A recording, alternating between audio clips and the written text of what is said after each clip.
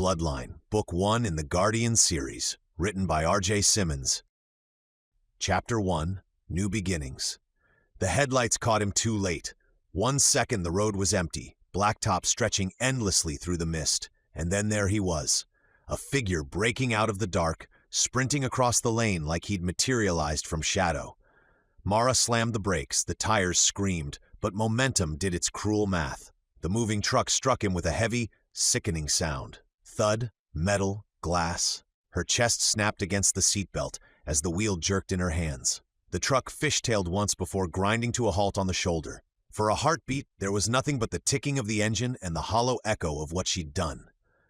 "Mom?" Her son's voice trembled from the passenger seat. "What was that? Did we?" She couldn't answer. Her pulse roared in her ears. The world seemed wrapped in fog and silence. Then, headlights flared behind them.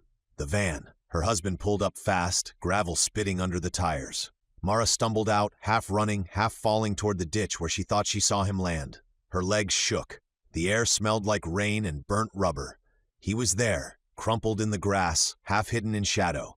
A boy, maybe 17. Too pale, too still. Blood streaked his face and pooled darkly beneath his temple where the skull had caved in. "Oh God," she whispered. "Oh God, he's just a kid?" Her husband was behind her now, flashlight beams slicing the dark. Their daughter hung back by the van, phone already shaking in her hand as she tried to dial 911. The light trembled over the boy's body and caught something that made Mara freeze. He was breathing. Not gasping, not struggling, just steady, slow breaths like someone deep asleep. "How?" she began. She couldn't finish the thought. The blood should have been pumping out in waves, but it wasn't. The wound still looked catastrophic, but something about it, something in the air, felt wrong. The boy's hand twitched, just once. When Kai woke, the world was fragments, light, sound, pain. He tasted dirt, rain, the iron tang of blood. Voices hovered above him, distorted by distance. He tried to move, and the motion sent a bolt of agony through his skull. Hey, don't!" a man's voice said. "You're hurt." Kai blinked. The world swam into focus, a woman crying softly, 2 teens standing on the roadside, headlights glaring through the drizzle. He didn't know them. He didn't know this place. He didn't know anything. His heart raced. His own name was all he could find, flickering through the fog in his mind like a single match flame. Kai. That was it. No last name, no family, no reason he should be lying broken on a wet road. He tried to speak, but his throat was raw. "Kai," he croaked. The woman knelt beside him. "That's your name?" He nodded faintly. The movement hurt, but not as much as it should have. In fact, the pain was slipping away. He reached for his head. The man caught his wrist, gentle but firm. "Easy, kid, you took a hard hit." But when Kai's fingers brushed his temple, the blood was still there, thick and sticky, but the bone beneath felt whole. Smooth. That didn't make sense. Nothing did.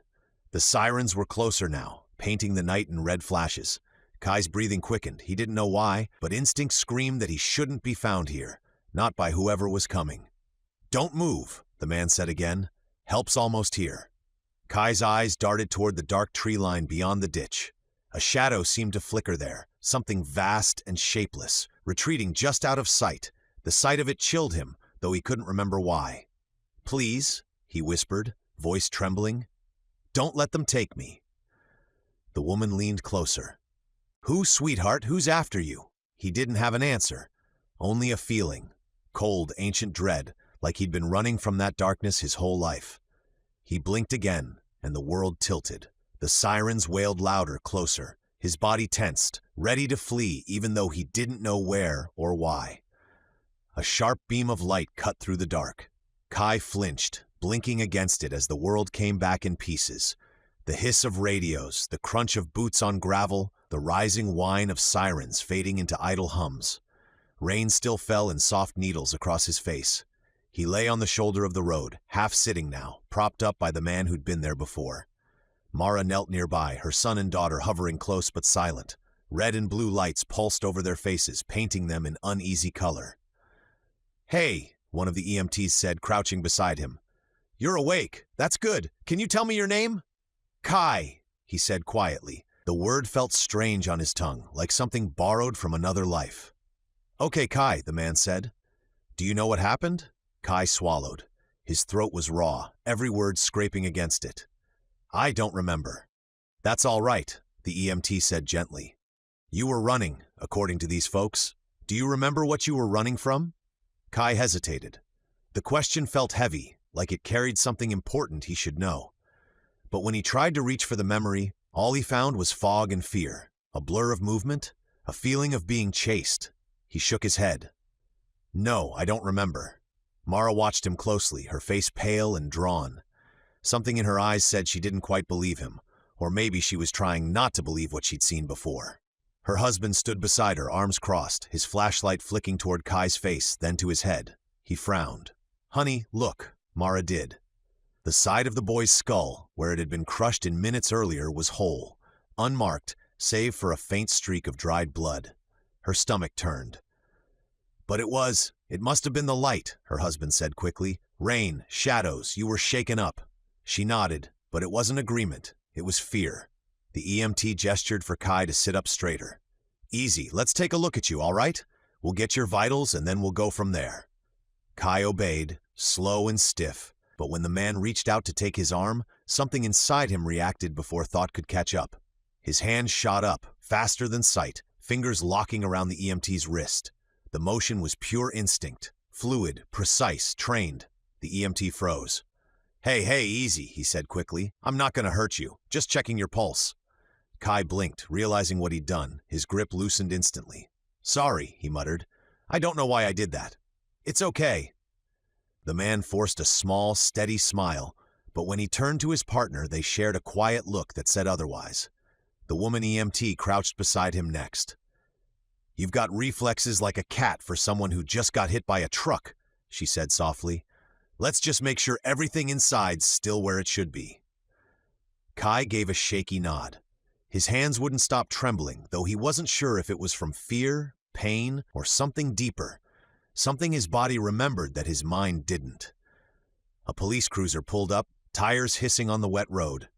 2 officers stepped out, their lights scanning the scene. The older one approached Mara first. Ma'am, can you walk me through what happened? She nodded, still keeping one eye on Kai. He came out of nowhere. We tried to stop, I swear we did. The officer jotted notes, calm and practiced. Anyone else on the road? Witnesses? Her husband shook his head. Just us. He was running, fast, like he didn't see the truck. The officer's gaze shifted to Kai. Son, do you remember running? Where were you coming from? Kai shook his head again, voice low. I don't remember anything before the lights. The officer studied him for a moment, then sighed. All right, EMTs will take you in, we'll file a report.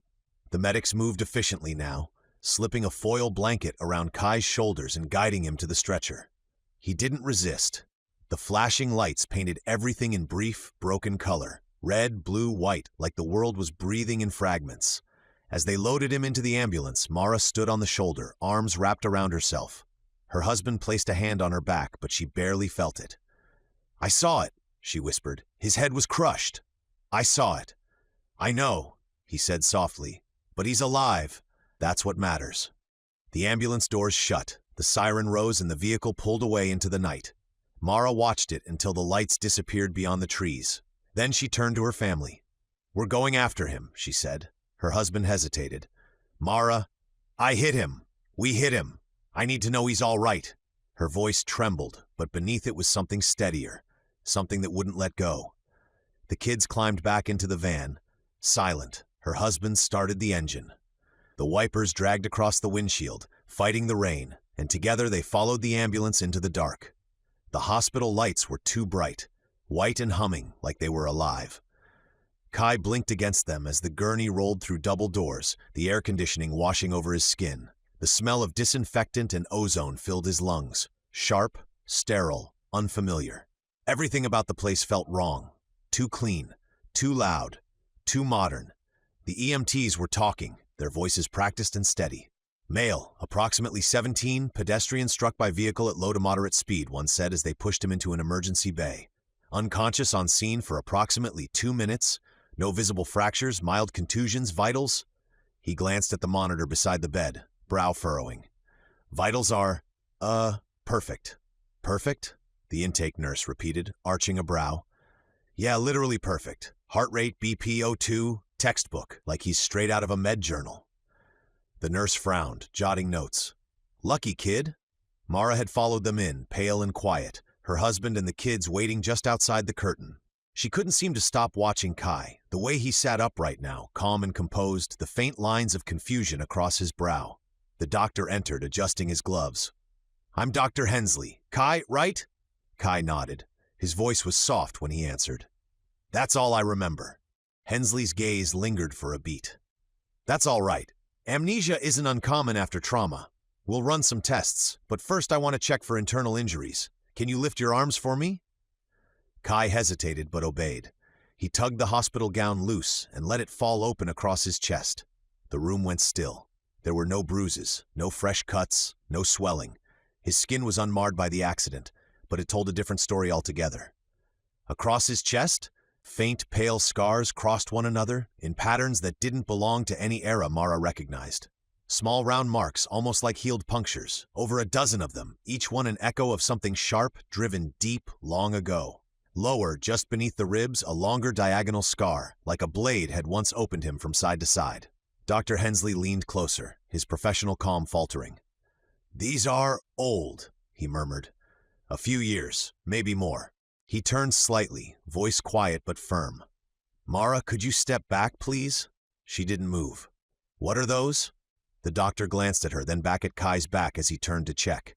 The moment the boy shifted, the light caught the ridges of scar tissue that crossed across his shoulders and back, thin, parallel, symmetrical. Lash marks. Too many to count. Mara gasped, covering her mouth. Oh my God! Kai looked down at himself, at the strange pale lines that didn't belong to the life he remembered, or rather, the one he couldn't remember. His heartbeat stayed steady, impossibly calm, but his stomach turned. None of it made sense. Dr. Hensley straightened, pulling off his gloves. Kai, do you remember who did this to you? Kai shook his head slowly. No, I don't remember any of it. The doctor exhaled. These aren't accidental injuries. These are the kind of scars you'd see in long-term abuse. Severe abuse. Mara's eyes filled. He's just a kid. Her voice cracked. How could anyone? She stopped herself, stepping closer to the bed. Kai, honey, do you know where you came from? He shook his head again. No. His gaze drifted to the ceiling, to the buzzing lights overhead. I don't remember anything before the accident. Mara reached for his hand before realizing what she was doing.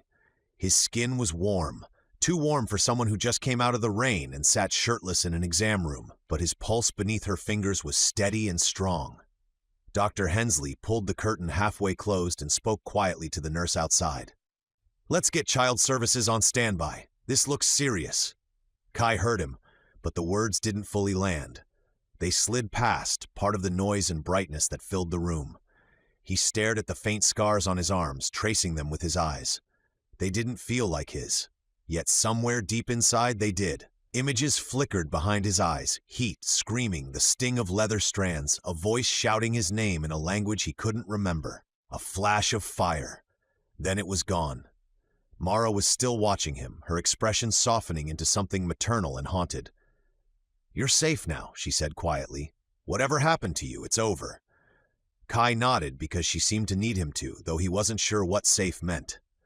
The doctor scribbled on his chart, muttering something about overnight observation and head imaging. When the nurse stepped out to fetch the paperwork, Kai glanced at the reflective metal tray beside the bed. His own eyes looked back, familiar yet wrong. The color shifted faintly in the fluorescent light, a ring of gold flickering around the pupil before fading again. He blinked hard, and it was gone. They wheeled him through the sterile corridors of the hospital, the hum of fluorescent lights buzzing in time with the steady rhythm of his heartbeat on the monitor. Kai lay back on the gurney, watching ceiling tiles drift overhead like clouds. The voices around him blurred together, nurses, orderlies, the squeak of rubber soles. He tried to remember where he was before this, what he'd been running from, but every thought slid away like water through his fingers. When they stopped, the air felt colder. A technician in a blue scrub cap smiled down at him. Hey, Kai, we're going to take a few pictures of your insides, all right? Shouldn't take long. He nodded, silent. The machine loomed above him, all steel and circles, humming like some sleeping beast. He lay still as it began to move, the sound of it filling the room, steady, mechanical, methodical. He closed his eyes, and somewhere inside the rhythm of the machinery, he could almost hear something else. The echo of hooves, the clang of metal on metal, the sound of breathing that wasn't his own. Dr. Hensley stood beside the lightboard minutes later, staring at the glowing scans like they were some kind of trick. The tech cleared her throat softly. That can't be right, can it? Hensley didn't answer. He traced a line along the image, a long curved scar that split across Kai's abdomen. It was clean, old, and impossibly deep. That's a cleave wound, he muttered finally. Not a knife, something broad, heavy. A machete maybe, or something larger. Whatever it was, it went through him. It should have killed him. Mara, who had insisted on waiting outside the imaging suite, stepped closer to the glass. What do you mean, should have? Hensley turned toward her slowly, his expression a mixture of disbelief and concern. It's healed, completely. There's scar tissue, massive amounts, but no sign of surgical repair, no staples, no sutures, nothing. He flipped to another scan, and this, look here, his ribs, nearly every one of them's been broken at least 20 times, maybe more. The technician switched to the next slide. Femurs, shins, forearms. Every bone showed the faint white lines of healed fractures, hundreds and hundreds of them. These breaks are all old, Hensley went on quietly. Old and perfectly mended, no calcification, no deformities. His body has healed them almost flawlessly. Heck, 10 years ago, our machines wouldn't have been able to even pick up the faint lines of the breaks. Mara's hands went to her mouth. You mean, he's been through all that? Hensley nodded. It looks like he's lived through more trauma than most soldiers see in a lifetime. He exhaled slowly, still staring at the display. But he's just a boy, 17 at most, probably 15 or 16 based on these growth plates. Mara's voice trembled. How is that possible? He didn't answer. He didn't have one. Kai sat on the edge of the imaging table, clothed now in a thin hospital gown, his bare feet cold against the tile. The nurse had stepped out to fetch the doctor. He stared at the faint reflection in the metal counter. His own face, young, unlined, and strangely empty. When he pressed his hand to his side over the great scar, he could feel the uneven ridges beneath the skin. They didn't hurt. Nothing hurt, but his chest ached in a way he couldn't name.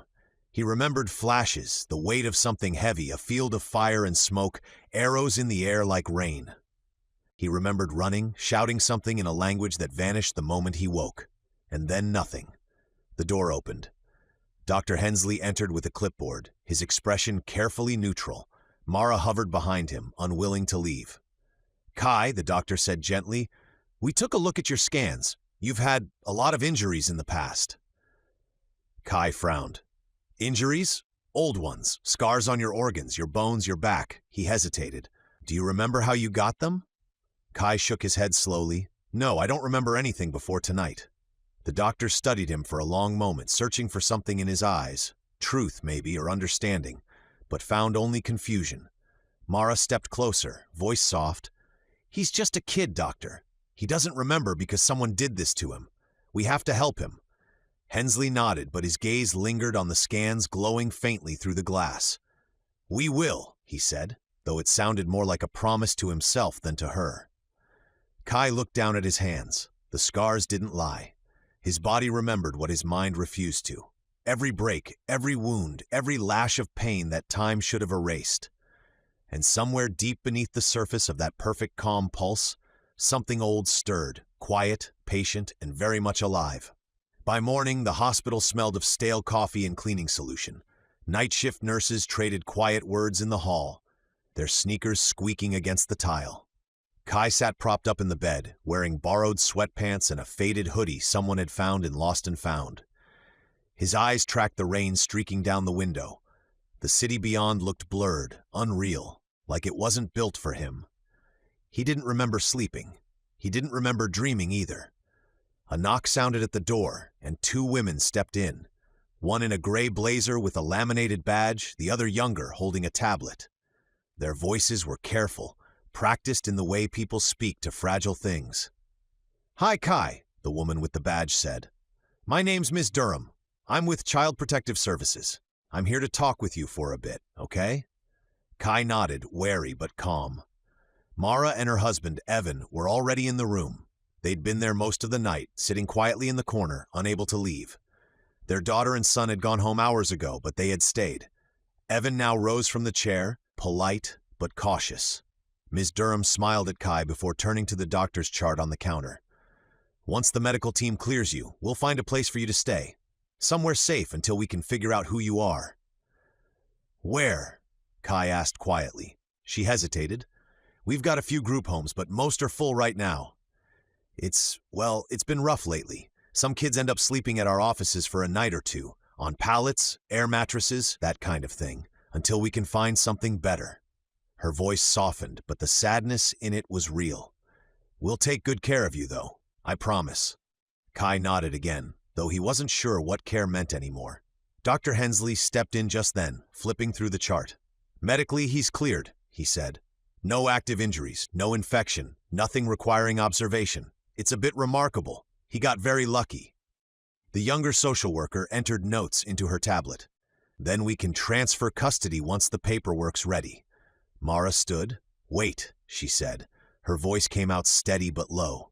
You're saying you don't have anywhere for him to go? Ms. Durham looked at her kindly. We'll find something. It just might take a few days. Evan glanced at his wife. They didn't need words. The conversation passed between their eyes.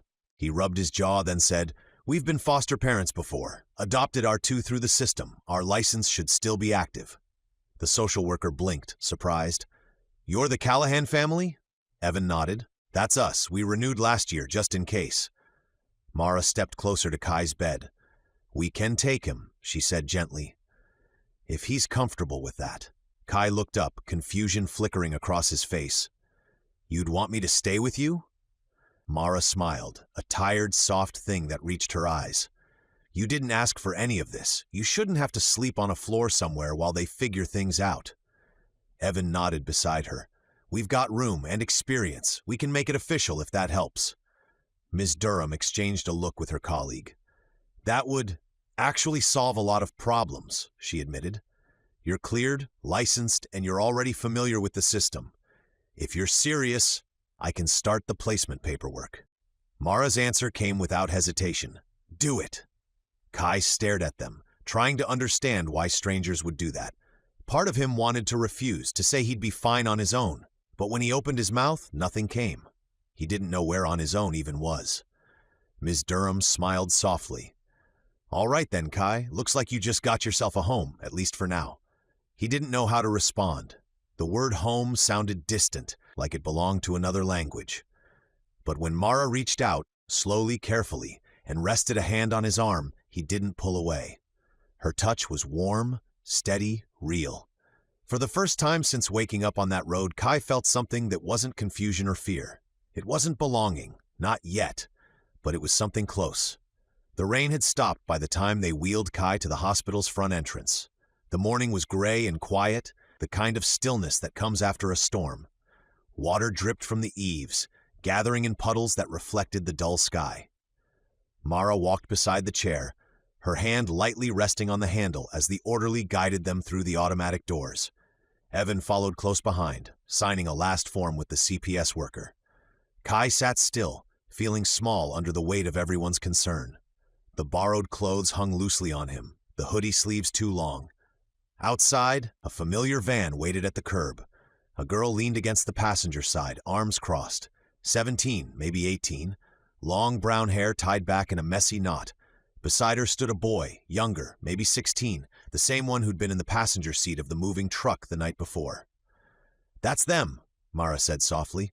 Our kids. Evan gave a small smile, the rest of the moving crew. The girl straightened when she saw them coming. Mom, Dad, what's going on? Why do you have the boy from the road? Mara glanced at Kai, then back to her daughter. This is Kai. He's going to stay with us for a while. The boy blinked. Wait, what? Kai, this is Lily, Mara said, nodding toward the girl, and that's Noah. Kai offered a small, uncertain nod. Hi? Lily's eyes softened a little. You're the one from last night. He looked down. Yeah. Noah shifted awkwardly. You look a lot better than I expected. Evan chuckled, stepping around to open the back door. That's kind of the theme of the night, isn't it? Everything looking better than we expected. He clapped Kai gently on the shoulder. Come on, son, let's get you home. Kai froze for half a second at the word son, but said nothing. He climbed into the van, sitting between boxes labeled kitchen and office, fragile. As Evan started the engine, Mara turned in her seat. "We're actually new here too," she said with a tired smile. "We just moved in yesterday. We're moving to a small town just outside the city. That's what the truck was for." Kai frowned faintly. "The one that hit me?" Mara winced. "Yeah, that one." Lily glanced back from the front seat. "It's kind of poetic if you think about it. You literally fell into the family." "Lily," Mara said softly, but there was a hint of a smile in her tone. Evan laughed under his breath. "You're not wrong. We haven't even picked out rooms yet." Noah leaned forward between the seats.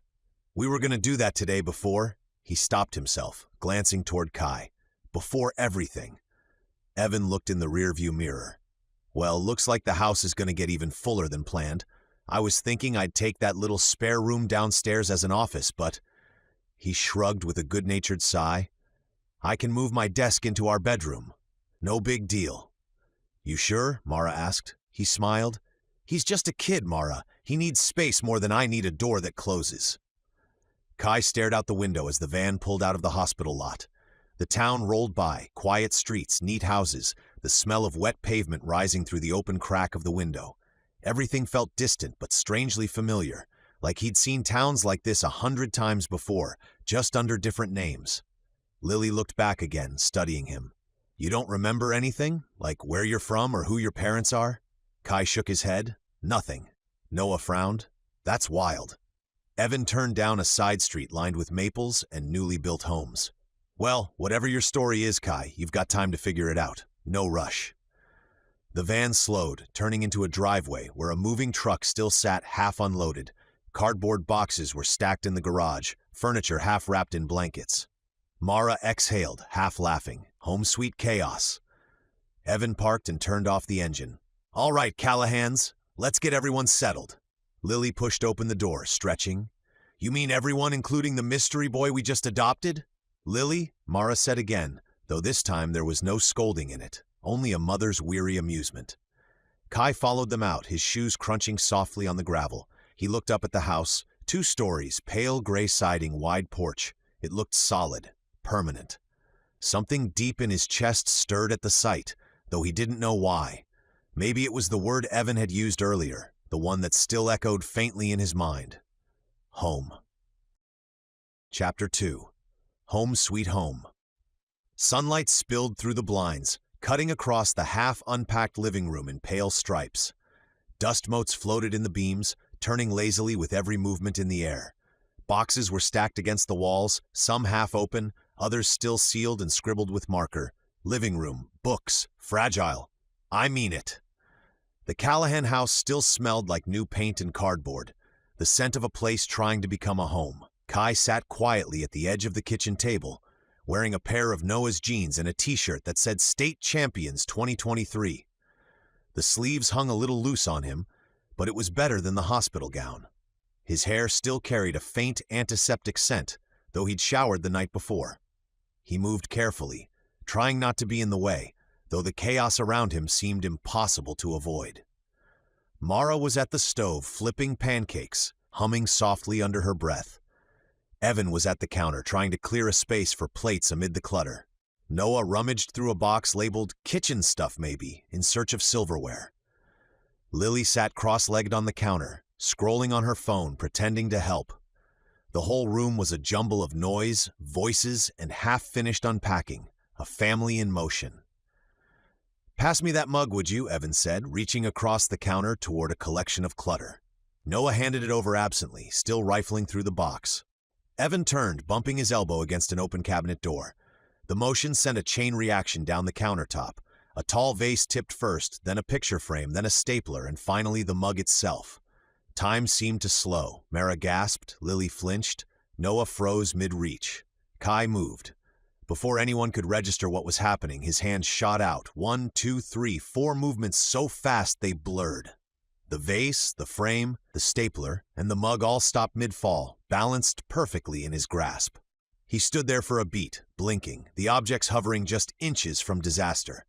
Then he slowly set them back on the counter. Silence followed. thick, awkward, and a little odd. Noah was the first to break it. "What was that?" he pointed, grinning. "Are you part ninja or something?" Kai looked at his hands, like he wasn't entirely sure himself. "Just reflex," he said quietly. Evan let out a low whistle. "No joke, kid. That was some reflex." He crouched to eye level, pretending to study Kai's hands like they were secret weapons. "You sure you don't remember training with Shaolin monks or something?" Kai's mouth twitched, the smallest hint of a smile. "I don't think so." Lily grinned from her spot on the counter. "Well, if you do remember, let me know." Mara laughed softly, relief cutting through the morning tension. "Let's just call it good luck and eat before the pancakes go cold." Kai sat back down, quiet but smiling faintly. The warmth of the room pressed in, not just from the stove, but from the rhythm of it all. The sound of utensils clinking, Noah joking about syrup, Lily teasing her brother, Evan pretending to guard the coffee like a national treasure. It felt normal, human. Kai couldn't remember the last time he'd felt something like that, even though he couldn't remember much at all. As they sat together around the table, sunlight poured over the cluttered space, glinting off the picture frame he'd saved. Inside was a photo. Mara and Evan standing in front of a courthouse, each holding one of the kids when they were younger. The kind of picture that looked permanent. He caught his reflection faintly in the glass beside them.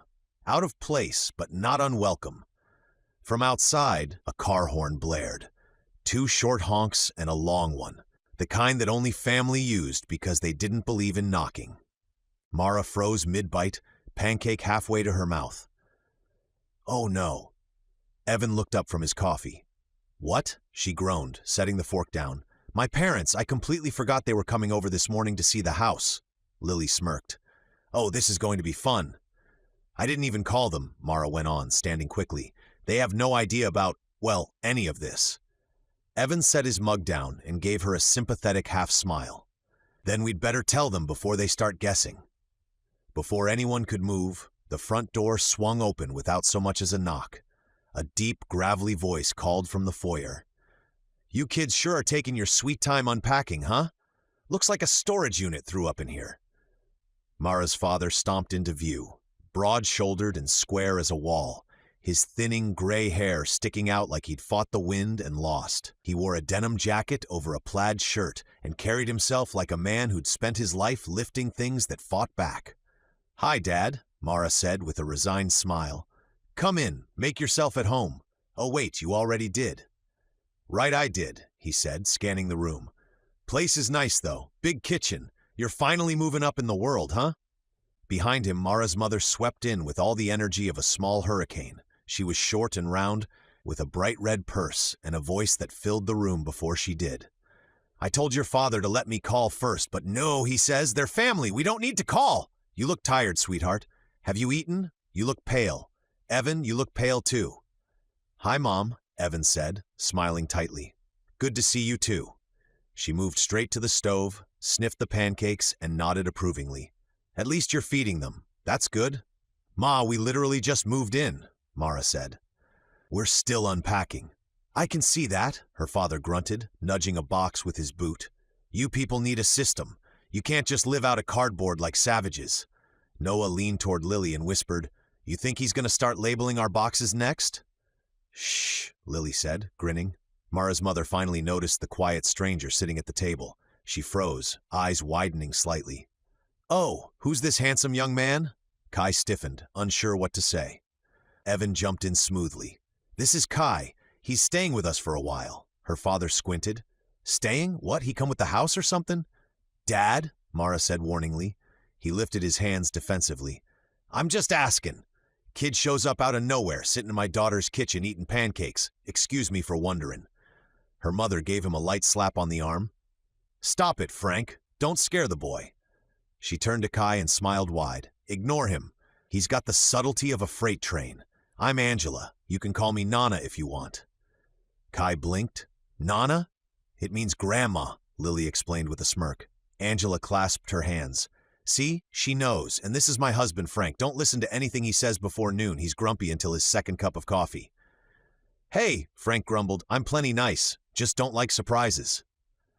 Mara moved beside Kai, resting a hand on the back of his chair.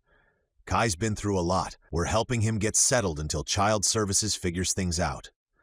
Angela's expression softened instantly. Oh, sweetheart. Well, you're safe here. We take care of family in this house, you understand? She reached over and pinched his cheek lightly. You eat, you rest, and you don't worry about a thing. Kai gave a small, uncertain smile. Thank you, Evan chuckled. See, Mara? We're not even done unpacking, and your mom's already adopted him. Angela sniffed. Someone around here has to make sure the boy eats. Look at him, skinny as a broom handle. Frank folded his arms, giving Kai another appraising look. His expression softened just a little, the gruffness turning thoughtful. Kid's been through some stuff, he said quietly. You can see it in his eyes. Mara frowned. What makes you say that? Frank shrugged. You don't have to be a genius to spot it. I've seen that look before. Seen it in guys who've had to grow up too fast. He's got that weight behind the eyes. Angela set a hand on his arm. Oh, Frank, don't start psychoanalyzing the poor boy. I'm not, he said, pulling out a chair. Just calling it like I see it. He nodded toward Kai. You'll be all right, kid. Takes grit to get through hard things. You've got that. Angela rolled her eyes, but smiled. He's a child, Frank, not one of your boxing buddies. Frank grunted as he sat down. Kid's living in our family's house now. Might as well know he's got people in his corner. Mara sighed, half laughing.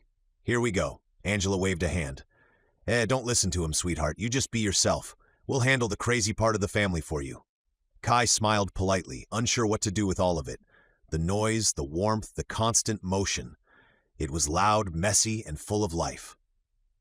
And for some reason he couldn't name, it made something deep in him ache. Frank stayed after breakfast, nursing a second cup of coffee like it was a sacred ritual. He sat at the head of the cluttered table, one boot crossed over the other, watching the chaos of boxes and kids and pancakes with an approving sort of pride. Angela had taken over the stove, humming as she washed dishes, ignoring every protest Mara made about her taking it easy.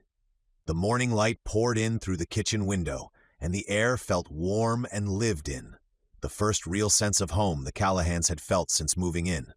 Frank leaned back in his chair, looking at Kai again. You know, he said, tapping the rim of his mug, when you go through the ringer with people, it sticks. You build bonds that don't break easy. Doesn't matter who you are or where you came from. Kai glanced up from his plate, quiet, listening. Frank nodded slowly. It was like that for me back in the day. I was with the 1st Marine Division, Afghanistan, long time ago now. Didn't know half the guys when I got there, but by the end of it, he exhaled through his nose, eyes unfocused. They were family. You trust a man different when he's bled next to you. That kind of thing never leaves you. Mara, sitting across from him, softened. Dad, you don't talk about that much. Frank shrugged. No one wants to hear war stories from an old man, but those boys, they're the reason I'm still here. We had this one rifle, standard issue back then, M4A1 carbine. Reliable thing, though you had to keep her clean or she'd jam in the dust. He smiled faintly. They got all these fancy new rifles now. Sig Sauer something or other. M7 maybe? I don't even recognize half the gear anymore. Before anyone else could answer, Kai spoke up, quietly, automatically. XM7, he said. They switched a couple of years ago. Chambered for 6.8 51mm. Recoil's manageable, but the velocity's brutal, nearly 3,000 feet per second. Lethal at 500 meters easy. The room went silent. Even the sound of the dishwater running seemed to fade as everyone turned to look at him. Kai blinked, realizing what he'd said. He frowned. I don't know how I know that. Frank's brows lifted, impressed. You sure know your rifles, kid. I don't, Kai said quickly. I mean, I shouldn't. Evan gave him a cautious look. You ever handle one before? Maybe you picked that up somewhere? Kai shook his head. I don't think so. I don't remember. Frank leaned forward, studying him. You talk like a man who's field stripped 100 times. That's not just something you read online. Kai rubbed his temple, a faint headache building behind his eyes. Flashes flickered through his mind. Smoke, noise, shouting, a weapon in his hands. Not modern, though, something heavier. Older. Iron and wood, not polymer and steel. He could feel the weight of it, smell the oil and powder. He blinked hard, and it was gone. I just guessed, he murmured. Frank watched him for another moment, then nodded slowly. Well, either way, you've got an eye for detail. That'll take you far. Angela came back over, clapping her hands. Enough of the war talk, you'll scare the poor boy. Frank gave a small, dry smile. Kid doesn't scare easy, Ange, I can tell. Angela rolled her eyes. You think everyone's a soldier. No, Frank said quietly, still looking at Kai. Not everyone, but some people carry the look, even when they don't remember where they got it. Kai dropped his gaze, fingers curling against his leg. He didn't know what to say. The weight in his chest returned, something vast and old and wordless. Outside, a truck rumbled past, rattling the window. The sound was sharp, too close to something else he couldn't name. Evan stood, stretching. All right, folks, let's give the boy a break from the interrogation. We still have boxes to move and rooms to figure out. Angela kissed Mara on the cheek and began corralling Frank toward the door. Come on, soldier boy, let them breathe. Frank grumbled but went along, pausing only to give Kai one last nod, the kind men share when words won't fit. When the door closed, the house fell quiet again. Kai sat at the table, staring at his reflection in the dark surface of his untouched coffee. He didn't remember wars, didn't remember rifles, didn't remember himself, but somehow he knew what it felt like to hold one. And worse, he knew what it felt like to use it. The Callahan house was quieter after Mara's parents left, though the echoes of their voices still seemed to linger in the air. Kai sat at the kitchen table, staring at the floor, trying to make himself small. He could still feel the eyes on him, the shock when the words about rifles had come out of his mouth, the awkward silence that followed. He felt like a stranger in his own skin. He'd seen something when he spoke, heard the weight of marching feet, smelled smoke. Evan noticed the slump in the boy's shoulders as he cleared the dishes. For a moment, he just watched, trying to figure out what to say. Then he smiled, light but genuine. Hey, Kai, you want to give me a hand with something? Kai blinked up at him, startled. Sure. Evan nodded toward the back door. We've got a few boxes left in the garage that need to come inside. If you're feeling up to it, maybe help Noah get the deep freezer down to the basement. It'll give you something to do and keep me from pretending I still have the back of a 20-year-old. Kai rose immediately, grateful for something to focus on. Yeah, I can do that. Noah groaned from the couch. Wait, you're volunteering me too? Evan grinned. That's what happens when you're the only one who can still metabolize pizza at midnight. Noah rolled his eyes but followed. Outside, the air smelled of damp grass and new beginnings. The moving truck still sat halfway in the driveway, its metal ramp gleaming in the late morning sun. Boxes filled the garage in uneven towers, books, tools, bins of holiday decorations. A dog barked somewhere down the street, sharp and insistent. Kai froze mid-step. The sound hit something deep in him, buried so far down it shouldn't have been reachable. His breath caught. The world tilted. The bark became a snarl. Not a pet now, but a beast. A Roman Canis pugnax, iron-collared and blood-trained. The air filled with the screams of men and the clash of steel. Kai stood not in a driveway, but on a field of churned mud and smoke.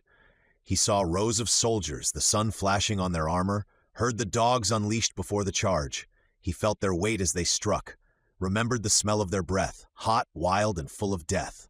A spear hit something beside him. His hand went instinctively to a blade that wasn't there. Kai? The voice was far away. He blinked. The field vanished. The sunlight returned. Noah stood in front of him, holding a cardboard box and frowning. Dude, you okay? You just froze. Kai swallowed hard, the roar of the battlefield fading to silence. Yeah, he said softly, just dizzy for a second. Noah shrugged. Happens to the best of us. You're messed up, man. He grinned. But that's okay. We all are sometimes. Kai almost laughed. The normalcy of it felt like oxygen. Yeah, he said, managing a small smile. Guess we are. They worked in easy silence after that. Kai carried box after box without effort, his movements fluid, balanced. Noah huffed and dragged behind, muttering complaints about mystery orphans with superpowers. When they finally reached the deep freezer, Noah groaned. All right, this thing weighs like 1,000 pounds. We'll just tilt and slide it, okay? Kai nodded and gripped the side. On 3, 1, 2.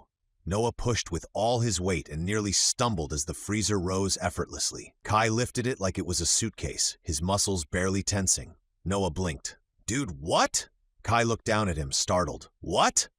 You're carrying it! Noah laughed, half in disbelief, half admiration. You got like mutant strength or something? You're making me look bad here. Kai set the freezer down gently at the top of the basement stairs. I'm just stronger than I look, I guess. Noah bent over, panting dramatically. Understatement of the year. He grinned. Remind me never to arm wrestle you. Kai smiled faintly but didn't answer.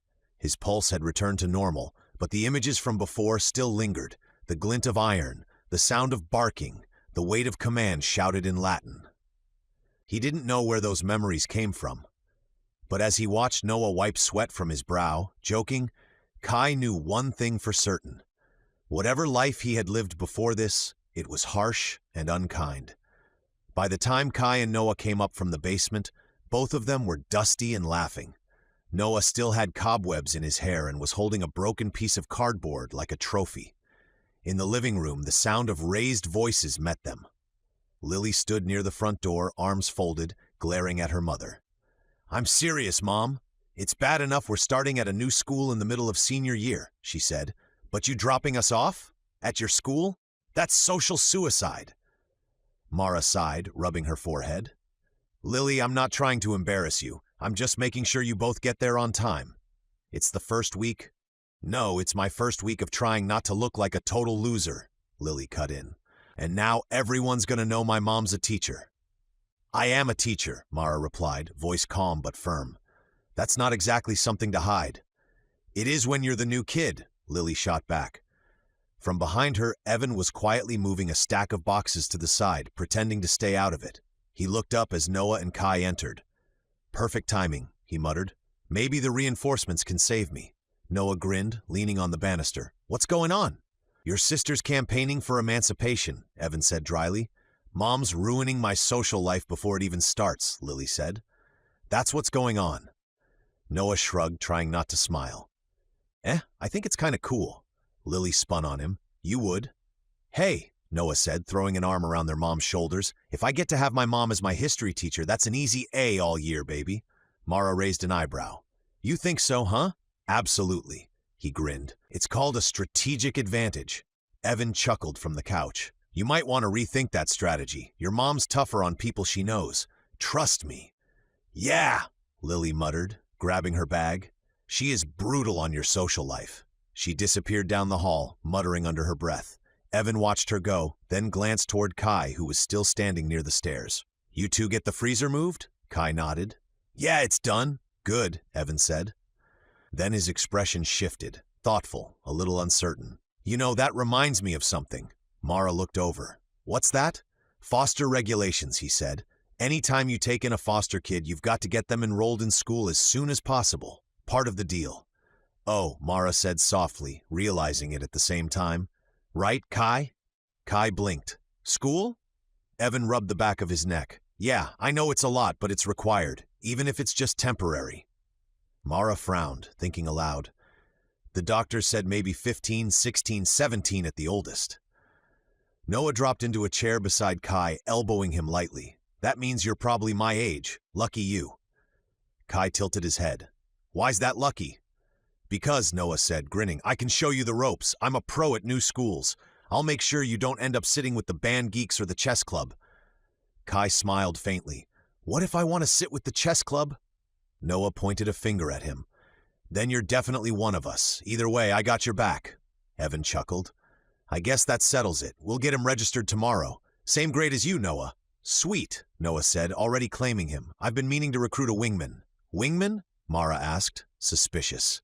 Relax, Mom, Noah said quickly. I mean for like lunch and sports and stuff, not, you know. Mara folded her arms, smiling. Uh-huh, I know. Kai looked between them, still trying to piece together how any of this worked.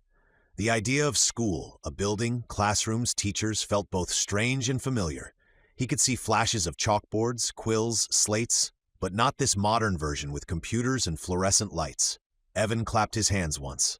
All right, team, no more arguing. We'll finish unpacking this afternoon, order pizza, and tomorrow we'll go sign everyone up for school. Sound good? Fine, Lily's voice called faintly from the hallway. Great enthusiasm, Evan shouted back. Noah leaned toward Kai with a grin. You'll get used to it. My family's basically one big sitcom. The next morning started early, with sunlight creeping through the curtains and the sound of cereal bowls clinking in the kitchen.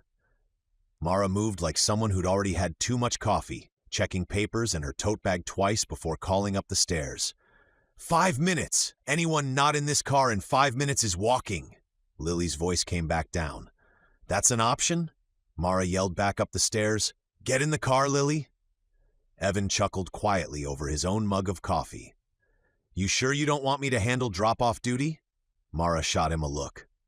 You're unloading the last of the boxes today. I'll handle the teenagers. Kai stood by the door with Noah, wearing a clean hoodie and jeans they'd picked up the night before. He still wasn't used to the smell of fabric softener or the way the new shoes felt. Noah nudged him. Ready for the chaos? Kai gave a faint smile. Not really. The drive was short, but it felt long to everyone in the van. Lily sat in the passenger seat, earbuds in, arms crossed tight like she was preparing for battle. Noah sprawled across the back seat beside Kai, drumming on his knees. When the high school came into view, red brick, tall flagpole, students milling in small groups, Lily spoke up. Okay, Mom, this is close enough. Drop me here. Mara frowned. Lily, it's still a block away. Exactly, Lily said. A block is perfect. I walk in on my own. Look like I got here naturally, not chauffeured by my teacher mom. Mara sighed, pulling over by the curb. Fine, 1 block. Lily was out of the car before it stopped rolling. Love you, Mara called after her. Yeah. Lily waved without turning around, already putting her earbuds back in. Noah grinned. She's really leaning into the whole independence thing. Mara glanced in the mirror. You'll be walking too, once we're settled. The school's close enough. You'll all walk together after the first week. I'll likely not leave at the same time as you all. Great, Noah said, deadpan. Family strolls to school. My dream come true. Kai looked between them. You don't like walking? Noah shrugged. I don't like mornings. The enrollment office smelled faintly of old paper and burnt coffee. A friendly secretary in cat-eye glasses looked up as they entered. You must be the Callahans. We've got your transfer paperwork right here. She glanced between Noah and Kai. And this must be our new students. Kai hesitated, not sure whether to nod or speak. Noah jumped in easily. That's us, the new guys. Try not to lose us, okay? The secretary smiled. We'll do our best. Now, for your friend here, she motioned toward Kai.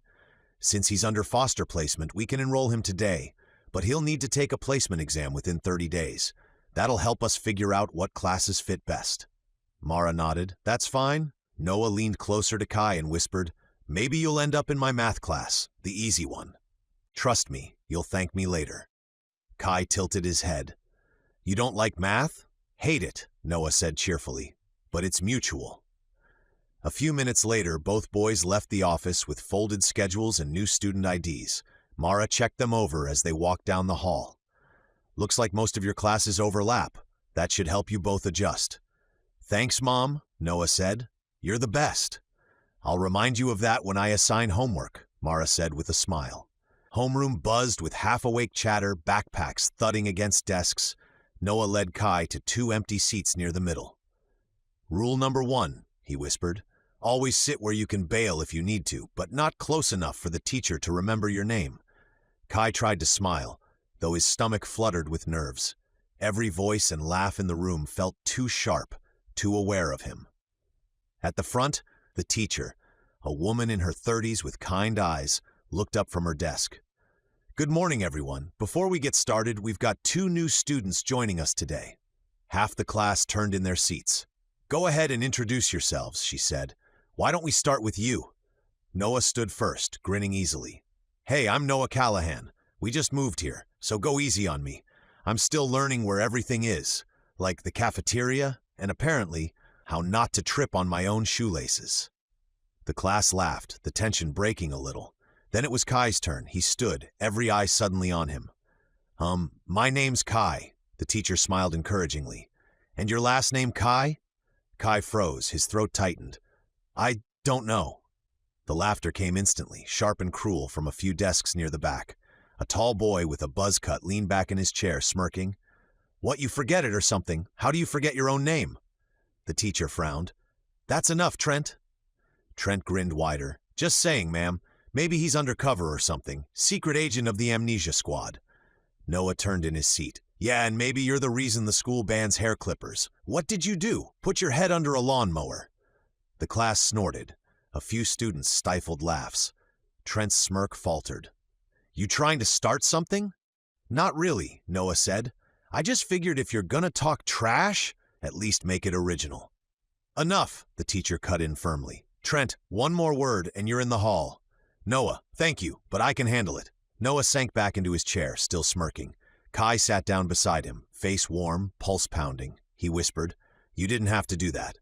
Sure I did, Noah said lightly. Bros stick together. Kai hesitated, then nodded slowly. The word bro felt foreign but comforting. As the teacher moved on to attendance, Noah leaned closer and whispered, Welcome to Hartley High, man. We survived the first day. We can survive anything. Kai managed a quiet smile, though his thoughts were far away. He wasn't sure how many first days he'd had in his life, but this one somehow felt different. By late morning, the day had settled into a rhythm of hallways, locker doors, and bells that seemed to ring every 5 minutes. Kai followed Noah through the crowds like a shadow, clutching his schedule and trying not to get lost in the maze of faces. Their last class before lunch was world history, which, to Noah's dismay, meant sitting through another of his mother's lectures. Welcome to the battlefield, Noah muttered as they stepped through the door. My mom's history class. Prepare for ancient torture. Kai glanced around the room. You mean literal or figurative? Both, Noah said, grinning.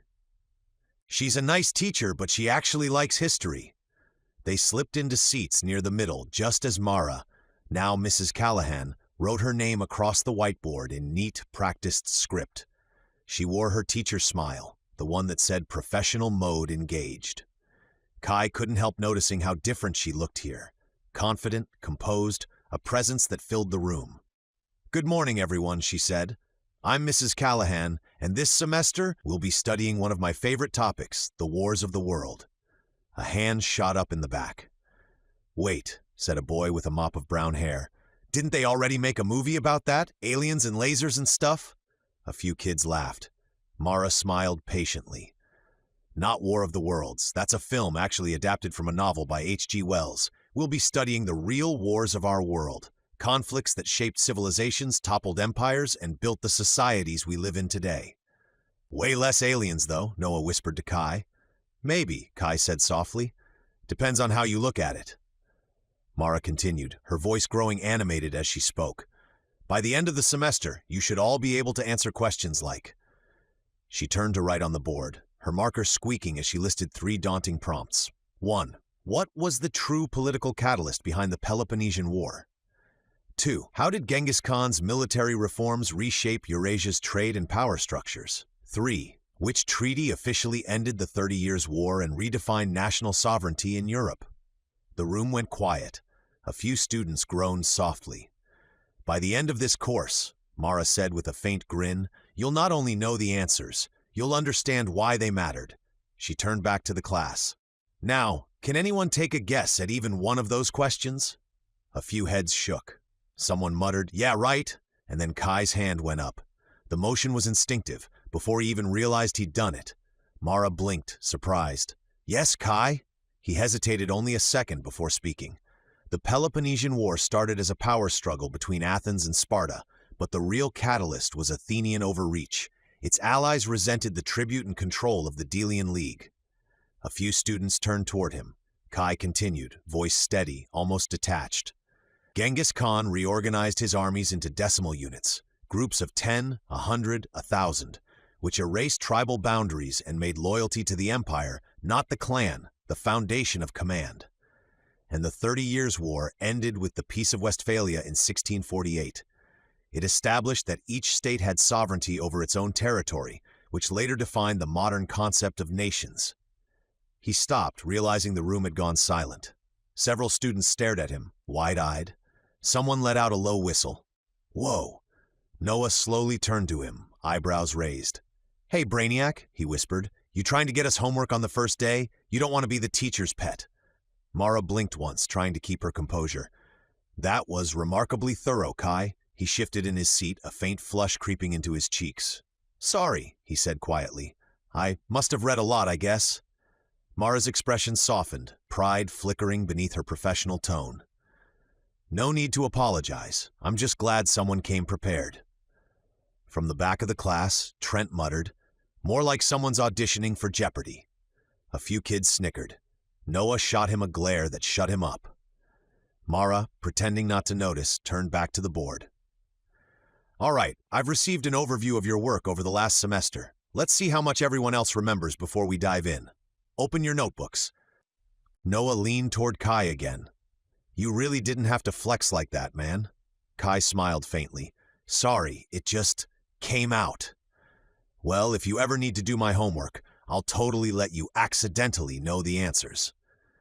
Kai chuckled quietly, but his mind was already elsewhere. He didn't remember reading about any of those wars. He vaguely remembered seeing them. Chapter 3. Momentum. After lunch, the smell of pizza and cafeteria grease still clung to the air as Kai and Noah made their way across the gymnasium. The place was huge, bleachers stacked high on either side, polished floors gleaming under the fluorescent lights. The banners of the Hartley High Hawks hung from the rafters, fluttering slightly in the air conditioning. Noah elbowed Kai as they walked in. "Okay, this is officially the best part of the day," he said under his breath. "Coach Marlowe's the gym teacher. She teaches my science class, and trust me, you'll see why that's important in about 3 seconds. Kai frowned. "You like gym? I like motivation," Noah said, grinning. As if on cue, Coach Marlowe stepped out from her office. She was tall, athletic, early 30s maybe, with a whistle hanging from her neck and confidence radiating off her like heat. Her voice carried across the gym. "All right, people, listen up. We're not starting conditioning until tomorrow. Today's just roll call, uniforms, and a few laps to remind you what running feels like. Then you can shoot hoops until the bell." Noah leaned closer. "See what I mean?" Kai gave a quiet, amused smile. "You think she's going to be impressed by your ability to jog in a circle?" "Absolutely," Noah said. "Charm is an endurance sport." From across the court, Lily walked in with a group of girls, her gym clothes slung over her shoulder. She spotted her brother and rolled her eyes. "Oh no," she muttered loud enough for him to hear. "Not you two!" "Hey, sis," Noah said with mock enthusiasm. "Welcome to our kingdom." "Don't talk to me," she said flatly, walking past. "I'm pretending I don't know you." Coach Marlowe clapped once. "Ladies to the left locker room, gentlemen to the right. 5 minutes, then we're on the court." The boys' locker room was a chaotic mix of echoes, deodorant spray, and the metallic slam of lockers. Kai followed Noah to a bench near the back, trying to stay invisible. He wasn't used to crowds, or to changing in front of other people. At least he didn't think he was. As he pulled off his hoodie, the cool air hit his skin. The scars on his back caught the harsh overhead light, white lines crisscrossing like a map. The old marks of lashes, of wars long gone. Trent noticed. Of course he did. "Whoa," he said, voice carrying through the room. "What happened to you, freak? The Callahans got you tied up in their basement or something?" A few laughs rippled nearby. Kai froze, gripping the edge of the bench. He didn't look at Trent, didn't move, but his jaw tightened. Noah's voice cut through the noise. "Shut up, Trent." Trent turned, eyes narrowing. "What's that, new kid?" "I said shut up," Noah repeated, standing now. "Maybe you didn't hear me over the sound of your ego inflating." Trent's smirk slipped into something darker. "You've had a mouth on you since homeroom," Noah shrugged. "Someone's got to keep you humble." That did it. Trent stepped forward, and 2 of his friends, one broad-shouldered, the other wiry and twitchy, followed with the mindless loyalty of hyenas. Noah didn't back down, but Kai saw the shift immediately. The tension in Trent's shoulders, the glance to his friends. He was going to grab him. Before Kai could speak, Trent's hand shot out, shoving Noah in the chest. "Let's see if you talk so big when you're on the ground." Noah stumbled back, but before Trent could touch him again, Kai moved. It wasn't a decision, it was instinct. He stepped between them, one arm catching Trent's wrist mid-reach. The sound of contact cracked through the locker room like a whip. Trent's eyes went wide. "What the?" Kai's voice was calm, low, and steady. "Don't touch him." For a moment, no one moved. The locker room was silent, except for the faint drip of a shower head and the hum of the lights. Trent yanked at his arm, but Kai's grip was solid, unshakable. Then, realizing everyone was staring, Kai released him and stepped back. Just don't. The tension in the locker room didn't break. If anything, it thickened. Trent's pride couldn't handle the look Kai had given him. Calm, steady, unafraid. He stepped closer, his smirk returning with a hard edge. You think you're tough, huh? You and your little foster brother? One of his friends, the stocky one, shoulders like a battering ram, cracked his knuckles. Let's show him what happens when you mouth off to us. Noah muttered under his breath. Oh, this is gonna be bad. Before Kai could reply, Trent lunged. Everything slowed. His body reacted long before thought arrived. Trent's fist cut through the air. Too wide, too wild. Kai stepped aside. The motion was effortless, precise. He didn't even think about it. The punch hit empty space, and Trent stumbled forward, momentum carrying him into a locker with a metallic clang. The broad-shouldered friend charged next. Kai pivoted, guiding the boy's arm past him and let gravity do the rest. The kid tripped over Trent's leg and hit the tile in a grunt. The third came in low, trying to tackle.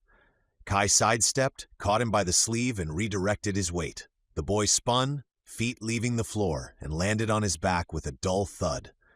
3 seconds. It had taken 3 seconds. Kai hadn't thrown a single punch. Trent scrambled up, red-faced, and swung again, a clumsy arc of anger. Kai shifted just enough that the blow grazed his shirt. Then Trent's own momentum carried him forward again, straight into the locker door. The sound rattled the entire row. When it was over, all three of them were sprawled on the floor, groaning, surrounded by scattered towels and rolling deodorant cans. Kai stood over them, breathing steady, posture relaxed. He hadn't broken a sweat. Noah stared, mouth open. Okay, he said softly, remind me never to get on your bad side. Kai blinked, as if waking from something distant. I didn't mean to. Before he could finish, a sharp whistle shrieked from outside. Coach Marlowe's voice boomed through the door. All right, boys, I'm coming in. Everyone better be clothed. There was a brief, frantic shuffle of locker doors and towels as the entire room scrambled to look presentable.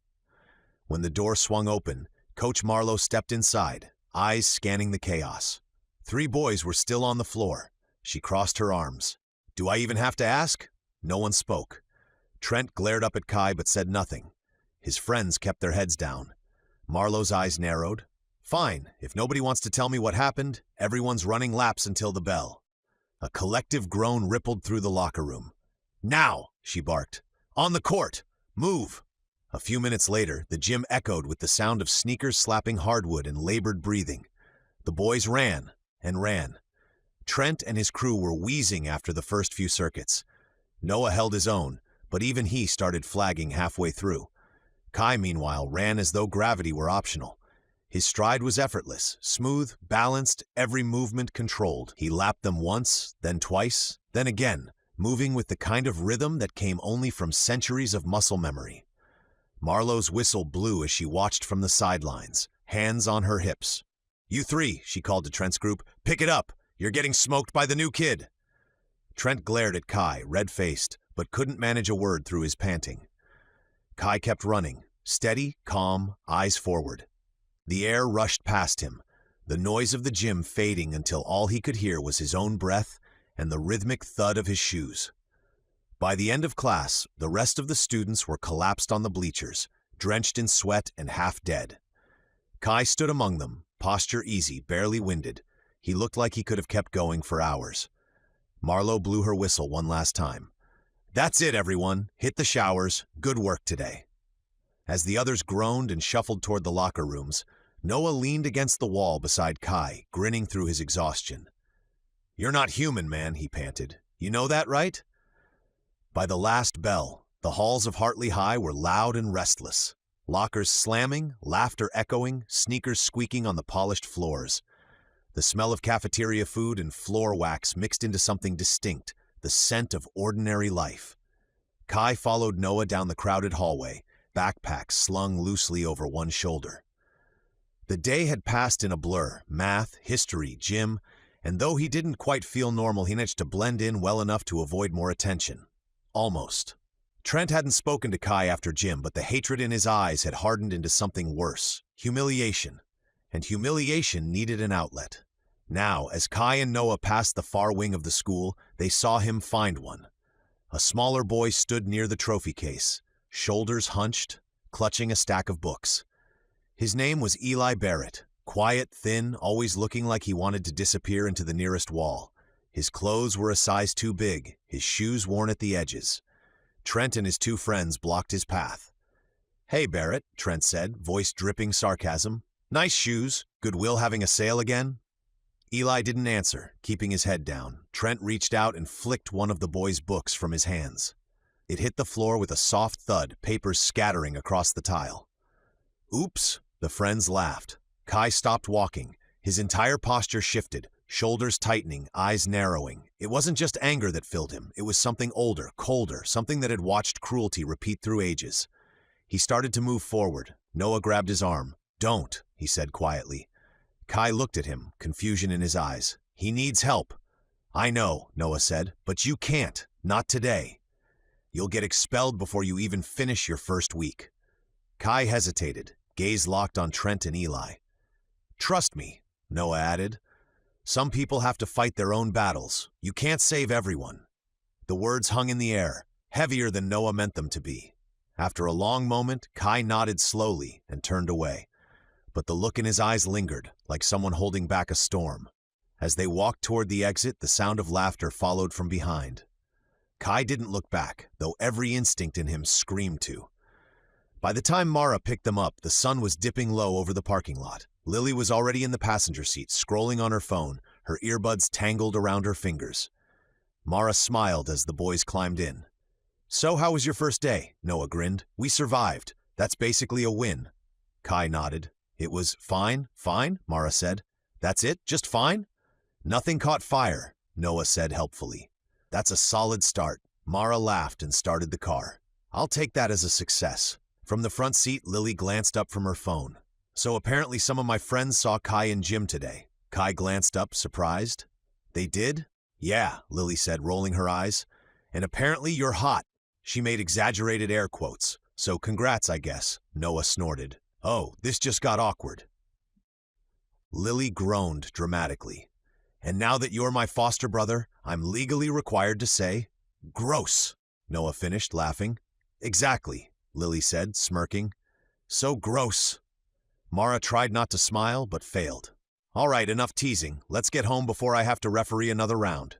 Kai leaned back in his seat, looking out the window as the town rolled by. The laughter between Noah and Lily felt distant but warm, a sound that filled the quiet places in him. Still, his mind drifted back to Eli, to the look on the boy's face, to the way Trent's hand had shoved that book to the ground.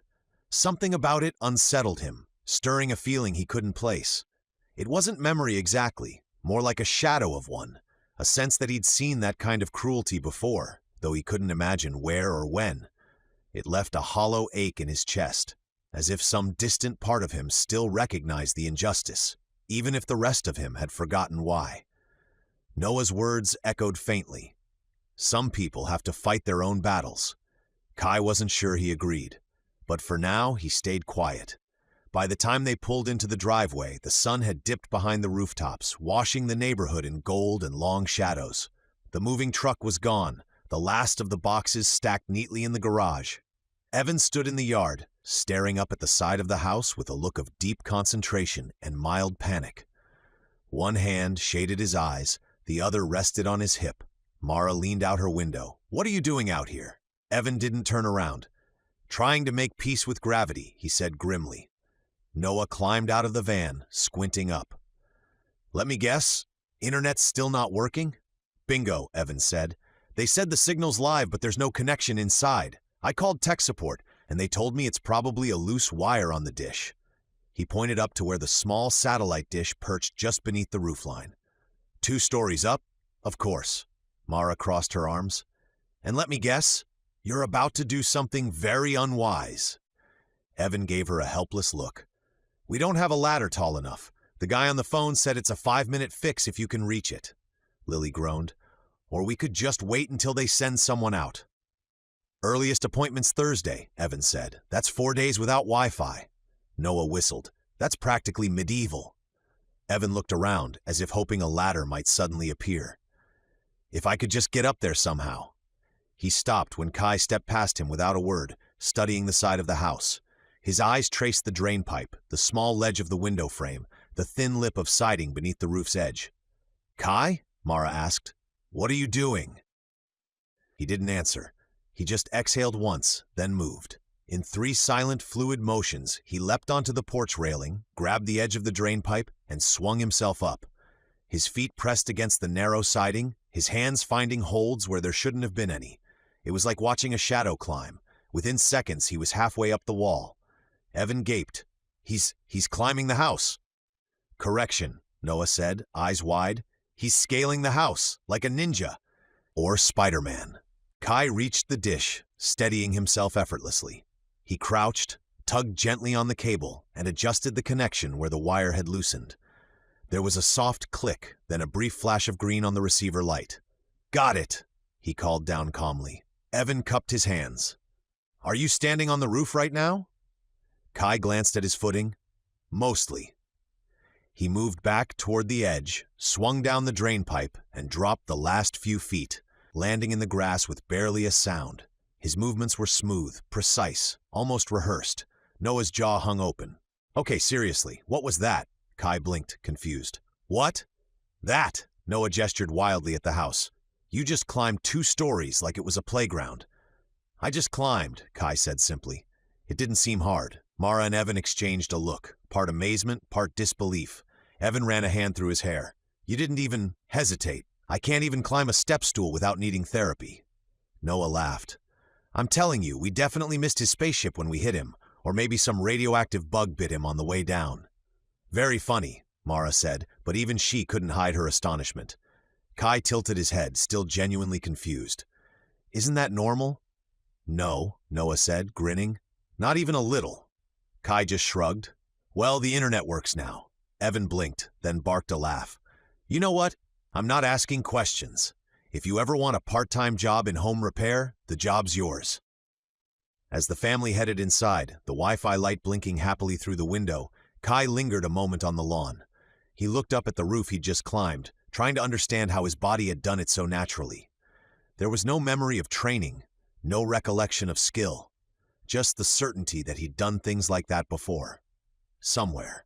Somehow. The dream came like a tide, slow at first, then all at once. Kai's breath deepened, and the hum of the real world slipped away. The ceiling above his bed dissolved into smoke, the faint sound of rain against the window fading into the crackle of a fire. When he opened his eyes, he wasn't in a bedroom anymore. He was sitting on a long wooden bench inside a great hall, walls of rough timber glowing gold from torchlight. Laughter shook the air. The smell of roasted meat and ale was thick enough to taste. Men and women crowded around heavy tables, eating, shouting, singing. He looked down. His hands were calloused and dusted with ash. His clothes were different. Leather bracers, fur about his shoulders, a tunic darkened by years of wear. Someone slammed a mug into his hand. "Drink, Kai!" The man beside him was broad and bearded, with hair like copper wire and eyes bright with drink. "You're the bravest outsider I ever met." The man roared, clapping him on the back so hard it nearly knocked the mug from his grasp. "No one stood their ground like you did today!" The room cheered. The chief, massive, grinning, beard braided with bronze rings, lifted his horn high. "To Kai, the fire-hearted foreigner!" They drank. The hall shook with music, laughter, the stamp of boots on wooden planks. For a moment, everything felt whole, warm and bright and alive. Then the chief's grin faltered. Someone shouted near the door. The sound of wood splintering cut through the laughter. The heavy door shuddered as iron bars slammed across it from the outside. A woman screamed. Kai stood, heart hammering. "What's happening?" "The windows!" someone yelled. "They've barred the windows!" The first wisp of smoke curled under the door. Then came the smell, pitch and burning straw. "No," Kai whispered, backing away. Outside, through the cracks, came the roar of flames. The rival tribe. He could hear their shouts, their laughter, the hiss of torches as they threw them against the walls. The hall became an oven. Smoke poured through the beams, choking the air. The crowd panicked, pounding at the doors, clawing at the shuttered windows. Kai tried to lift a table to break through the barricade, but the fire was faster. It climbed the walls like a living thing, crawling toward the rafters. The chief stumbled toward him. his beard already smoldering, his voice breaking through the chaos. "Run, boy, run! I can't leave you! Go!" The roof caved inward. The world turned to fire. He felt the heat swallow him, burning through his clothes, his hair, his skin. He screamed, not just from the pain, but from the sight of those he cared for consumed in the flames. He threw himself at the wall, his body half ablaze, splinters of wood tearing at his arms. Somehow he broke through, crashing into the cold night air, smoke billowing around him. He barely had time to breathe before the rival warriors were there, torches and axes in hand, faces painted with ash and blood. One swung a blade at him. He caught the man's wrist, twisted, drove an elbow into his chest. Another came from behind. He turned, ducked, slammed his shoulder into the man's ribs. It was instinct, pure, brutal, unthinking survival. They kept coming, he kept fighting. His body was on fire, but his strength didn't fade. The flames clung to him like ghosts. "Kai!" The voice was real. It tore through the dream like a blade. His eyes flew open, his body moving before his mind could catch up. The hall was gone. The air was cool. Dim morning light filtered through the blinds of his bedroom. Evan was on the floor beneath him, his arm twisted in a locked position.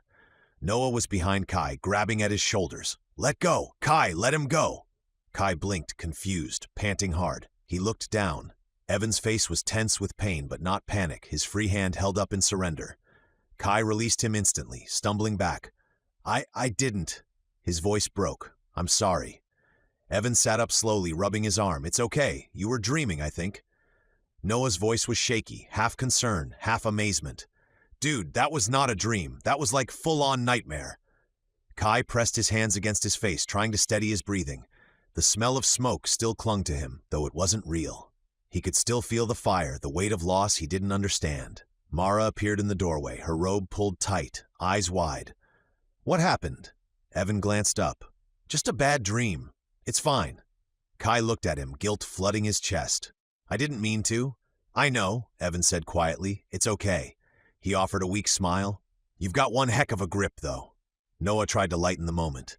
"So we're adding sleep fighting to your list of superpowers?"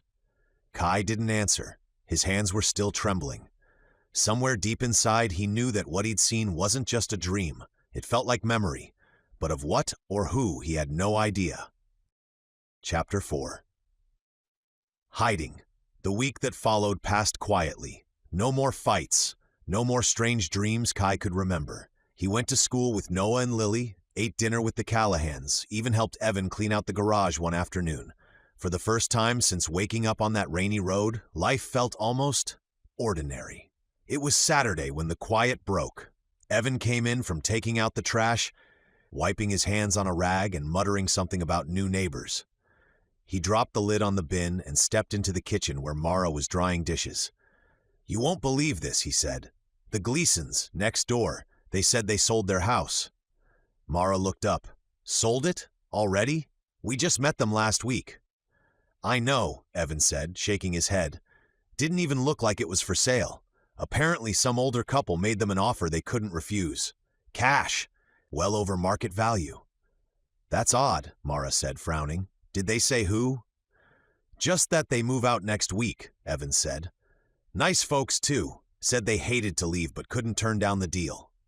Noah wandered in halfway through the conversation, munching on cereal straight from the box. "You think they're like secret millionaires or something?" Evan grinned. "If they were, they sure hit it well. House was worth, what, 300? Maybe the new owners just really liked the view." "Or the neighbors," Mara teased, bumping his shoulder.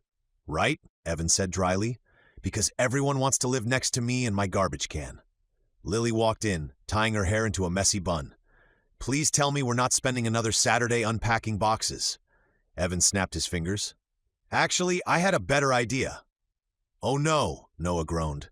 "Last time you said that, we ended up in a home improvement store." "This one's fun. I promise," Evan said, grinning.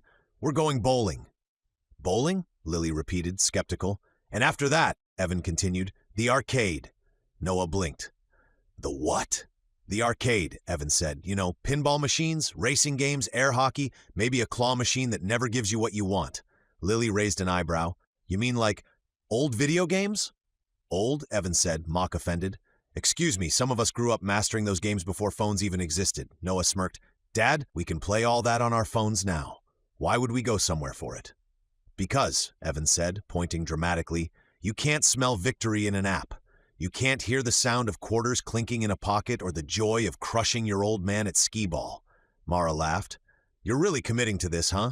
Absolutely, Evan said. We're going. Family night. All of us.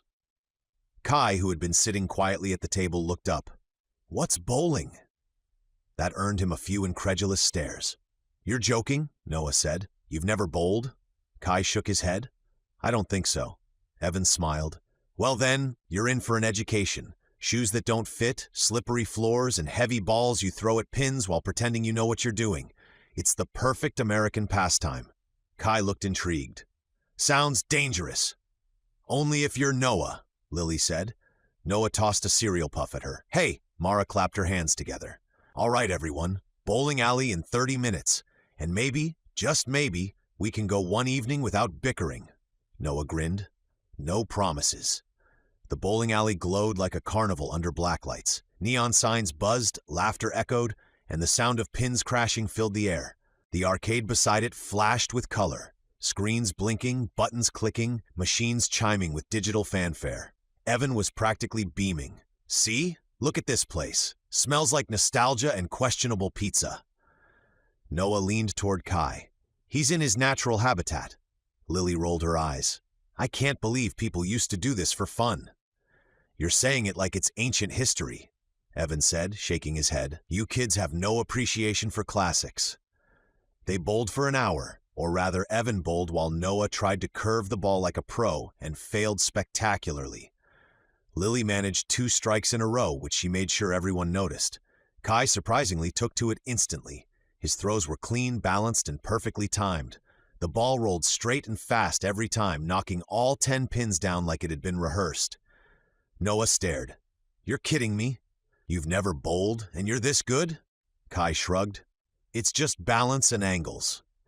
Evan groaned as his own ball hit the gutter. Balance and angles, my foot. You're good, just so we are clear. We're not putting money down on this. You can't shark us. When they moved to the arcade, Evan was the first one at the pinball machine, his eyes lighting up like a teenager's. Okay, who wants to see how real skill looks? Lily leaned against a game cabinet, smiling despite herself. You're a child. An experienced child, Evan said proudly, hammering the flipper buttons.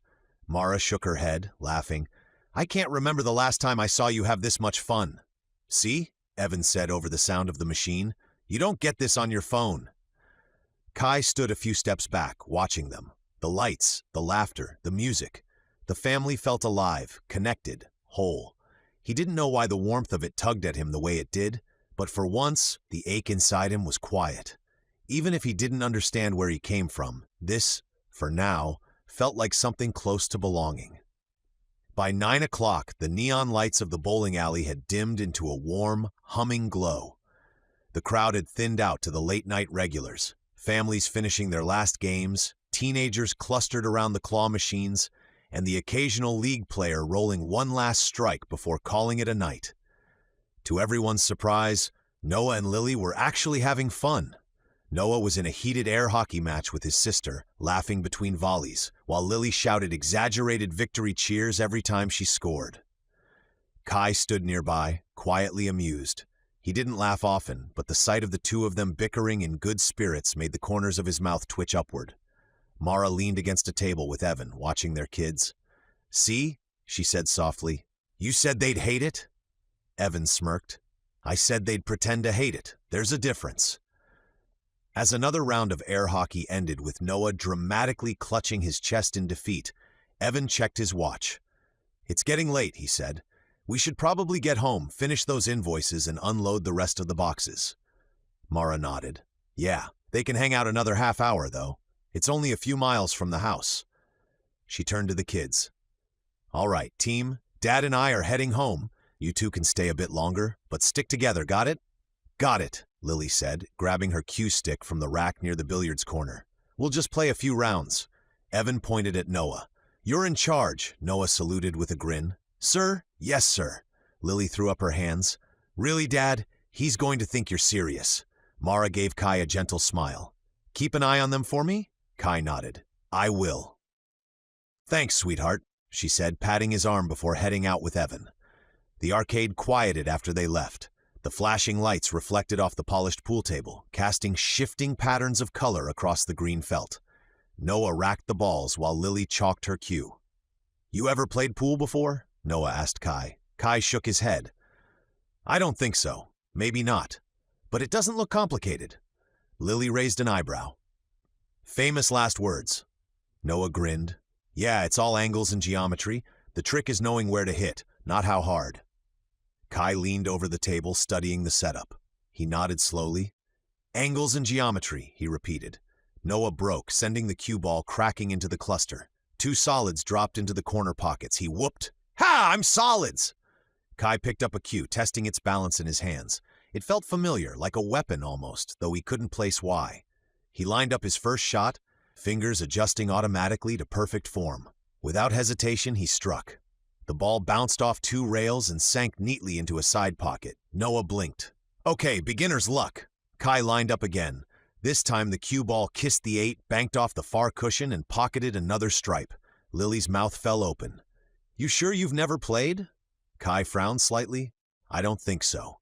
He moved with quiet precision, each shot more deliberate than the last, banking, spinning, ricocheting, until nearly every stripe had vanished from the table. The balls clacked rhythmically, clean and sure. When he paused, Noah leaned on his cue. "You've got to be kidding me. You're like a pool robot. Is there anything you're not awesome at?" Kai's brow furrowed. "It's just about physics," he said. "Angle of incidence equals angle of reflection, accounting for." He stopped mid-sentence. His own words startled him. Lily tilted her head. "Accounting for what?" Kai blinked, his voice quieter. "Spin, drag, and speed of contact. That's how the early billiard tables were designed in the 15th century. Both siblings stared at him. Noah finally said, "Wait, how do you even know that?" Kai looked down at his hands, gripping the cue. "I don't know." For a moment, the 3 of them stood in the shifting neon light, the air heavy with quiet wonder. Then Noah broke the silence with a grin. "Well, whatever you are, remind me not to bet money against you." Lily shook her head, smiling despite herself. "Yeah, no kidding. He's like the Einstein of pool." Kai looked at the table, at the cue, at the perfect lines his shots had drawn across the felt. He tried to feel proud of it, but instead, he felt that same strange pull in his chest again, like a door deep inside his mind had opened a crack, showing him flashes of something old and forgotten. The walk home was quiet at first, the kind of silence that comes after a good night. Laughter spent, energy winding down. The moon hung low and pale, its reflection stretching across the wet asphalt from an earlier drizzle. The air smelled faintly of rain and oil, and the only sound was the rhythmic thud of their sneakers as they cut through the side streets toward home. Noah kicked a pebble along the curb. "I can't believe you ran the table twice," he said. "I'm officially never gambling with you." Lily smirked. "You don't have to gamble to lose." "Hey," Noah started but stopped when the wind shifted, carrying with it something sharp. Acrid. Smoke. Kai's head lifted first. The smell was thick and unmistakable. Burning insulation, scorched wood, something chemical beneath it. A faint orange glow painted the undersides of the clouds ahead. "Do you see that?" Lily asked, voice uneasy. They turned the corner and froze. 2 blocks away, an apartment building was burning. Flames poured from the 1st and 2nd floors, reaching high enough to lick the balconies above. Fire trucks lined the street, lights flashing red and white against the smoke. A crowd had gathered on the sidewalk, some holding phones, others just staring in horror. A firefighter shouted orders over the roar. "Keep the line steady. We need pressure on that east corner." Noah took a step forward. "Holy," he caught himself. "That's bad. That's really bad." The bottom floors were completely engulfed. Windows burst with the heat, spraying glass into the night. Fire hoses hissed against the flames, but the water barely made a difference. Steam rose faster than it fell. "The stairs must have collapsed," Lily said, covering her mouth. "They can't reach the top floors." Another engine pulled in, sirens cutting out as firefighters jumped to join the others. One of them yelled, "We've got people still inside. 4th floor window, left side." Kai's chest tightened. He could just make out silhouettes moving behind the smoke, a woman clutching a child, trapped against the window by the flames below. The crowd gasped as she waved frantically for help. A ladder extended from one of the trucks, but it didn't reach far enough. The top floors were out of range. "Get the second ladder up," a captain shouted. "Already at max extension," someone yelled back. "We can't reach them." The heat rolled across the street in waves. Even from here, Kai could feel it against his face, heavy and suffocating. A firefighter ran past, shouting to the others, "We're losing the third floor. It's about to go." Noah's voice was quiet now. "They can't get to them." Lily's hand trembled slightly as she gripped her phone. "There's a kid up there." Kai didn't move. He watched the smoke rise, his heartbeat steady but heavy in his chest. His eyes followed the structure, the gaps in the balconies, the lines of the fire escapes, the rhythm of collapsing beams. His mind started mapping paths, estimating distances, timing the spread of the fire as if some other part of him, something deep and ancient, had woken up. He could hear the screams now, a child crying, a woman shouting for help. Noah looked at him. "Kai?" But Kai's focus was locked on the building, his expression unreadable. The firefighters... Shouts blurred into background noise. The world narrowed to fire, structure, movement. He could see it all. The way the flames danced through the stairwell, the points where the beams would give way next. He knew the fire wasn't going to wait, and neither could he. Kai took a step forward. "Kai," Noah said sharply, "what are you doing?" Kai's voice was calm, certain. "I can get up there." "What?" Lily's eyes widened. "No, you can't! The building's burning!" He didn't look away from the flames. "They won't make it if I don't." Noah reached for him, panic rising. "Dude, this isn't a game! You'll get yourself killed!" And before either of them could stop him, he started toward the fire. Noah shouted after him, but Kai was already moving. The heat hit like a wave as he crossed the street, hot enough to sting his skin, bright enough to paint everything in gold and red. Firefighters yelled for him to stay back, but their voices barely reached through the roar of the blaze. Kai didn't head for the burning structure directly. His eyes had locked onto the smaller brick building beside it, 3 stories tall, close enough that the top floors nearly touched.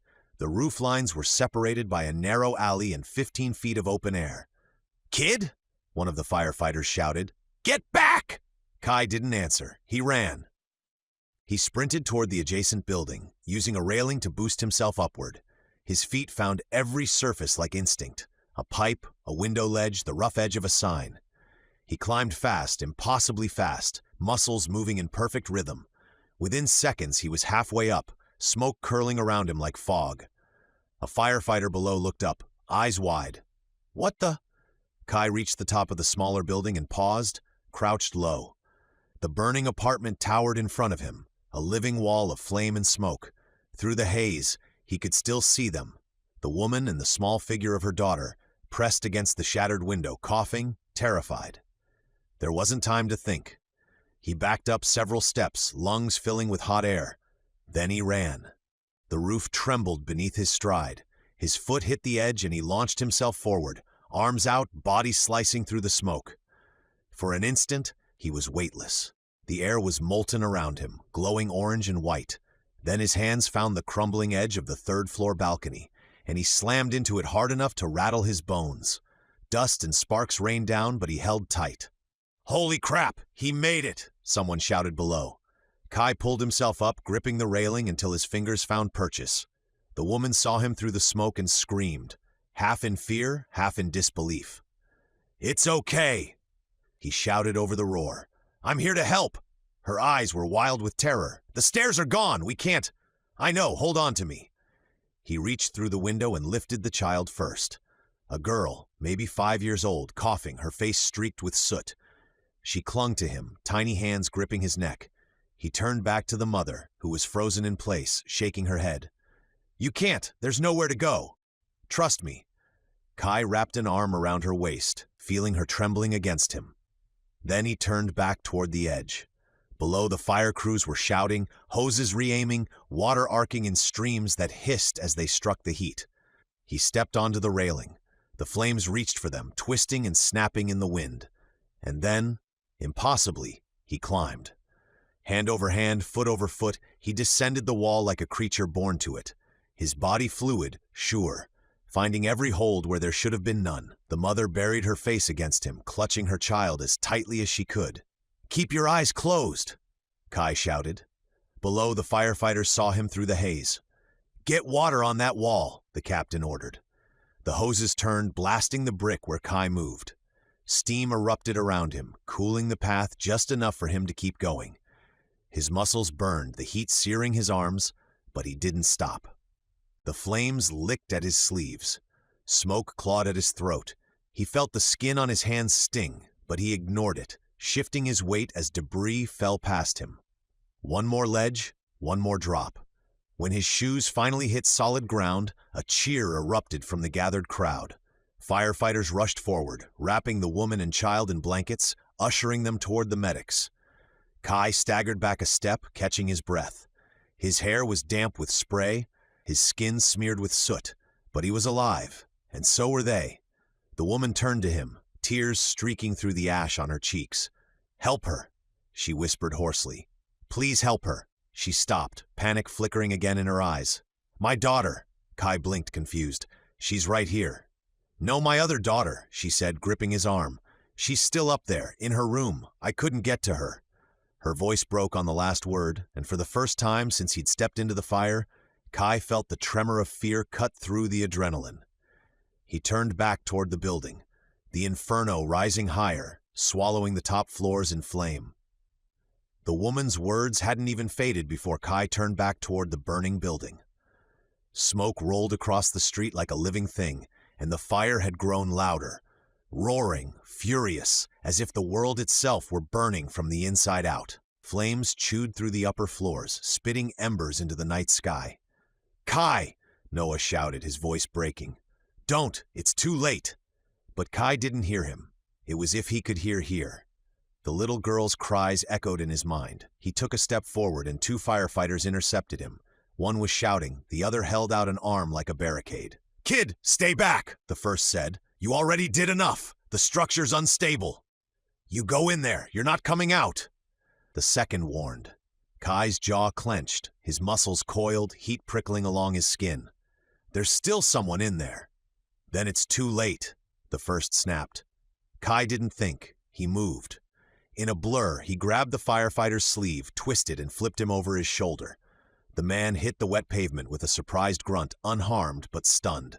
The second tried to grab him, but Kai shoved him back, not hard enough to hurt, just enough to clear his path. The bystanders gasped as Kai sprinted straight toward the flames. "Stop him!" someone yelled, but it was already too late. He leapt onto the neighboring building again, the same one he'd scaled before, smoke curling around him like storm clouds. The fire glowed so bright it turned the night into day. Every window below him shattered outward, glass raining into the street. Kai reached the roof and didn't pause. He ran faster than before, ignoring the heat that singed his skin and clothes. The air burned his lungs, but his focus never wavered. At the ledge, he launched himself across the gap once more. The wind howled around him, carrying sparks that trailed behind like falling stars. His fingers found the burning balcony rail and pulled. The metal seared his palms, but he didn't let that slow him down. He climbed through the shattered window into a hallway thick with smoke. The heat was unbearable now, flames crawling up the walls, the floor creaking beneath his feet. "Kai!" someone yelled from below, but the sound was swallowed by the fire. He pressed forward, covering his mouth with his arm. "Where are you?" he shouted. A faint sound answered him, soft, scared, muffled. He followed it, pushing open a door half-eaten by flames. The room inside was small, the wallpaper peeling, the ceiling black with soot. He dropped low, scanning beneath the smoke. Then he saw her. A little girl, maybe 8, hiding under her bed, her eyes wide and wet. She clutched a stuffed rabbit, the fur singed at the edges. Kai crouched and reached for her. "Hey, it's okay. I've got you." She shook her head, coughing. "It's too hot," she whispered. "I know," he said gently, sliding an arm beneath her shoulders. "Close your eyes and don't let go." The floor cracked behind them, a warning groan that sent dust and sparks raining down. The stairs were gone. There was no way back the way he came. The flames were climbing faster than he could descend.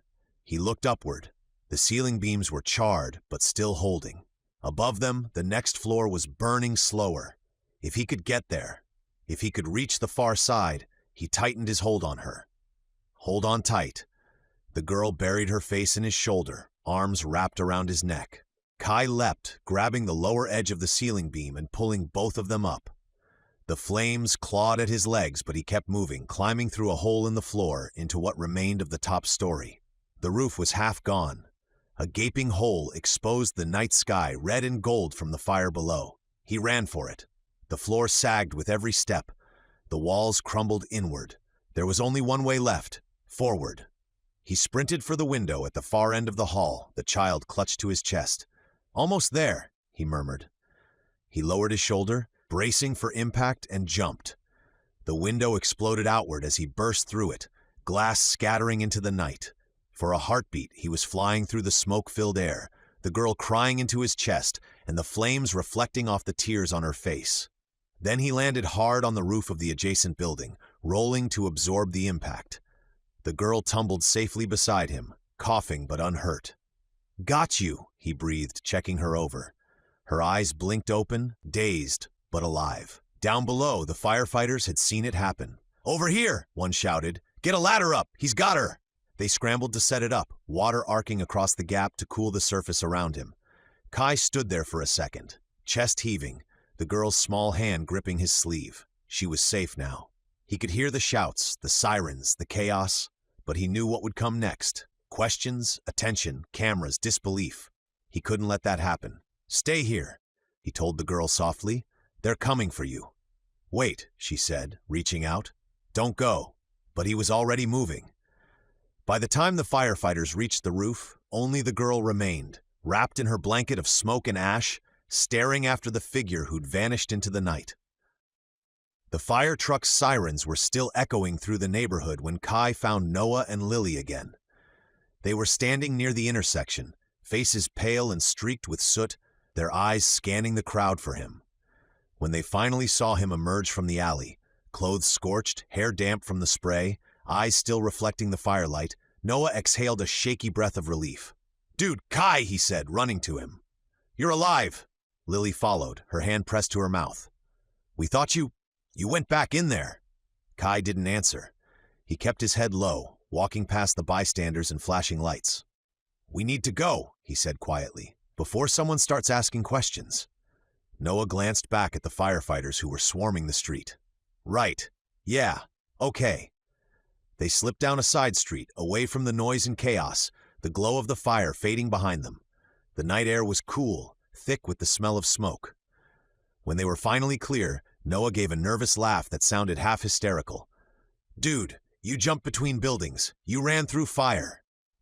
We should totally get you a cape or something." Kai shot him a look that was half confusion, half exhaustion. "Or I don't know," Noah continued, grinning weakly. "A superhero name? The Fire Climber? The Ash Avenger? No?" Lily elbowed him. "Noah, not funny." She was staring at Kai now, at the back of his shirt where the fabric had melted and fused to his skin. The edges were blackened and still smoking faintly. "Noah," she whispered, "look at his back." Noah turned and froze. Oh man, that's Kai, that's bad." Kai reached back instinctively, wincing as the fabric tugged. "It's fine? Fine? Your shirt's melted into you," Lily said, her voice rising. "You need a hospital." "I said it's fine." Before they could stop him, he grabbed the collar and tore the ruined shirt away. The sound of ripping fabric was followed by both of them gasping.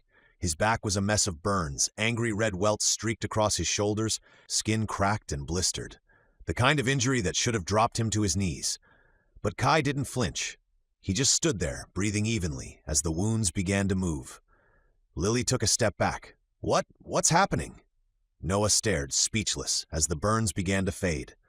The raw skin softened, the redness dulled, the blisters smoothed. Within seconds, the damage was gone, completely gone. Kai's breathing slowed. He looked over his shoulder, the skin unmarked, untouched, like it had never happened. The three of them stood in stunned silence. Finally, Noah managed, "Okay, so not to sound insane, but are you, like, an alien?" Kai looked down at his hands, flexing them slowly. "I don't know." "Because," Noah continued, voice cracking a little, "normal people don't just Wolverine their way out of third-degree burns." Lily's voice was quiet, trembling. "This isn't possible." Kai didn't argue. He couldn't. He didn't understand it any more than they did. For a long moment, the only sound was the wind moving through the empty street. Then Lily spoke again, firmer this time. "We can't tell Mom and Dad." Noah blinked. "What? Why not?" "Because they'll freak out," she said. "They'll call the cops or a doctor or someone, and then this won't stay secret for long. You saw what he just did. If people find out, they'll take him," Noah finished, realization dawning. Kai looked between them, confusion and gratitude mingling behind his eyes. "You'd really keep this secret?" Lily nodded. "You saved those people. You don't owe anyone anything. We'll figure this out, just quietly." Noah let out a shaky laugh. "Guess this makes us what, sidekicks?" Lily glared. "Noah," he held up his hands. "Kidding. Mostly." Kai said nothing, just stared down the street toward where the flames still flickered faintly in the distance. The sirens were fading now, replaced by the hum of night. He didn't understand what his body could do. But in that moment, surrounded by the two people who knew his secret and hadn't run from him, he felt something strange. Safe. Chapter 5. Memories. By Monday, the fire was all anyone could talk about. Headlines called it the miracle rescue, a mother and two daughters saved from a blaze that should have consumed them. Eyewitnesses described a mysterious figure who came out of nowhere, scaled the burning building, and vanished before first responders reached the roof. Kai kept his head down in the halls of Hartley High. Every mention of the story felt too close, like a spotlight brushing past him. He didn't say a word. Neither did Noah or Lily. By the end of the week, the news cycle had moved on, and it was time for Kai's placement test. The testing room was quiet, except for the faint hum of the fluorescent lights. A stack of sharpened pencils sat neatly on the teacher's desk, and a clock ticked somewhere above his head. Kai sat alone at the center desk, the test packet in front of him. Rows of empty chairs surrounded him, the kind usually filled with restless students or whispered excuses. "Take your time," said the teacher who'd escorted him in. "It's just a placement exam. No pressure. When you're finished, drop it off in the main office." Kai nodded silently as she left, then looked down at the first page. He skimmed the first few questions, algebra, grammar, reading comprehension, and immediately knew every answer. The solutions weren't guesses or deductions. They came to him instinctively, as if someone else had already written them in his mind. He turned the page. World history. Questions about ancient trade routes, cultural shifts, forgotten languages. He could see them. The maps, the paths, the rise and fall of empires, so vividly it made his head ache. He flipped through the rest of the packet and realized something unsettling. He knew everything. Every formula, every date, every obscure vocabulary word. Kai stared at the pencil in his hand. This wasn't fitting in. He glanced toward the empty door, then made a decision. He filled in the bubbles one by one, neat and deliberate, marking each correct answer. But every fourth question he paused, took a breath, and circled the wrong one. Sometimes obviously wrong, sometimes just off enough to look like a careless mistake. By the end of the hour, the test looked ordinary, not perfect, normal. When he dropped it off at the main office, the secretary smiled politely. "You're done already? That was quick." Kai offered a small shrug. "I read fast." That evening, Mara sat at her desk at home, a cup of coffee cooling beside her and a small stack of placement exams in front of her. She'd agreed to help grade them, a task she usually found tedious but calming. When she reached the one with Kai Callahan written neatly at the top, she paused. Her lips curved into a small smile. He's fitting in well, she thought, even helping Noah with his assignments now and then. She started grading. It didn't take long to notice the pattern. His answers were sharp, confident, right up until every fourth question. Then, without warning, he'd make small, strange errors. A misspelled word, a simple math mistake, a historical date off by 1 century. Mara frowned. It was too consistent to be random. When she totaled the score, it came out to 75%. Respectable but unremarkable. She sat back in her chair, tapping the pencil against her chin. "Huh," she murmured. By all accounts, Kai was quiet but bright. His essays in class were clear and well organized. His recall of details during discussions was nearly photographic. But this, it didn't fit. Maybe he overthinks under pressure, she reasoned. Still, she couldn't shake the feeling that he'd held back on purpose. She slipped the test into her leather work bag to double-check later, then gathered the rest of the papers. Evan poked his head into the study. "Still working?" Almost done, she said, zipping the bag. Just one test that doesn't make sense. He grinned. If it's Noah's, the answer's probably pizza, and the reason is some girl. Mara smiled faintly but didn't answer. Her thoughts were still on Kai, the quiet boy who'd appeared out of nowhere and somehow seemed to know everything but never talked about himself. She placed the bag beside her chair, turned off the lamp, and told herself it was nothing. Just a bright kid, trying to fit in. But as she left the room, she couldn't help thinking, he could have aced it. The next day passed in an easy rhythm. Notes in the margins of notebooks, the scrape of chairs, the distant buzz of lawnmowers outside the school windows. For most students, it was just another Tuesday. For Kai, it was a careful balancing act. He'd spent the week learning how to look ordinary, how to laugh when Noah did, how to nod when teachers called his name, how to seem like a boy with nothing hidden behind his eyes. He was getting good at it. Until the hallway. It happened between classes, near the science wing where the lockers jammed and the fluorescent lights flickered. Eli Barrett, the quiet kid from before, was standing at his locker when Trent and his friends cornered him again. "Hey, Barrett," Trent said, voice thick with mock cheer. "Still wearing the same shirt, huh? What, your mom couldn't afford laundry this week?" Eli kept his eyes down, fumbling with his books. Trent leaned closer. "You hear me?" Kai and Noah were walking at the far end of the hall when Noah spotted them. His expression darkened. "Not this again," he muttered. Kai slowed but didn't stop. His body tensed automatically, like it was waiting for a command. "It's just words," Noah said under his breath. "He's not hitting him." Kai's jaw tightened. "Words can do damage too." "Yeah," Noah said, "but you remember what happened last time you tried to help. The school still thinks those guys tripped over themselves. I'd like to keep it that way." Kai's eyes stayed on Trent, watching the scene play out. The bully laughed and flicked a pen out of Eli's hand. It clattered to the floor. Eli's shoulders hunched, but he said nothing. Kai's fists curled slowly at his sides. He could feel the wrongness of it, the instinct to intervene pounding under his skin like a pulse. But Noah was right. He couldn't afford more attention. Not after everything. Then somewhere outside, a car backfired. The sound was sharp and hollow, echoing down the corridor. But to Kai, it wasn't just noise. It was a blast, a mortar strike, a scream. The hallway fell away. He was in mud now, cold, thick, stinking of blood and cordite. The air shook with artillery. The sky was a dull, colorless gray, and the world burned at its edges. He was lying on his back in a trench that had been half collapsed, rain mixing with blood in the soil.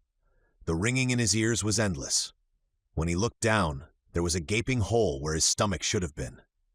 He saw his own hands, mud-caked, trembling, pressing against the wound. His fingers slipped on torn flesh. For one long, impossible moment, he saw the loop of his own intestines glistening in the gray light. He shoved them back inside. The pain hit hard enough to take his breath away. He screamed, but even as he did, he saw the flesh knitting together beneath his palms, the wound closing, the torn skin fusing back into place. Steam rose from his body in the cold air. All around him, men were dying, faces he almost remembered, voices he couldn't. Someone shouted his name, but it was swallowed by the thunder of another blast. Then everything went white. "Kai!" Noah's voice dragged him back. The school hallway snapped into focus, the sound of lockers and footsteps flooding his senses. His body was shaking, sweat running down his back. "Kai," Noah said again, gripping his shoulder. "You okay, man?"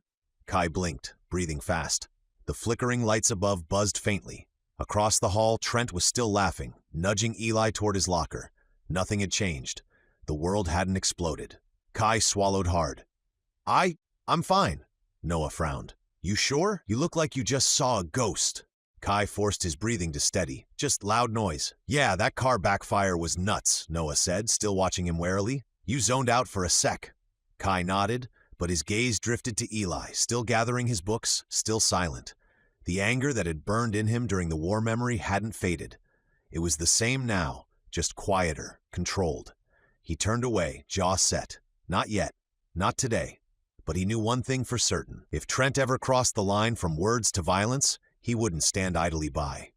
The ride home from school was quiet. Lily was doing homework on her phone. Noah was half asleep against the window, and Kai stared out at the passing houses, the sunlight flashing in quick, rhythmic bursts across his face. His head still ached faintly from earlier. The flash, the trench, the blood spilling over the muddy ground. He could still feel it. The cold mud. The burn of the shrapnel. The impossible healing. But by the time they pulled into the driveway, he'd buried it deep again. Evan's car was already in the drive, and a white sedan sat beside it. Unfamiliar, clean. "Uh-oh," Noah muttered. "That looks official." When they stepped inside, the living room was strangely quiet. Evan was sitting on the couch across from a woman with a leather folder in her lap. She stood as they entered, smiling politely. "Hi there," she said. "You must be Kai." Her tone was warm, but her eyes were sharp, trained to read every twitch, every hesitation. She wore a gray blazer and a faint scent of lavender. Her name tag read R. Danner, Child Services. Kai froze by the doorway. "Hello," Mara brushed a hand against his shoulder. "It's okay, Kai. Miss Danner just wanted to check in. Standard follow-up." "Right," Evan added with a forced smile. "She just got here." The woman smiled again. "Nothing to worry about. You've been with the Callahans a few weeks now, right?" Kai nodded. "Yes, ma'am." "And how are things here?" He hesitated. "Good. Everyone's kind." "That's good to hear," she said, jotting something in her folder. "You've adjusted well from what I can see. School going okay?" Kai glanced at Mara. "It's fine." "Good," she said, her pen moving smoothly. Then her tone shifted, still soft but probing. "I'll be honest, Kai. We've been trying to piece together your background, but it's been difficult." Evan folded his arms. "Difficult how?" Ms. Danner sighed, flipping open a file. "Well, we've run your name, your description, even facial scans through the National Missing Persons Database. Nothing. No matches. No record of you existing before the night you were found." Noah and Lily exchanged a glance, their earlier secret suddenly feeling heavier. The woman turned another page.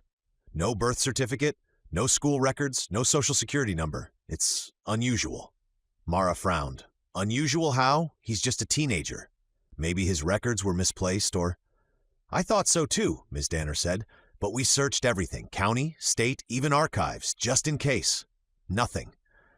She hesitated, studying Kai. "Honestly, the only explanation that makes sense is that whoever raised you didn't want anyone to know who you were or what they were doing to you. I suspect they don't want to be found, not with the kind of scars you've got, Kai." The room went still. Kai's stomach tightened. "Scars?" Ms. Danner nodded. "I saw the medical reports from your first night at the hospital. The markings on your back and chest, the ones that looked like old wounds. It's pretty clear you've been through something no child should go through. It's hard to imagine any loving family letting that happen." Mara's hand moved to her mouth. "Oh my God." Noah looked away. Lily stared at the floor. Kai stayed perfectly still. His heart beat once, heavy, deep, and then another time, slower. He didn't know how to respond. Ms. Danner's voice softened again. "I don't say that to upset you. I just want you to know that, whatever your past is, you're safe now. You've got people who care about you." He nodded faintly, though the words barely reached him. She hesitated before closing her folder. "There was one thing, though." Mara looked up. "A lead?" "Yes, for a moment I thought we'd found something. A match came up in an old missing persons archive. Boy in his teens, almost identical features to Kai." She smiled faintly. "For a second I thought we had our answer." Evan leaned forward. "And?" She gave a small, disbelieving laugh and pulled out a missing persons flyer. "The file's from 1963, over 60 years ago. Clearly impossible. The kid would be in his 70s by now." Lily went still. Noah's eyes flicked toward Kai. Ms. Danner closed the folder and tucked it neatly under her arm. "Still, I thought it was worth mentioning. Sometimes people have doppelgangers, strangers who could be their twin. Life's strange that way." "Yeah," Evan said softly, glancing at Kai. "Strange." The social worker smiled politely again. "Anyway, you're lucky to have landed where you did. I'll check back in a few weeks, but everything looks good here." She shook their hands, thanked them for their time, and left. The door shut softly behind her. For a moment, no one moved. Finally, Mara let out a breath.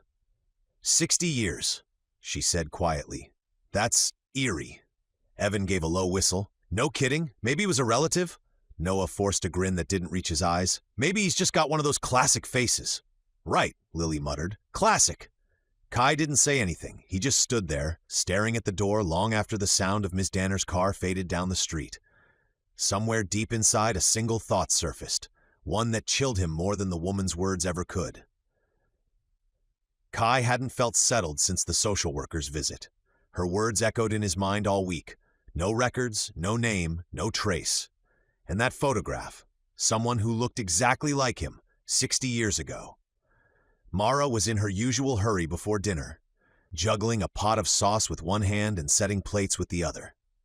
"Okay," she said over her shoulder. "Remember to be polite. The new neighbors are coming by at 6. Older couple, the Reeds. They just bought the Gleason's house next door." "Older like retired?" Noah asked, reaching for the silverware. "Older like they've probably been retired longer than you've been alive," Evan said, grinning as he uncorked a bottle of wine. "70s, maybe 80s. Nice folks, from what I heard." "They're coming here for dinner?" Lily asked, glancing up from her phone. "Yes," Mara said firmly. "They wanted to meet everyone, and I thought it'd be good to welcome them properly. It's what neighbors do." Noah groaned. "What neighbors do when they're old, maybe." "Be nice," Mara warned. "You could learn something about manners from them." Kai helped carry bowls to the table, moving quietly, his thoughts elsewhere. He tried to smile when Mara passed him a tray of rolls, but the tension in his chest hadn't eased since the afternoon. When the doorbell rang, the air in the house seemed to shift. Not ominous, just heavier somehow. Evan wiped his hands on a towel and went to answer it. "Evening, you must be the Reeds." The man and woman who stepped inside looked like they'd walked out of another time. The woman, Evelyn, had white hair pinned back neatly and wore a pearl necklace that gleamed against her soft blue sweater. Her husband, Harold, had a firm handshake and sharp eyes that didn't quite match his friendly smile. He moved a bit stiffly, leaning on a cane, but there was strength in the way he carried himself, the kind that came from a lifetime of command. "Thank you for having us," Evelyn said warmly. "Your home is lovely." "Oh, please," Mara said, brushing off the compliment. "We're still unpacking boxes. It's a work in progress." Evan ushered them in. "Come in, sit down. Dinner's almost ready." As they entered, Harold's gaze found Kai. It wasn't a casual glance. It was sharp, intent. The old man's smile faltered for just a second before returning. "And who's this?" Mara smiled. "This is Kai. He's new with us." Kai nodded politely. "Nice to meet you, sir." "Nice to meet you too," Harold said slowly, eyes narrowing just slightly. "Kai, you said?" "Yes, sir." The old man studied him for a long moment before nodding. "Unusual name, strong name." Evelyn placed a hand on her husband's arm. "Oh, Harold, don't make the poor boy nervous." She smiled at Kai, but there was something knowing in it. Kai tried to smile, but Harold's gaze didn't move away. Dinner started light, small talk, a few jokes from Noah that made Lily groan, Mara's stories about teaching. The Reeds seemed pleasant enough, though Harold did most of the talking. He asked questions, not about the neighborhood or the move, but about Kai. "So, young man," he began after the second course, "Mara tells us you've been with them several weeks now." "Yes, sir. Must have been quite an adjustment. Where'd you say you're from?" Kai hesitated. "I don't really remember." Evelyn made a sympathetic sound. "Oh dear, you poor thing." Harold's eyes didn't soften. "No memories at all?" "Just my name," Kai said quietly. Harold leaned back in his chair, his cane resting across his knees. "Strange thing, memory. Holds on to what it shouldn't, forgets what it mustn't." The tone in his voice made Kai's pulse quicken. Mara didn't notice. She was already passing the breadbasket to Evelyn. "He's been doing great at school, though. Bright kid, fits right in." Harold smiled faintly. "I'm sure he does." Kai forced himself to eat, though the food tasted like ash. Every time he glanced up, Harold was watching him. Not unkindly, but with the look of a man studying something rare, maybe even impossible. When Mara mentioned the recent fire, Harold's fork stopped midair. "Oh, that?" Evelyn said. "Terrible thing. I saw it on the news." "Yes," Mara said. "Right here in town. They're still looking for whoever pulled those people out. Brave soul, whoever it was." Harold's gaze flicked briefly toward Kai again. Just enough for Kai to see the knowing there. A flicker, faint but certain. By the time dessert was served, Kai could barely focus. The conversation moved easily around him, but he felt like he was sitting in a room made of glass, every sound sharper, every word deliberate. When the Reeds finally stood to leave, Harold clasped Evan's hand firmly and smiled at Mara. Thank you for the meal. Wonderful company. Evelyn kissed Mara's cheek. We'll have you over soon, dear. As they turned to go, Harold paused by Kai. He lowered his voice, just enough that the others didn't catch it. It's funny, he said, eyes glinting under the porch light. You look just like someone I knew once, long, long ago. Kai's breath caught. You? The man smiled, but it didn't reach his eyes. No, couldn't be. That boy would be long gone by now. He patted Kai's shoulder, almost fatherly, almost threatening, and followed his wife out into the night. The door shut behind them. Mara exhaled. Well, that went nicely. Evan grinned. See? I told you I could host a dinner without burning something. Noah stretched. That old guy gave me the creeps. Be nice, Mara said automatically. But Kai wasn't listening. He stood by the window watching as the Reeds crossed the yard to their new home. Harold paused on the porch, glancing back once, straight toward Kai, and raised a hand in the faintest of gestures. Not a wave, a recognition. And as he disappeared into the dark, Kai felt it in his gut. The old man knew him. By morning, the sky had turned a dull winter gray, the kind that seemed to press down on everything, the house, the air, even the thoughts you didn't want to have. Kai sat at the kitchen table, staring into a bowl of cereal that had long since gone soggy. He hadn't slept. Every time he closed his eyes, he saw the old man's face, Harold Reed's, leaning close, that half smile that wasn't a smile at all. He'd said it so casually. You look just like someone I knew once. But the weight behind those words, Kai couldn't shake it. Mara noticed right away. She was pouring coffee when she turned, brow furrowed. Kai, you look pale. You feeling okay? He hesitated, then decided to be honest, or at least close to it. I'm not really feeling well, he said quietly. Her expression softened immediately. You sound tired. Is it your stomach? Headache? He shook his head. No, just off. I don't know. Mara came over, laying a hand lightly on his shoulder. You've had a lot going on lately. A new school, new people, new home. It can take a toll. Kai nodded, staring at the tabletop. Yeah, maybe that's it. Well, she said with the tone she used when she was both worried and trying not to hover, why don't you stay home today? Rest. I'll call the office. Kai looked up, surprised. You sure? Of course, Mara said, giving his shoulder a small squeeze. I'll check on you at lunch. Just drink water, okay? And if you feel worse, text me. He managed a small, grateful smile. Thanks, Mara. She smiled back, kissed the top of his head almost absently, and grabbed her bag. Noah, Lily, leaving in 2 minutes. The morning bustle came and went quickly. Within 5 minutes, the front door shut behind them, and the house fell still. Kai waited. He sat by the window in the living room, counting the minutes. The Reeds' car, a clean white Buick, was still parked in their driveway. He watched through the curtain as the morning light brightened, as the mail truck came and went, as the neighborhood slowly came to life. Then, just after 9, the Reeds' front door opened. Evelyn Reed stepped out first, bundled in a soft gray coat, purse on her shoulder. Harold followed, walking slow but steady, cane tapping lightly on the concrete. They exchanged a few words by the car that Kai couldn't hear. Evelyn smiled at him before climbing into the driver's seat. The Buick rolled down the street and disappeared around the corner. Harold stood at the end of his driveway for a few seconds, staring back toward his house. And then, slowly, he started walking in the opposite direction with his cane until he vanished beyond the hedges on a stroll around the neighborhood. Kai's pulse quickened.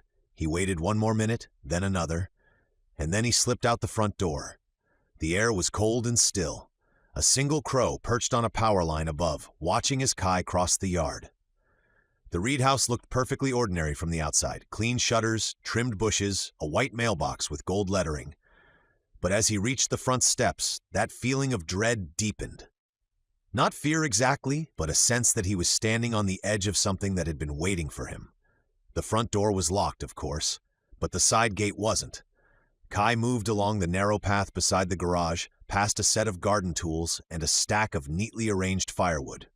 At the back door, he paused. The curtains inside were drawn. He tried the handle. It turned easily. Unlocked. He stepped inside. The air was faintly scented with dust and something older. Leather, parchment, the faint bite of oil and metal polish. The kind of smell you found in museums or attics that hadn't been opened in decades. The house was quiet but not empty. He could feel it. The weight of lives lived long and carefully. He moved through the kitchen first. It was immaculate. Every dish washed, every surface clean. No clutter, no warmth, just precision. In the living room, framed photos lined the mantel. He scanned them quickly. Most were ordinary family pictures. The Reeds in younger years, at a wedding at the coast. But a few caught his attention. One photo, yellowed with age, showed a man in uniform standing beside an old military jeep. The man looked very similar to Harold, though much younger, maybe in his 20s. But it wasn't the man that froze Kai's breath. It was the figure standing beside him. Another soldier, lean, dark-haired, with Kai's same face, same jawline, same eyes. Kai's hand trembled as he reached out, tracing the glass. The photo was dated 1918. Kai's fingertips were still pressed against the glass when the voice came from behind him. "So you do remember?" He spun around. Harold Reed stood in the doorway, framed by the dim light from the hall. His cane was in one hand, but his posture was straighter than before. Eyes sharp, the faintest smile at the corner of his mouth. Kai's heart kicked hard in his chest. "I what?" Harold took a slow step forward, the tap of his cane echoing across the hardwood. "You remember your past," he said softly, "or maybe just the feeling of it." "I don't remember anything," Kai said truthfully. His voice felt small in the still air. "You said I looked familiar." Harold studied him for a long moment, then asked, "Do you know who I am?" Kai hesitated, his throat dry. "You're my grandfather?" For a second, Harold blinked, and then to Kai's surprise, he laughed. A low, warm, genuine laugh that filled the room. "No, not your grandfather. That would be quite the story, wouldn't it?" Kai didn't move. "Then who are you?" Harold didn't answer right away. Instead, his gaze shifted toward the photo on the mantel, the one with the soldiers beside the old jeep.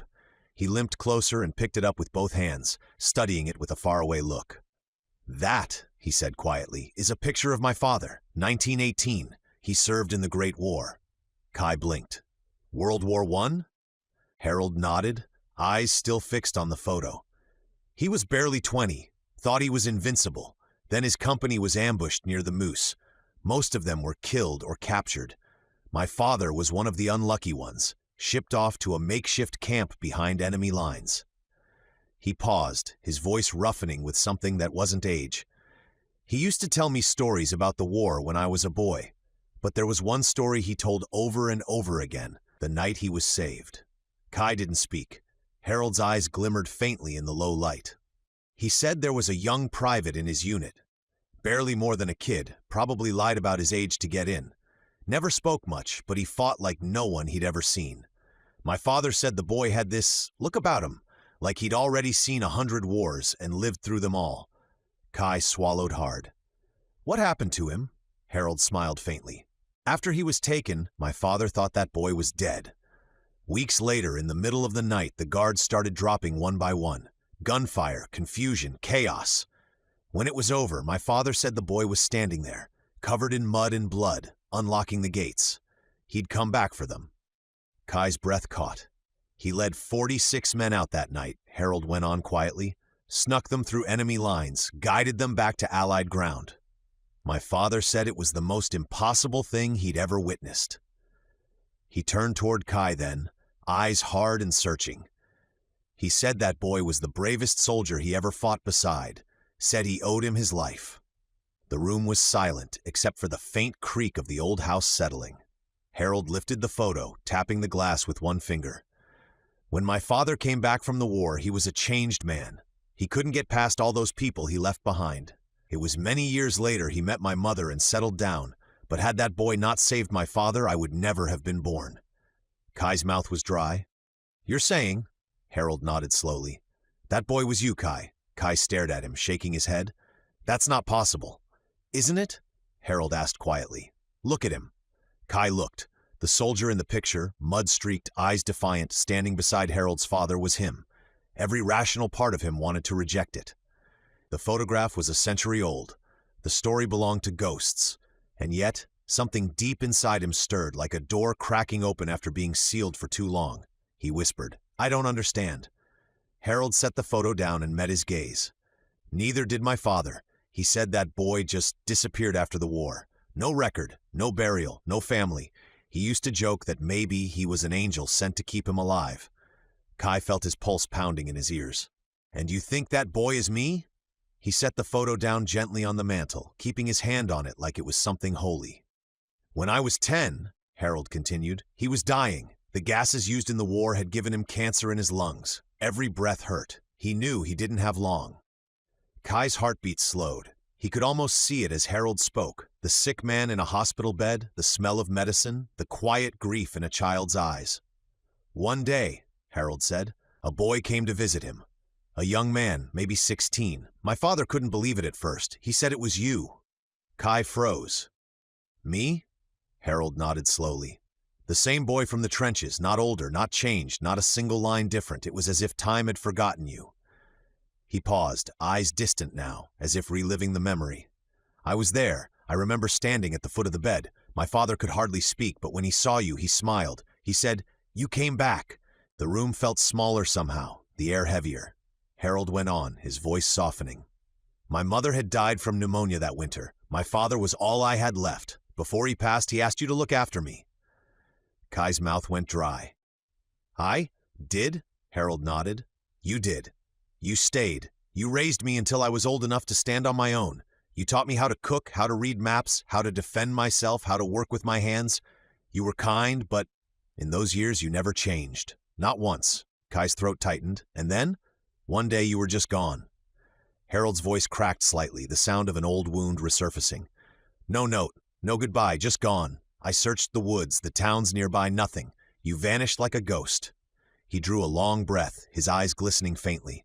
"I grew up, built a life, married, had children, but I never forgot you. I couldn't, because you never aged a day in my memory." Kai said nothing. The silence was fragile, trembling between them. Harold's gaze hardened, not with anger but with conviction. "I know what you are, Kai. You may not believe it, but I've seen it with my own eyes. You're the same boy who carried my father out of the trenches, who sat at his bedside, who held my hand when I was a frightened 10-year-old.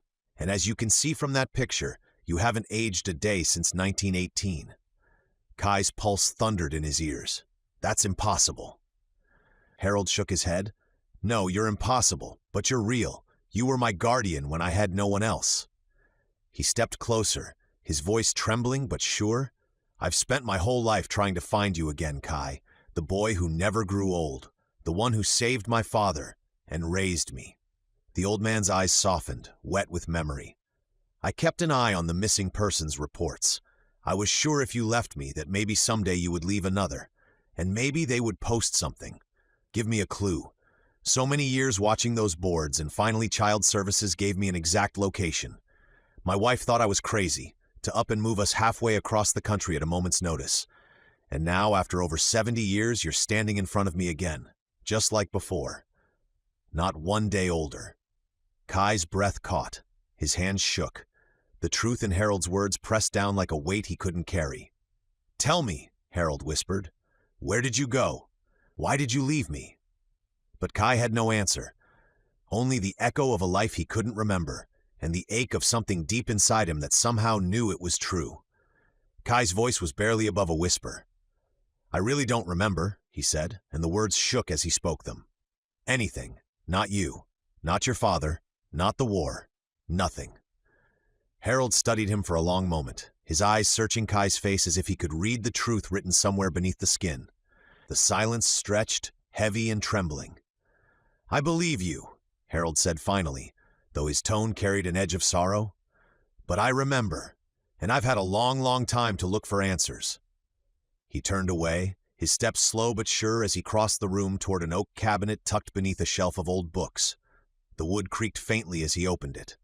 Inside were stacks of folders, binders, and envelopes, carefully labeled, neatly arranged, decades of something quietly and obsessively gathered.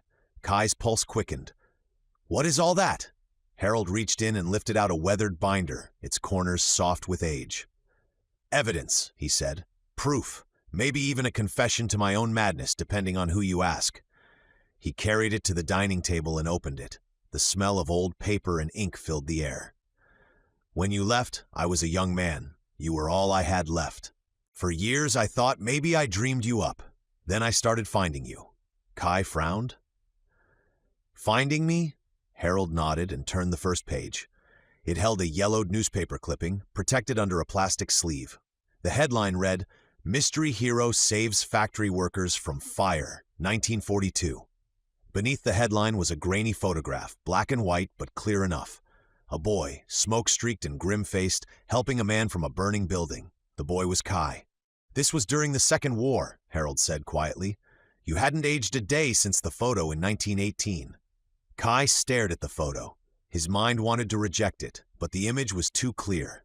His face, his eyes. In the photo, his shirt had ridden up slightly, and he could see the scar across his belly. Harold flipped the page. Another article, this one from 1918, written in French. The title mentioned L'Ange de Guerre, the Angel of War. Beneath it was a sketch of a figure in tattered military garb standing amidst a battlefield, surrounded by fallen men. The description matched him almost perfectly. "They said he appeared where the fighting was worst," Harold said, voice distant now. "Bullets couldn't touch him. Fire wouldn't take him. Soldiers claimed he was an angel sent by God to end their suffering. But when the war was over, he vanished."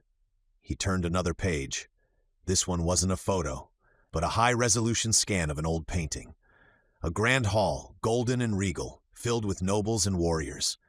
Behind the throne of a crowned king stood a young man, stoic, armored, half in shadow. Kai's breath hitched. The painting was easily 500 years old, maybe more. But the face, his face, was unmistakable. "That," Harold said, tapping the glass, "was painted sometime in the early 14th century, English royal court. Historians argue over who the figure behind the king was. Some think a bodyguard, others a servant. I know better." Kai took a step back, shaking his head. "No, that can't be me." Harold flipped another page, then another. Old portraits, etchings, newspaper photos, centuries of history, and through all of them, the same face, the same eyes, always just behind the moment. Never the center, but always there. "You've been part of this world for longer than you can imagine," Harold said, his voice trembling between awe and fear. "Every generation has a story about someone who looks like you, never aging, never dying, sometimes a soldier, sometimes a healer, always protecting people." He reached for the last folder and laid it open. Inside was a faded scrap of parchment, older than anything else in the collection. The ink was dark and uneven, the handwriting ancient. Harold's hands trembled slightly as he read. "It's a translation from an Aramaic text found in Damascus, dated around 200 BC. It describes an angel of war, a figure who walks among men, healing from every wound, cursed to wander until the end of days." He looked up, his eyes wet and shining. "The text says his name was Kairos." Kai froze. The sound of it rippled through him like thunder through deep water. It was close, too close to his own name. Harold nodded slowly. Kairos, the bringer of change, the one who turns battles. That's you, isn't it?" Kai's hands shook. "I don't know," he whispered. "I don't remember." Harold reached across the table, his old fingers brushing the edge of Kai's sleeve. "You may not remember, but I do. You raised me. You saved my father. You saved me. And somehow you're still here. You always will be. I never really got to say it, but thank you." Kai pulled his arm back, staring down at the sea of papers and faces that weren't supposed to exist. The weight of centuries pressed on him, silent and terrible. He whispered, "If what you're saying is true, then what am I?" Harold's eyes softened, sad and certain. "You're the same thing you've always been, the protector of the innocent in this world, and my Uncle Kai, the immortal who raised me." Remnants of the past. For a long time, the room was silent except for the faint hum of the furnace and the soft rustle of old papers as Harold closed the final folder. Kai sat still, eyes fixed on the sea of evidence across the table. Photographs, articles, even the ancient parchment that bore his name in another form. He felt hollow, as though something inside him had been pulled loose and left echoing. Harold steadied himself with his cane, then nodded toward the corner of the room. "There's one more thing you should see." He walked slowly, his steps uneven but purposeful, until he reached a low shelf half hidden behind a stack of books. From beneath it, with great effort, he dragged out an old wooden chest bound with tarnished iron. Its surface was worn smooth by time, the stenciled letters on top nearly faded away. K.M. Kai's pulse quickened. "That was mine?" Harold nodded. "It was. You left it behind when you disappeared." He rested his hand on the lid, tracing the grain with his thumb. I was so young back then, and I didn't understand what it was. Years later, I found it again when I was going through my storage. I made use of a few items when I had to, but most of what's inside is still as you left it." Kai knelt beside the chest. His hand hovered over the latch, but he didn't open it. There was something about it, something heavy, like the past itself was waiting inside. "What's in it?" he asked quietly. Harold gave a faint smile, eyes full of the weight of memory. "Your life, I suppose, the pieces you've left behind." Kai looked down at the chest, the air between them tense with unspoken things. "You want me to open it?" Harold shook his head. "No, not yet." Kai looked up, surprised. Harold leaned on his cane, studying him. "You've spent centuries running from what you are, Kai. Maybe it's time you stop chasing ghosts and start living for once." "I don't know if I can," Kai said. "If what you're saying is true, then I'm not." He hesitated, searching for the word. "Normal." "No one is," Harold said gently, "but you've got a chance to pretend, and that's not something to throw away lightly." He nodded toward the window. Through the thin curtain, the Callahan house visible across the yard. "That family next door," Harold said. "They're good people, the kind you used to fight to protect. Maybe this time, you don't have to fight at all. Maybe you just get to be part of it." Kai stared out the window, something tightening in his chest. "Whatever's in that chest will still be there when you are ready," Harold continued. "But at this moment you have something rarer, a home, a family that cares about you, even without knowing why. You got lucky, Kai. Don't waste it chasing answers that only bring you pain." Kai swallowed hard, then stood slowly. His hand brushed the chest again, the wood biting faintly against his fingers. Harold leaned on his cane, watching Kai study the chest. "You know," he said after a long silence, "over the years I started noticing something curious." Kai looked up. "What's that?" Harold's mouth twitched in a faint, wistful smile. "Stories, legends, all of them sounded like you." Kai frowned. "Like me?" "Oh yes," Harold said, eyes distant now, as though sifting through 100 lifetimes of memory. "You've been alive so long, you've become a story the world keeps retelling, over and over, in new names and faces." He began pacing slowly, his voice soft but steady. "Take Peter Pan, for instance. A boy who never grows old, who disappears and reappears through generations, always leading others to safety, never staying long enough to belong. That tale's older than Barry made it sound. I think he just gave your curse a new coat of paint." Kai blinked, unsure what to say. Harold continued, his tone deepening. "And then there's the Green Knight, the immortal warrior who could not be slain. Some say he was no man at all, but something that walked among them to test the hearts of others. Or Cuchulainn, the Irish hero who fought like 10 men and rose again after every fall. Some scholars say he was part god.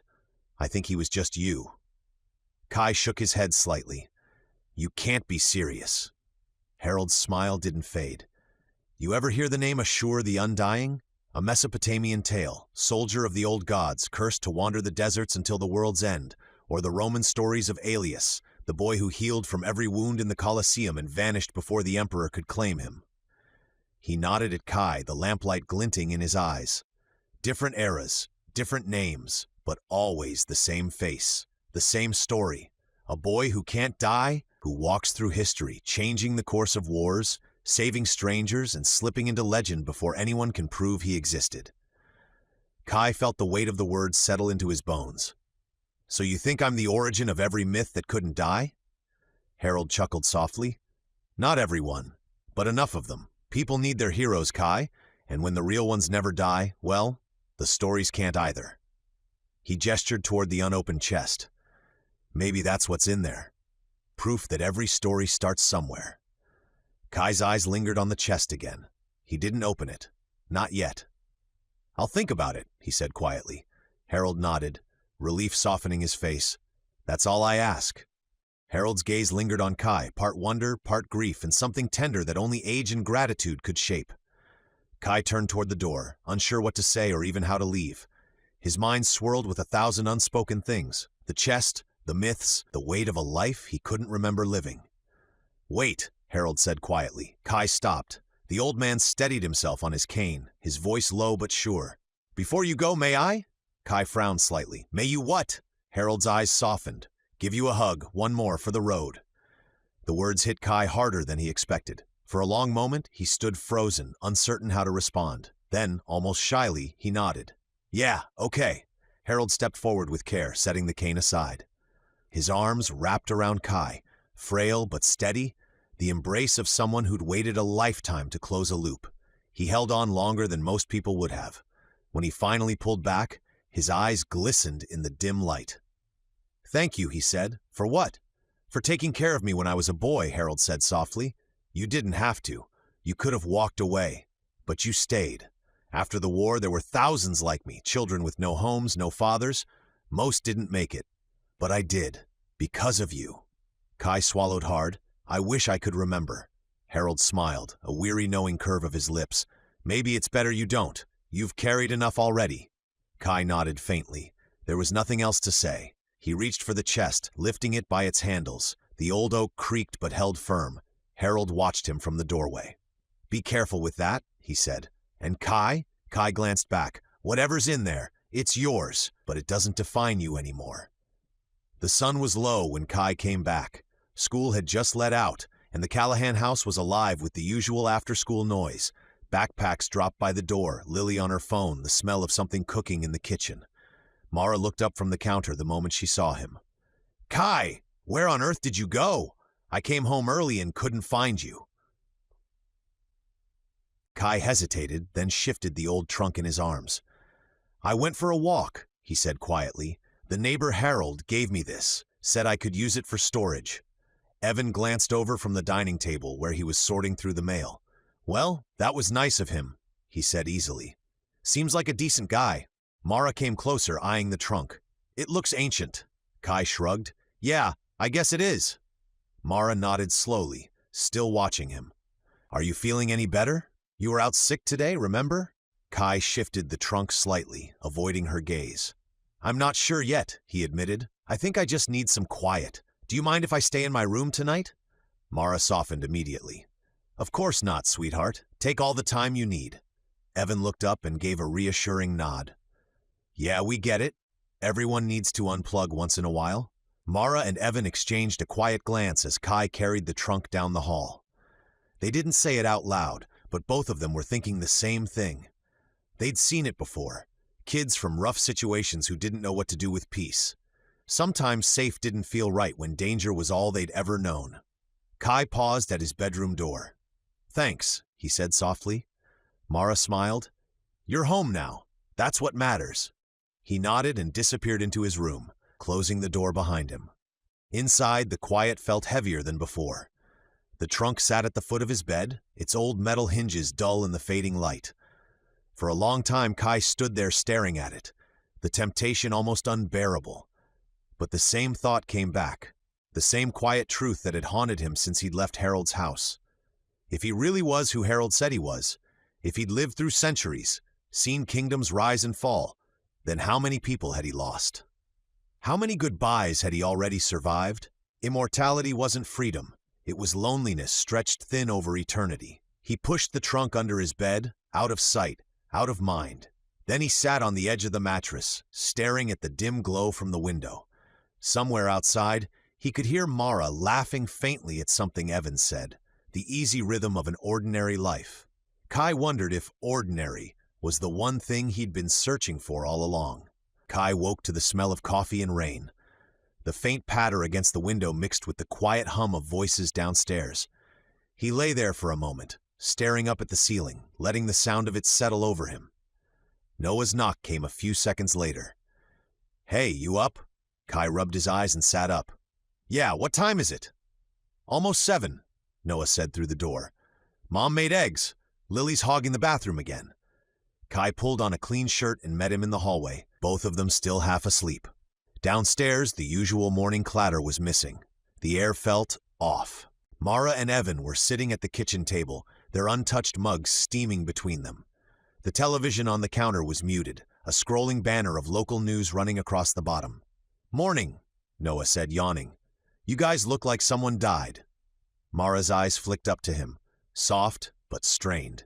"Noah, school's canceled today." Lily, already halfway through a piece of toast, froze mid-bite. "Canceled? Why?" Evan sighed, rubbing the bridge of his nose. "There was an incident last night." He hesitated, looking at Mara before continuing. With a student from your school. Noah frowned. What kind of incident? Mara took a slow breath. The police found a body early this morning. It was one of your classmates. The kitchen went still. The only sound was the faint hum of the fridge. Who? Lily asked quietly. They haven't released the name yet, Evan said, but it sounds like it happened not far from town. They said he was found in a ditch off Old Creek Road. Noah's expression hardened. Murdered? Mara nodded reluctantly. That's what they're saying. For a moment, no one spoke. Lily set her toast down. Noah sank into the nearest chair. Kai stood by the counter, silent, the air thickening around him. Mara tried to find the right words. They'll probably close the school for a couple of days. Police interviews, counseling, all that. Evan leaned back in his chair, shaking his head. This town was supposed to be safe. That's why we moved here, remember? Fresh air, good schools, no crime. Now look at it. 3 break-ins this month. That car theft on Main Street, and now this. Mara's hand rested on his arm. It's probably isolated. People are scared, but that doesn't mean... No, it's more than that, Evan said. Every week there's something new. You can feel it in the air. It's not the same place it used to be. Kai listened quietly, the words blurring together. A student, their grade. His mind searched faces he barely knew. The laughter in the hallways, the sea of names he hadn't learned yet. Noah finally spoke, his voice low. You think it's someone from our classes? Evan gave a slow nod. They said your grade level, probably. Mara's eyes softened. You two didn't know anyone who was out last night, did you? Noah shook his head. No, we came straight home after practice. Lily looked at Kai. You? Kai hesitated. No, he said quietly. I stayed in. Mara nodded. Good, I don't want you kids wandering off for a while, all right? Until they find whoever did this. Yeah, Noah said, his usual grin replaced by a grim set to his jaw. No argument here. Evan glanced at Kai. You doing all right, kid? You look pale. Kai forced a small nod. I'm fine. But he wasn't. Something in his gut twisted. A familiar unease he couldn't explain. The kind he'd felt on battlefields long before the world forgot what they were called. He looked toward the window. Rain streaked down the glass, blurring the street beyond. Somewhere out there, police lights flashed faintly through the gray. He didn't know why, but a thought surfaced quietly, uninvited. Whoever killed that student, it wasn't their first time. He couldn't explain how he knew that. Only that, deep inside, something old and instinctive stirred. Something that had been dormant. A week passed. The quiet, safe little town the Callahans had moved to didn't feel quiet anymore. Every day brought a new story on the local news. Another break-in, another body found in the outskirts, another warning from the sheriff's department for residents to lock their doors and stay home after dark. By the time the school reopened, the change was visible. A squad car was parked at the curb out front every morning. 2 uniformed officers stood near the doors, checking backpacks at random. The hallways, once filled with chatter, now carried a brittle silence, everyone talking in low voices, glancing over shoulders. No one said it out loud, but fear had moved in. Kai felt it like a pulse under his skin. Not just fear, something else, something deeper. He sat in class beside Noah, listening half-heartedly as the teacher talked about algebraic functions. Outside, the gray sky pressed low against the windows. He could see one of the officers pacing by the doors, hand always close to his holster.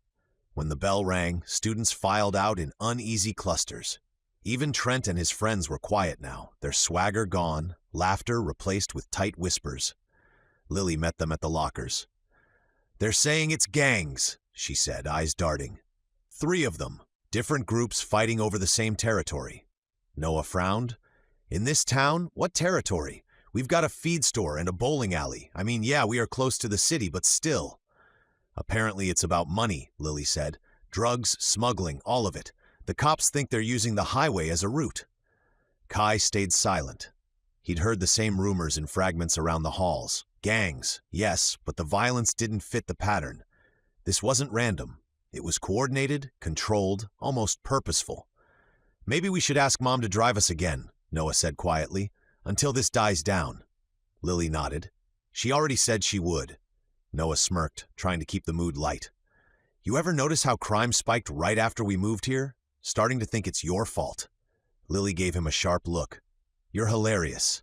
Kai barely heard them. His attention was elsewhere. On the way, the air felt heavy, electric, like the moment before a storm breaks.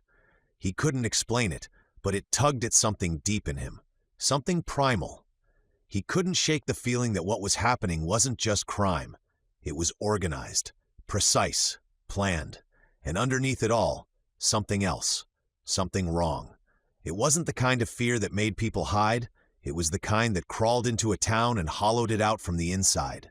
He leaned against the glass, staring at his reflection in the window, his unchanged face, and felt the same instinct that had once saved men in trenches long before any of these people were born. Whatever was coming, it wasn't just another gang war. It was something bigger, and it was just getting started. Before Kai could retreat too far into his thoughts, the sound of Lily's voice cut through the noise of the hallway. "There you are," she called, weaving through the thinning crowd before grabbing his sleeve. Kai blinked. "What's? Congratulations," she said, tugging him toward the double doors that led to the old auditorium. "You've been volunteered." "For what?" "To help set up for the dance," she said matter-of-factly, shoving open the doors. The scent of dust and floor polish hit him at once. Kai hesitated. "There's still going to be a dance? After?" "Yes."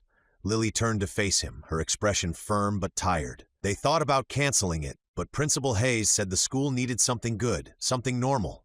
You know, so everyone doesn't spend the next month looking over their shoulder. Kai looked around. Half a dozen students were already there, stacking chairs, unrolling streamers, and arguing about color schemes. Someone had wheeled in the sound system from the gym. For the first time in days, there was laughter. Small, hesitant, but real. Lily handed him a box of light bulbs. "Here, these go along the stage." Kai raised an eyebrow. "You sure about this?" She gave a dry laugh. "No. But if I stay home watching Mom panic about crime rates one more night, I'll lose my mind." He couldn't argue with that. By mid-afternoon, the rest of the crew had shown up, including Noah, dragged in by Mara herself. He shuffled in with a dramatic sigh, balancing a box of decorations in one arm. "Mom says we're all bonding," he muttered to Kai. "Apparently, forced family labor builds character." Lily shot him a look. "It's not labor, it's community service." "Tomato, tomato," Noah said, setting the box down. "So what's the theme anyway? Doom and daisies? Apocalypse prom?" Lily ignored him and turned to the group at large. "The student council voted this morning," she said, picking up a poster board from a nearby desk. Across it was written in big looping letters, "A Night Under the Stars." "The idea," she explained, "is that we make the gym look like a ballroom. String lights, drapes, a fake sky ceiling with constellations. They even want people to dress up and do actual formal dancing. Waltz, swing, whatever we can fake," Noah groaned. "So tuxes, great." "Could be worse," Kai said quietly, sorting the light strands. "Yeah? How?" Noah asked. Kai gave a faint smile. "They could have gone with medieval, armor's heavy." That earned a small laugh, which, given the week they'd had, felt like a victory. By the end of the day, the atmosphere around the school had shifted slightly. The walls didn't feel so tense. Even the officers by the front doors had started to smile again when the music tests began echoing through the halls.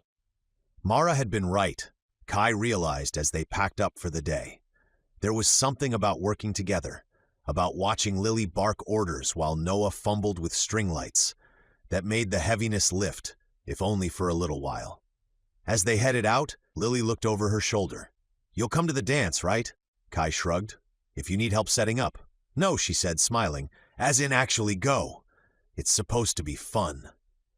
Kai didn't answer, but something about her tone made him nod.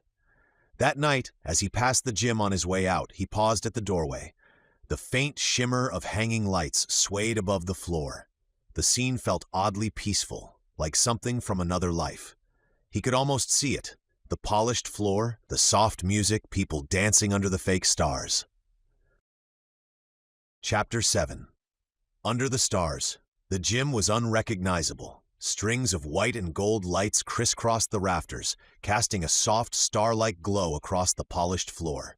Fabric drapes of midnight blue framed the stage, and a glittering paper moon hung above the bleachers. The air smelled faintly of punch, cologne, and floor wax. For a town that had been holding its breath all week, the dance felt like a collective exhale. Students flooded in wearing tuxedos and bright dresses, laughter bubbling up in uncertain bursts as the DJ switched between pop songs and slow numbers. Teachers chaperoned near the walls, smiling tiredly, pretending to relax. Even the police officers at the door had softened their expressions, watching from a discreet distance. Kai followed Noah and Lily through the entrance, trying not to feel completely out of place. The low thrum of the music vibrated through the floor. Noah grinned, straightening his tie. "Man, we actually pulled this off. Look at this place." Lily rolled her eyes but smiled. "You mean I pulled it off? You two were just manual labor." Kai allowed himself a small grin, but his attention drifted. The crowd moved in bright clusters, faces half hidden under the string lights. For a moment, everything felt almost normal. Almost. Then he saw him. Across the gym, half shadowed near the refreshments table, stood a man who didn't belong. Early 20s, maybe? Sharp black suit, pressed and spotless, a single glinting ring on his finger. His hair was dark, slicked back just enough to look deliberate, and his posture was relaxed, too relaxed for someone crashing a high school dance. But it was the man's eyes that caught him, cold, observant, steady. They landed on Kai and stayed there just a heartbeat too long. Kai blinked, and the man smiled faintly, just the corner of his mouth, before turning and melting into the crowd. When Kai looked again, he was gone. "You okay?" Noah asked, nudging him. "You look like someone just stole your lunch or something." Kai gave a half shrug. "Thought I saw someone I knew. Guess not." "Yeah, well," Noah said with a grin, "even if you didn't, half the school's acting like they know you anyway. You realize every girl here's been talking about you all week, right?" Kai frowned. "What?" Lily nearby overheard and groaned. "Oh, don't act surprised. You walk around brooding and quiet like some movie character, and they eat it up." "I'm not brooding," Kai said automatically. "Exactly what a brooding guy would say," Noah shot back, grinning. Kai shook his head, a half-laugh escaping before he could stop it. But even as he tried to blend into the crowd, he could feel it. The eyes. Whispers at the edge of the music, quick glances followed by laughter and blushing faces. He didn't understand it. He wasn't trying to stand out, but something about him seemed to draw people in like gravity. The lights dimmed and the DJ's voice crackled through the speakers. "All right, folks, we're slowing things down for a bit. Grab someone and make it count." A slow melody filled the room. Soft strings, steady rhythm. Pairs began to form across the floor. Some couples held each other shyly, others swayed apart, laughing at the awkwardness of it all. Kai lingered near the edge, watching. Noah and Lily had already been dragged off by friends, leaving him standing by the wall. A few girls stole glances in his direction. One whispered to another, nudged her forward, then chickened out halfway across the floor. Kai smiled faintly to himself, unsure what to do with the attention. He'd apparently faced armies and survived battles, but this was unfamiliar territory. He turned his gaze toward the crowd again, scanning for the man in the black suit. Nothing. Just students and teachers, lost in the moment. But somewhere deep in his gut, a flicker of unease refused to fade. Whoever that man was, he hadn't come for the dance. And the way he'd looked at Kai, like recognition, not curiosity, made Kai's skin crawl. The lights of the gym shimmered like stars trapped in glass, soft and golden, but beneath the music and laughter, tension ran like a current. Trent was back to being Trent. Even with the school crawling with officers and teachers trying to keep things peaceful, he'd found a way to make the night about himself, and to ruin it for everyone around him. It started at the punch table. The smaller boy he always tormented, Eli, quiet and gentle, the kind of kid who flinched when people raised their voice, was standing there refilling his cup when Trent accidentally bumped him from behind. The bowl tipped forward, crimson liquid cascading over Eli's white dress shirt. Laughter followed, sharp and mean. "Oh no, man," Trent said, grinning wide. "Looks like you didn't get the memo. It's red tie night, not red shirt night." Eli stammered something, but Trent just clapped him on the shoulder and pushed past him, leaving a trail of sticky footprints behind. Kai watched from across the room, jaw tightening. The teachers didn't see. They never did. Trent didn't stop there. He turned his attention toward a group of girls standing near the bleachers, smiling, awkward, trying to enjoy themselves. The first had an ill-fitting dress that hung just a little too loose at the shoulders. "Nice dress?" Trent said loud enough for everyone to hear. Borrow that from your grandma? The girl's smile faltered. Then another, a heavy-set girl with kind eyes and nervous hands, standing alone near the wall. Hey, Trent called, smirking. You planning to dance, or are you waiting for the floor to cave in first? Laughter rippled again, cruel and hollow. Kai's stomach turned. The girl tried to smile, her face going red as she fumbled for her drink. When she thought no one was looking, she brushed at her eyes with the back of her hand. He'd felt that he had seen that look before. Too many times. The look of someone trying to make themselves smaller in a room that had already decided they didn't belong. Across the floor, a group of popular girls gathered near him, all perfume and practiced smiles. Kai, one of them said sweetly, touching his arm. Dance with us? Another chimed in. Or maybe just with me? Their laughter was light, expectant. He smiled politely, shaking his head. Thanks, but I'm okay, one teased. You've been standing there all night. Don't be shy. I'm not shy, he said gently. Just not in the mood. They exchanged quick glances, whispers already forming as they drifted away. He barely noticed. His gaze had returned to the girl sitting alone near the bleachers, the one Trent had humiliated. She was staring down at her hands now, her untouched drink trembling slightly in her grip. No one sat with her. No one looked her way. The DJ's voice broke through the speakers. All right, everyone. Time to find your partner. We're doing a waltz next. The crowd shifted. Some groaned, others laughed, but couples began to form again. The music that followed was softer this time, a classic melody that seemed older than the rest of them. Steady, graceful, timeless. Kai's pulse quickened. He could still feel the rhythm before the first note even finished, something buried deep in him remembering the steps without being taught. The way hands met, how the world turned in circles to a measured beat. But his eyes stayed fixed on the girl in the corner.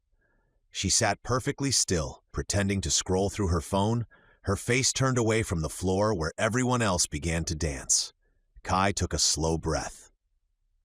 Maybe Harold was right. Maybe living like a normal person meant choosing what kind of man he wanted to be.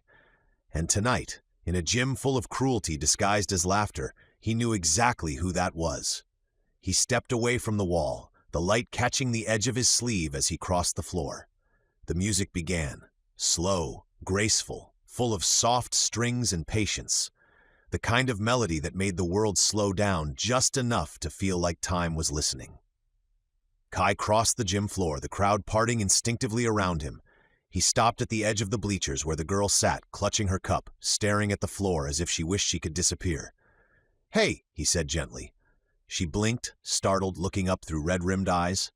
Oh, hi, he smiled softly. Would you dance with me? Her expression froze.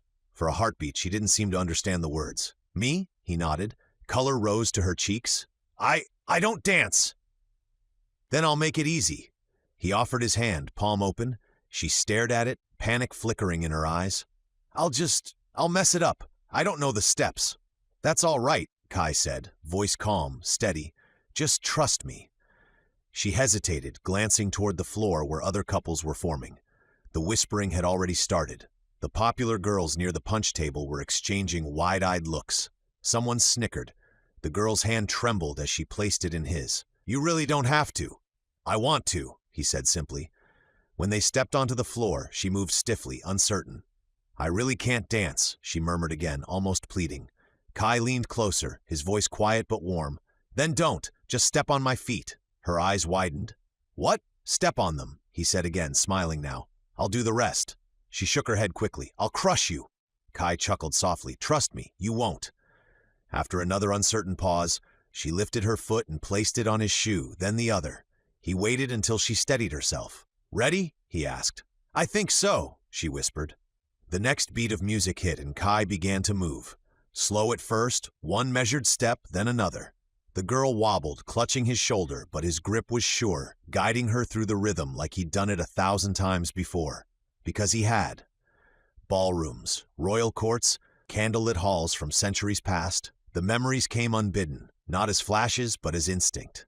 Every pivot, every graceful spin flowed through him as naturally as breathing. He turned them gently, his movements smooth and effortless. Don't look down, he said softly. Look at me. She lifted her eyes, uncertain, and then her expression changed. The fear melted away, replaced by something small and bright. They moved across the floor in slow circles, her skirt brushing the polished wood, her laughter breaking free in a quiet, astonished sound. Then Trent's voice cut through the air like glass. "Well, would you look at that?" he called from the sidelines. "Didn't know we were doing charity dances tonight." Laughter rippled, sharp and uneasy. The girl's steps faltered, but Kai tightened his hand around hers. His voice didn't rise. "Ignore him," he said softly. "He doesn't exist right now, just the music." She nodded faintly, and he turned her again, the light catching the edge of her hair. Something shifted in the room then. The laughter died away. The mockery faded. Students began to move aside, clearing space without realizing they were doing it. Kai moved with the kind of confidence that couldn't be faked, a timeless ease, each motion deliberate and full of grace. It wasn't just a dance, it was command, the kind that made others pause and take notice. By the second stanza, the girl's smile had grown. The fear was gone, replaced by something radiant. To her surprise, she wasn't clumsy anymore. She was gliding across the floor. Halfway through, Noah, who'd been watching from the edge with his arms crossed, let out a long sigh and muttered, "Screw it." He turned to the girl with the thick glasses, the one who had spent most of the night hiding behind the drink table. "Hey," he said with a grin, "how about we make this an even number?" Her jaw dropped, but she nodded, letting him lead her onto the floor. Lily watched, smiled, and shook her head. "Unbelievable," she muttered. Then she stepped forward and grabbed a quiet boy near the corner. "Come on, we're not letting them have all the fun." By the time the song neared its end, the gym floor was full again. But this time, it looked different. The pretty girls who'd laughed earlier were dancing with the quiet ones. The shy kids were smiling. Even Trent stood near the bleachers, arms folded, uncertain, his confidence shaken by the sight of the crowd moving together, no longer divided by the fragile borders he'd drawn. At the edge of the room, Mara and Evan stood beside the refreshment table, watching the scene unfold. Mara's eyes shimmered, a soft smile playing at her lips. Evan slipped an arm around her shoulder and whispered, "Guess the kids figured it out better than we ever could." When the song ended, the room fell quiet for half a second before the applause started. Soft at first, then rising until it filled the gym like thunder. The girl at Kai's side was beaming now, her cheeks flushed, eyes bright. "That was," she started, then shook her head, laughing through a few tears. "That was the first time I didn't feel invisible." Kai smiled. "Then it was worth it." As the crowd broke into chatter again and the music shifted back to something faster, Kai glanced once toward the darkened edges of the gym, toward the crowd where the man in the black suit had been standing before. The applause from the waltz still echoed faintly as the music shifted to something upbeat, a fast pop rhythm that sent the couples scattering back to the sidelines. Noah gave Kai a friendly nudge. "Not bad, man. You've officially broken the social hierarchy of the entire school." Kai smiled faintly. "I didn't mean to." "Yeah, well," Noah said, straightening his jacket, "you did, but that slow dancing stuff?" He shook his head with mock seriousness. "Not really my thing." Kai raised an eyebrow. "No?" "Nah." Noah flashed a grin that could only mean trouble. "I'm more of a classic hip-hop guy," Lily groaned. "Oh, Noah, don't you dare." But it was too late. He was already moving, ducking through the crowd, sliding between students until he reached the DJ booth. He leaned over the table, whispered something, and the DJ, clearly amused, nodded. The music cut out mid-beat. For a split second, silence filled the gym. Then the deep thump of bass kicked in, sharp, rhythmic, and loud enough to shake the floor. The lights shifted automatically, strobing across the polished wood as Noah stepped into the center of the room, hands raised like a showman. "Oh no," Lily muttered, covering her face. "He's really doing it." Kai chuckled softly. "Doing what?" Students began to gather around in a wide circle, cheering as Noah started to move. And to his credit, he wasn't bad. He slid, spun, popped, and locked with practiced ease, the rhythm sharp and clean. The crowd clapped in time, laughing, shouting encouragement. Noah threw in a backspin, then a knee drop that earned him a round of applause. When the beat hit again, he ended with a final pose, grinning, flushed, basking in the roar of the crowd. Thank you," he said dramatically, bowing. "Now, who's next?" He turned, eyes landing squarely on Kai. The crowd followed his gaze. "No way," Kai said, half laughing. Noah grinned. "Come on, man, beat that." The crowd took up the chant almost instantly. "Kai! Kai! Kai!" Even the DJ leaned over the booth microphone, voice booming. "Looks like we've got a challenge, folks." Kai rubbed the back of his neck, smiling in disbelief. "I don't know, Noah. Hard to follow that."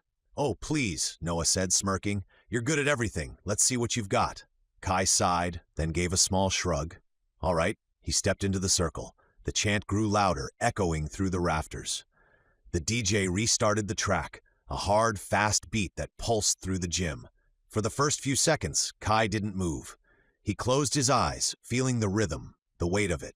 Then, without warning, he dropped low, one hand bracing the floor as his body spun in a clean, controlled windmill that transitioned seamlessly into a flare. The crowd erupted. Noah's jaw dropped. What the? Kai flowed from one move into another with impossible precision. Spins that blurred too fast to follow, headstands that shifted into freezes mid-motion. Every twist, every turn was flawless. The years, decades of watching and learning every form of dance the world had created poured through him. He'd seen the early breakers on cracked concrete streets, the rise of the hip-hop era, the birth of rhythm and expression itself.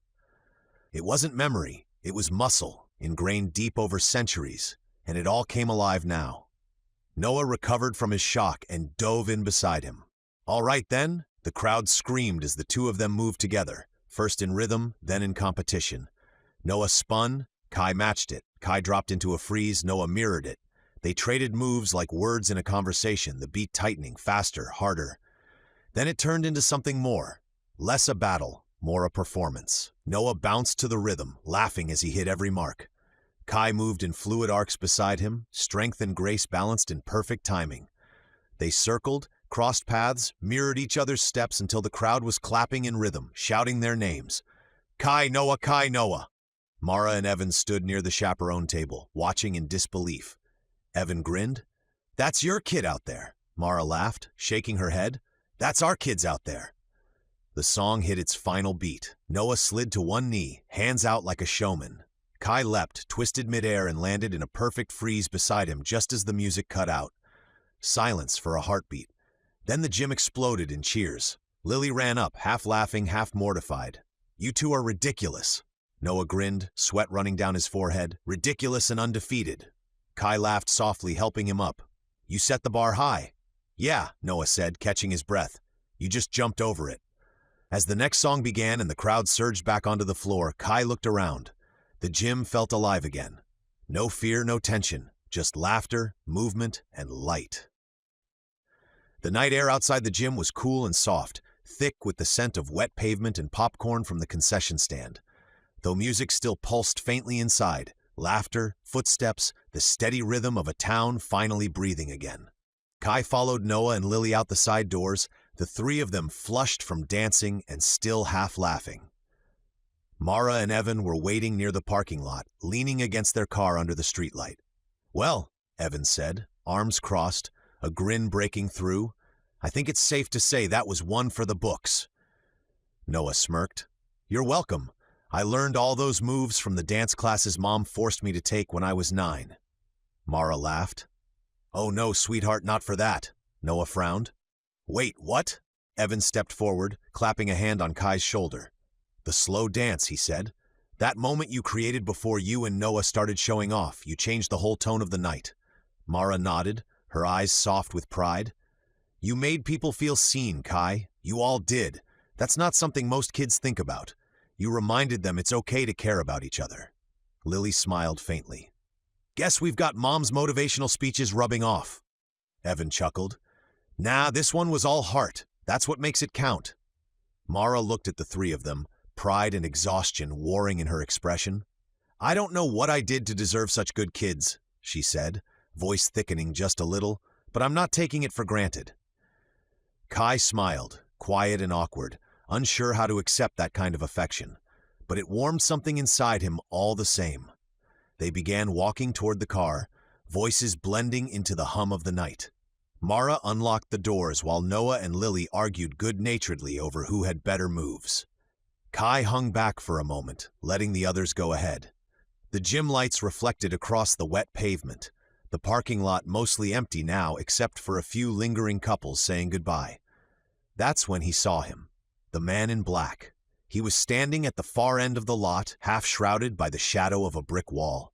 The same expensive suit, the same slick dark hair. His eyes found Kai's through the distance, sharp, deliberate, and filled with something that wasn't malice, but understanding. Recognition. The world seemed to fade for a heartbeat, leaving only that gaze between them. Then the man smiled, small, almost polite, and turned away, vanishing into the alley beside the gym. Kai's breath caught. "Hey," Noah called from across the lot, "you coming?" Kai blinked, the sound pulling him back. "Yeah," he said, "I'll be right there." He crossed the pavement quickly, heart pounding for reasons he couldn't explain. The alley was narrow and dark, lined with dumpsters and old bricks slick with rain. He could still feel the echo of presence, the faint hum of awareness like static in the air. But the man was gone. Only the quiet remained. Kai turned to leave, but something on the ground caught the light, a small glint against the concrete. He crouched down, brushing away a few fallen leaves. It wasn't metal, it wasn't trash, it was stone. A carved chess piece, a black king heavy and worn smooth by time. The edges were chipped, but the craftsmanship was unmistakable. Ancient, hand-chiseled. Kai turned it over in his palm. The surface was cool, unnaturally so, like it hadn't been touched in centuries. The faintest pattern was etched along the base, a symbol he almost recognized. Almost. "Kai?" Mara's voice carried faintly from the lot. "Everything okay?" He slipped the piece into his jacket pocket. "Yeah," he called back. "Just dropped something." As he walked back toward the car, his mind spun. A chess piece that felt older than history itself, and a symbol that stirred a memory he didn't have but somehow felt. He looked once more toward the alley. The shadows had already swallowed the place where the man had stood. After finishing the dance, it was now time to clean up. They weren't quite out of the gym when the world tilted. Mara had one of the last boxes in her arms, balancing it like a soldier on leave. Kai was 20 feet back, carrying 3 stacked cartons. The parking lot smelled of rain and rubber. The night still hummed with the afterglow of the dance. A car screamed into view. Black, too low, too loud, skidding across the lot like it had somewhere urgent to be. For a heartbeat, Kai thought it was one of the parents running late or a drunk teen showing off. Then he saw the driver, the man in the black suit, eyes fixed ahead with that same patient, strange smile. Everything narrowed. Sound sharpened into one thin line. The thud of his heartbeat, the whine of tires, the whoosh of air. People on the curb were still laughing, half unaware. Mara kept walking toward the van, one hand already on the door. The car turned. Kai dropped the boxes without thinking. They hit the pavement and exploded into a scatter of streamers and tissue paper. He ran. He reached Mara in time to shove her sideways. His shoulder slammed into her, the motion all muscle and instinct. She went down hard, face into the asphalt. For a second, she didn't move. The car hit him. It hit with the sound of a thunderclap. Metal striking flesh, the car's nose crumpling as if against a boulder. Kai's body launched forward. For a breathless instant, he was on the hood. Then he bounced, a hard, hot arc, and tumbled over the roof. He rolled across the wet pavement, each revolution sounding like dull drums. He came up raw and winded, smelling exhaust and ozone. Pain cut through him, bright and immediate, but under it something else, older and colder registered. The wrong alignment of his hip, the unnatural angle of his forearm. He tasted metal in his mouth and knew something had snapped. No one seemed to understand the full picture at first. Noah and Lily were still clutching boxes at the van's side when they turned and saw Mara curled on the asphalt and Kai half-formed beside her. The parking lot full of students and chaperones went suddenly aware, faces shifting from merriment to panic. "Mom!" Noah's voice was a raw thing as he ran. Evan was 2 steps behind, keys jangling. His face had already gone from confusion to fear to a father's worry in a dozen heartbeats. He shoved through the small crowd, hands out, asking with his posture what words couldn't. What happened? Mara was scraping herself to her knees, hand pressed to her cheek where the pavement had kissed her skin. She rolled over slowly to look for Kai, and didn't see him right away. She saw his jacket snagged on something. The boxes spilled, then Kai. Kai blinked up at the sky, his vision blurred. His right leg was twisted, the hip socket visibly wrong. His forearm was bent backward, bone-piercing skin. He took one breath, steady, deliberate, and another. Then he forced the hip back into place. A sharp, wet crack echoed through the lot. The pain burned through him, violent but fleeting, fading almost as soon as it came. His arm followed, a grim, practiced motion as he twisted the joint until the bone slid back under the skin. The blood stopped almost instantly. The wound sealed itself, leaving behind only faint red smears. Within seconds, the bruising lightened, his body knitting itself back together in eerie silence. He exhaled once shakily. The world steadied. "Mom!" Noah's voice broke through the ringing in his ears. He turned his head and saw them. Evan, Noah, and Lily rushing out of the gym doors, arms full of boxes. Mara was on her hands and knees, groaning, confused but alive. Kai pushed himself up before they reached him, forcing his posture straight, ignoring the ache still fading from his muscles. He brushed dirt from his jacket, pulled his sleeve down to hide the bloodstain. Evan reached them first. "Mara, are you okay?" She nodded weakly. I think so. It just came out of nowhere." Evan's eyes flicked to Kai. "What about you? You look pale." "I'm fine," Kai said quickly. "It missed me." Noah's gaze darted between him and the tire marks. "Missed you?" he said quietly, incredulous. He caught Lily's eye. She understood. They'd seen this before. The way he'd healed after the fire. Evan crouched by Mara, checking her arms. "We're calling the police. That driver, whoever it was, they aimed right for you." Mara shook her head, still dazed. "If Kai hadn't pushed me..." She stopped, her voice trembling. She looked up at him, eyes glassy with gratitude and fear. "You saved my life." Kai tried to smile, but it didn't reach his eyes. "Anyone would have done the same." "No," she said firmly. "They wouldn't have." She pulled him into a hug, tight, trembling, full of all the things she couldn't put into words. When she let go, her hands lingered on his shoulders. "But listen to me, Kai," she said softly, her voice half laughter, half tears.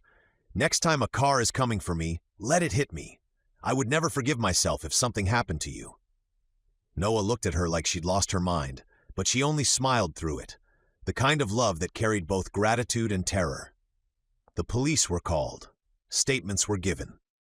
The rest of the committee huddled near the doors, whispering about the car, the driver, the speed. No one had seen his face clearly.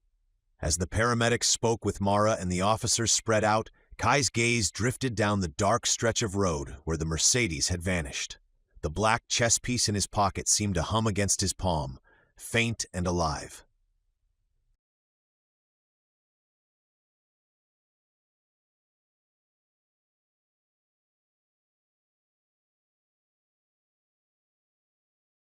Chapter 8. A Hero is Born.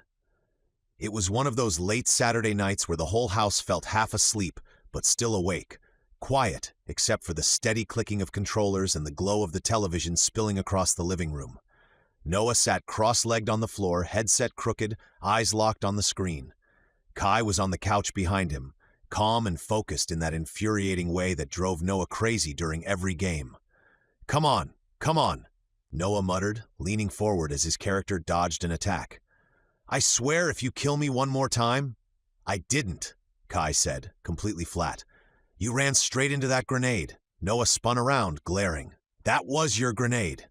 Kai smiled faintly, fingers moving over the controller with surgical precision. "It worked, didn't it? Worked for you." The game roared with noise, their characters ducking behind cover, explosions lighting up the screen. Noah's headset buzzed with chatter from teammates across the country, voices layered with the kind of excitement only competition could bring. "I swear, if you beat me at this too, I'm deleting your profile," Noah said. "Finally found something I can win." Kai's tone didn't change. "You said that about chess?" "Yeah, but this isn't chess, it's ranked," Noah said, like that meant something sacred.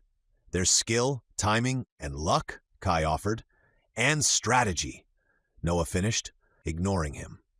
They were both laughing when Evan's voice called from the hallway. "All right, you two, wrap it up. You've been glued to that screen for 3 hours. 5, Kai corrected absently. Evan frowned. "That's not helping your case, son." "We're almost done," Noah said, not taking his eyes off the screen. "Just one more match. We're in a ranked climb. If we win this, we move up a whole division." Evan blinked. "A what?" "Division, like a higher rank, like it's important." Evan crossed his arms, clearly unimpressed. So is getting off your butts and walking to the bowling alley. Your sister's wrapping up with her friends, and I don't want her walking home alone.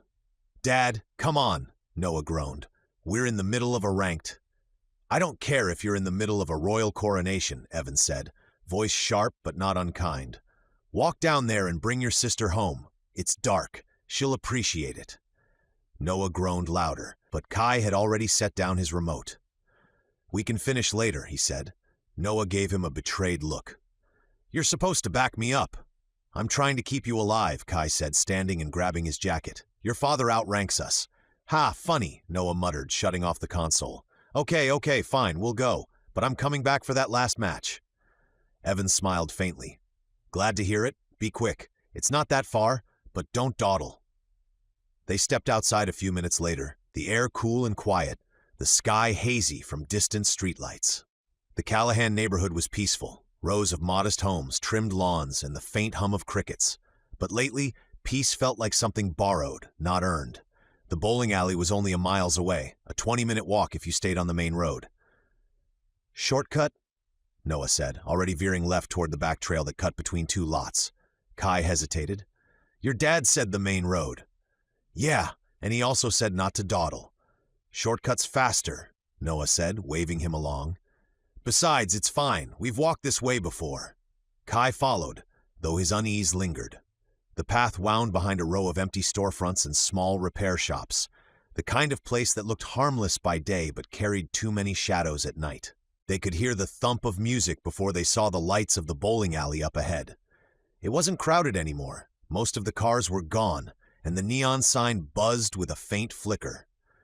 Noah shoved his hands into his pockets. I bet Lily's still inside gossiping with her friends. You know how she gets when she starts talking.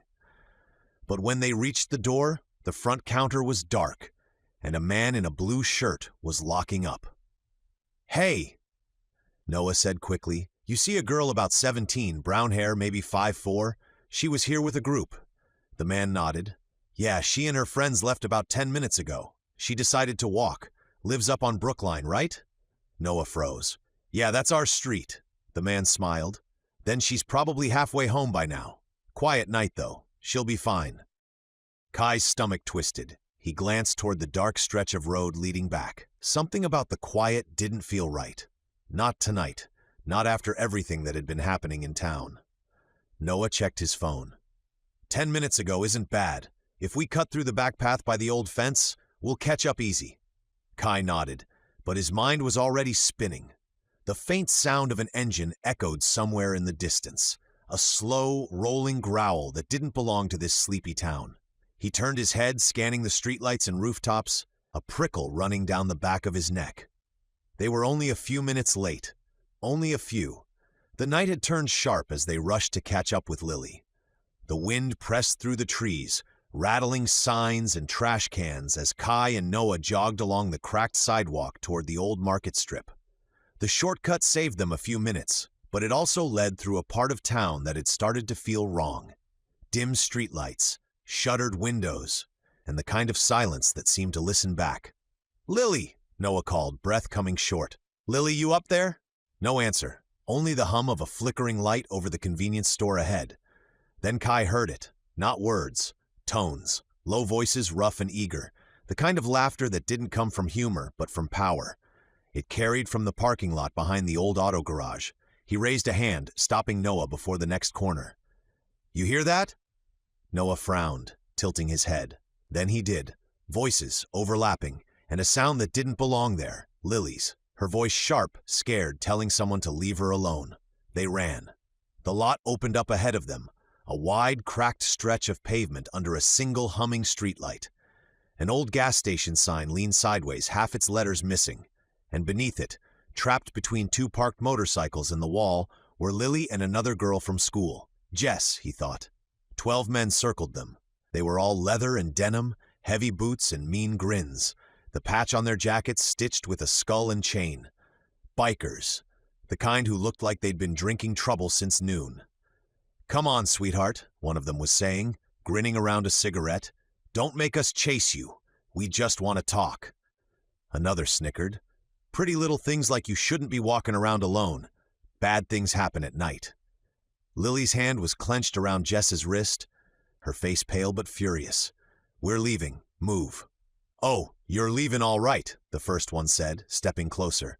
Just not yet.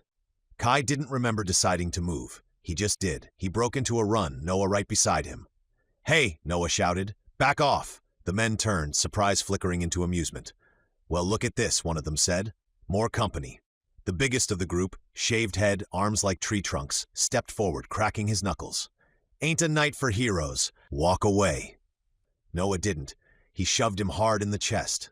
She's my sister. The man's grin widened. Then you should have kept a better eye on her. The punch came faster than Noah expected. It hit square in the jaw, spinning him sideways into the pavement. He landed hard, coughing, his hand pressed to his face. Noah, Lily cried, struggling against one of the bikers who grabbed her arm. Kai moved between them without a thought. His voice came out steady, quiet, almost too calm. Let her go. The biker holding Lily sneered. Or what? Kai's eyes flicked to Noah, still trying to push himself up. 12 of them, 4 kids. This was bad. He felt it then, the pulse in his chest, that old buried heat that came when danger turned real. His instincts screamed to stop holding back, to do what centuries of battle had trained him for. But even now, part of him hesitated. He wasn't supposed to stand out. He wasn't supposed to draw attention. Another biker stepped closer, chain swinging in his hand. You deaf, kid? You gonna back off or we're gonna make you? Kai didn't move. The laughter started again, low and confident, the circle tightening around him. Noah groaned from the ground, trying to stand. Kai, he said weakly, help her. Kai's jaw tightened. His gaze slid from Lily's terrified face to the circle of men closing in, to the faint reflection of his own expression in the chrome of a nearby bike. The patience inside him snapped. Every muscle in his body coiled, old reflexes waking like something ancient stirring from a long sleep. The men didn't see it yet. They just saw a quiet kid standing in the dark. But they were about to learn, very quickly, that he wasn't just a kid. The first man reached for him, laughter still in his throat. Kai took a slow breath. The first man lunged. Kai moved like water. He sidestepped, grabbed the biker's wrist, and twisted hard. The sound of bone cracking echoed through the parking lot, followed by the man's yell as Kai pivoted, driving his elbow into his ribs. The biker went down gasping. The others froze for half a second, caught between shock and fury. Then everything exploded. 2 came at him from behind. Kai dropped low, sweeping his leg in a clean arc. Both hit the ground, helmets clattering against pavement. A third swung a chain. Kai ducked, the metal whip slicing through the air above his head, and came up fast with a palm strike that sent the man sprawling into a parked bike. Lily screamed, Kai! But it wasn't for him. Jess, her friend, had tried to bolt for the street. One of the bikers caught her by the arm and backhanded her across the face. The sound was sickening. She crumpled to the ground, motionless. That did it. Something broke inside Kai. Not fear, not anger. Something colder. Older. He didn't feel the pain when a fist caught him in the jaw. Didn't flinch when another slammed a pipe across his shoulder. He caught the next attempt mid-swing, yanked the man forward, and sent him flying into the wall. The pipe bent in his hand like aluminum foil. Noah was on his feet again, swinging wildly at one of the smaller men. He landed a lucky punch before getting shoved back.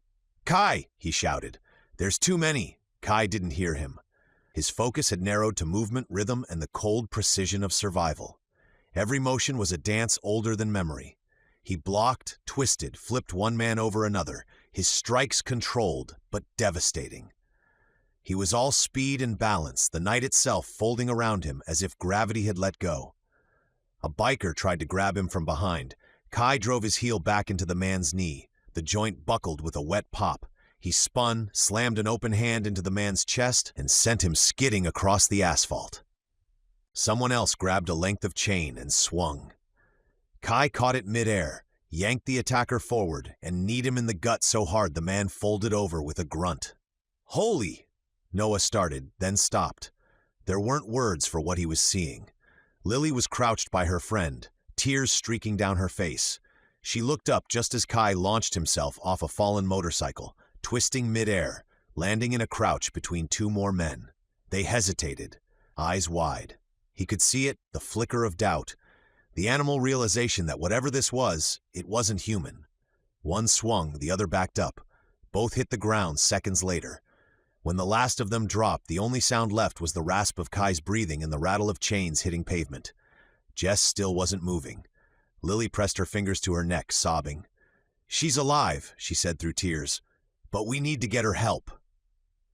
Kai nodded once, his chest rising and falling hard. His knuckles were raw, his jacket torn, but his eyes burned with something fierce and bright. Then a noise broke through the stillness, the heavy crash of a door slamming open.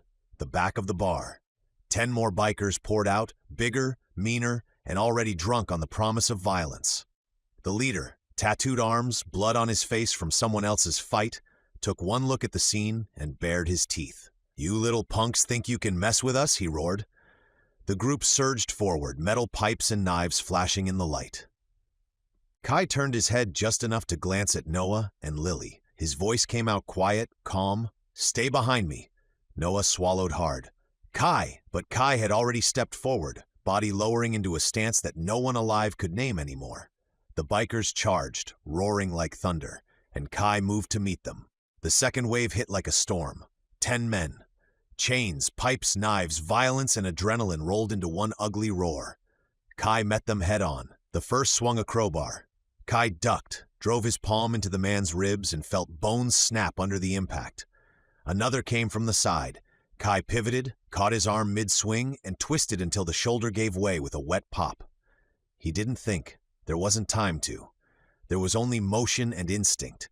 The centuries of combat buried beneath his calm life, rising like a tide he could no longer stop. A knife flashed in his peripheral vision. He caught the man's wrist, slammed it against a wall, then the light pole, then once more. Hard. The blade clattered away. The man screamed and didn't get up again. The others hesitated, just for a breath. Then one drew a gun. It gleamed under the streetlight, the barrel jerking up toward him. The world slowed. Kai lunged. His hand hit the man's wrist before the trigger could pull. He twisted.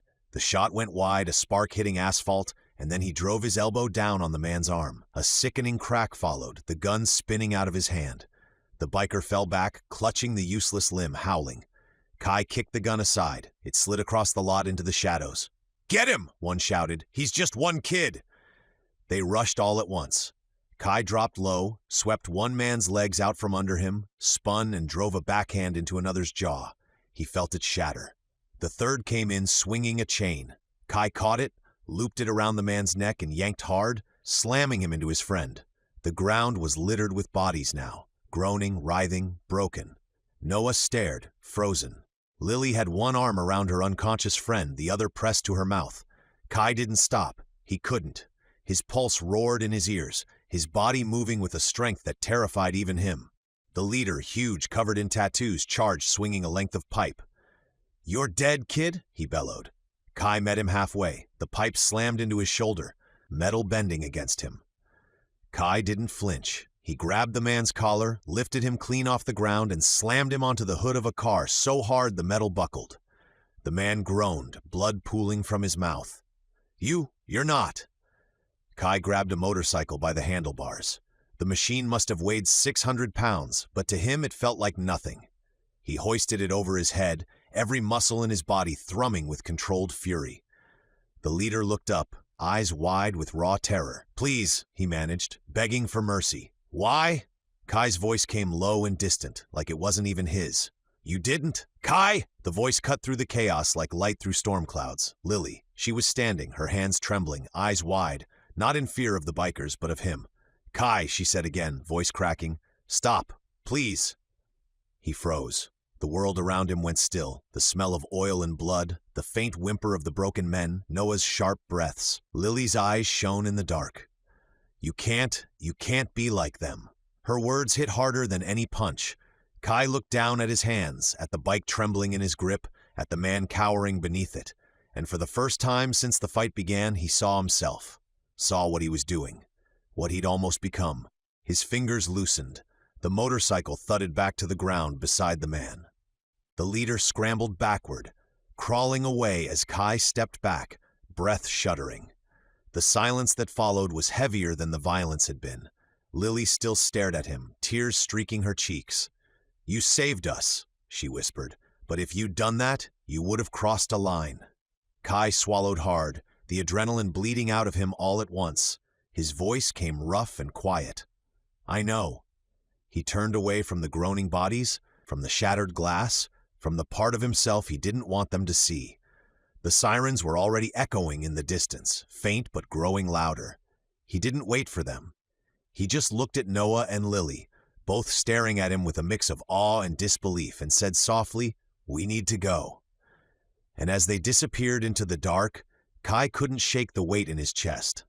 He wasn't sure which frightened him more, what he'd just done, or how easy it had been. The three of them moved quickly through the side streets. Kai in front, carrying Jess in his arms like she weighed nothing, Noah trailing close behind, glancing over his shoulder every few seconds for flashing lights.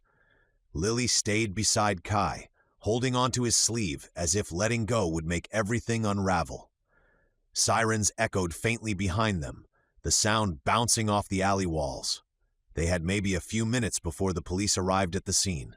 Are we going to get arrested?" Noah asked between breaths.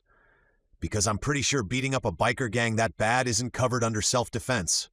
Kai didn't answer. His focus stayed straight ahead, steps even despite the weight in his arms. Jess's head rested against his chest, her breathing shallow but steady. They turned another corner, the streetlights thinning until they reached the quiet rows of houses leading toward home. Kai slowed, kneeling to check Jess's pulse again. Her eyelids fluttered. "What happened?" Lily leaned down quickly, her voice soft and soothing. "You're okay. You got scared and hit your head, but we got away. You're safe now." Jess blinked, disoriented, glancing from Lily to Kai. "What about those guys?" "They're not going to bother anyone again," Noah said quickly. "Promise?" Jess shivered, still dazed. I don't remember." "That's okay," Lily murmured. "What's important is that everyone is okay." They reached her house a few minutes later, a single-story home with an old porch light flickering like it couldn't decide whether to die.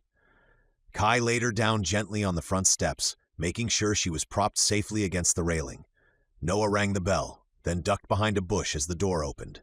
Jess's older brother stepped out, eyes going wide. "Jess! Hey, what happened?"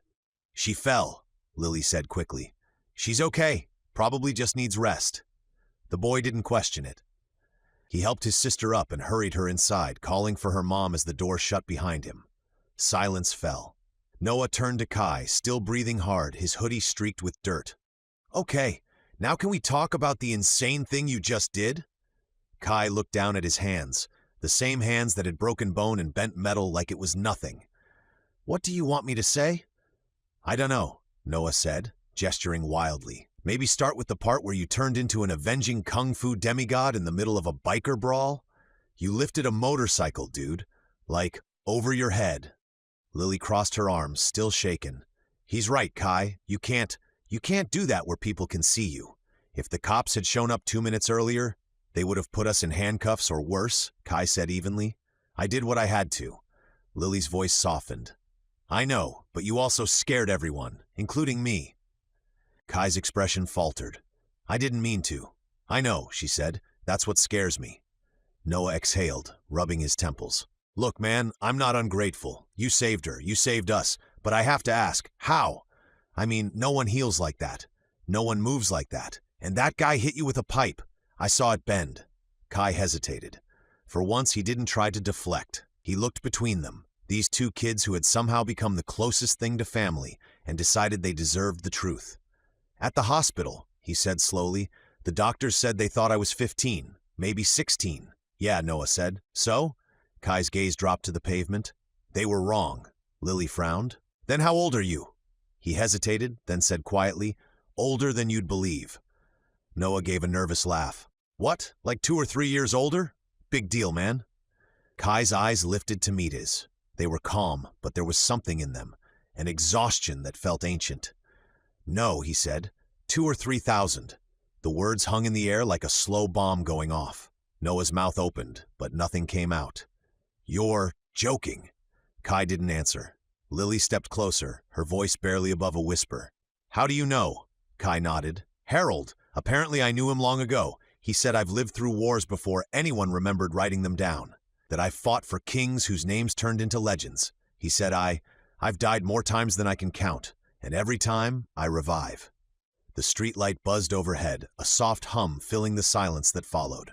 Noah ran a hand through his hair, pacing in a small circle. Okay, hold on. So what, you're saying you're immortal? Kai shook his head. I don't know. I just know I'm not normal. And I think... He hesitated. What? Noah asked. Kai's gaze drifted toward the end of the street where the lights from the police cars reflected faintly off the clouds. I think someone else does know. Maybe more than one person. I don't know who. I just feel it. Lily's voice was quiet. Like someone's watching? He nodded. Yeah. They stood there for a while, the night air wrapping around them. Noah eventually shoved his hands in his pockets, his voice softer now. Okay, so you're immortal. People might be watching, and we just took down a biker gang. Cool, totally normal weekend. Kai almost smiled. I told you I wasn't good at fitting in. Lily's expression softened. You fit in better than you think. You just need to be careful, please. Kai nodded slowly. I will. They started the walk home together, silent except for the crunch of gravel underfoot. The sirens were fading now, just a distant echo carried on the wind. But Kai couldn't shake the feeling that somewhere, hidden in the dark corners of the town, someone had seen exactly what he'd done tonight, and they were waiting for him to do it again.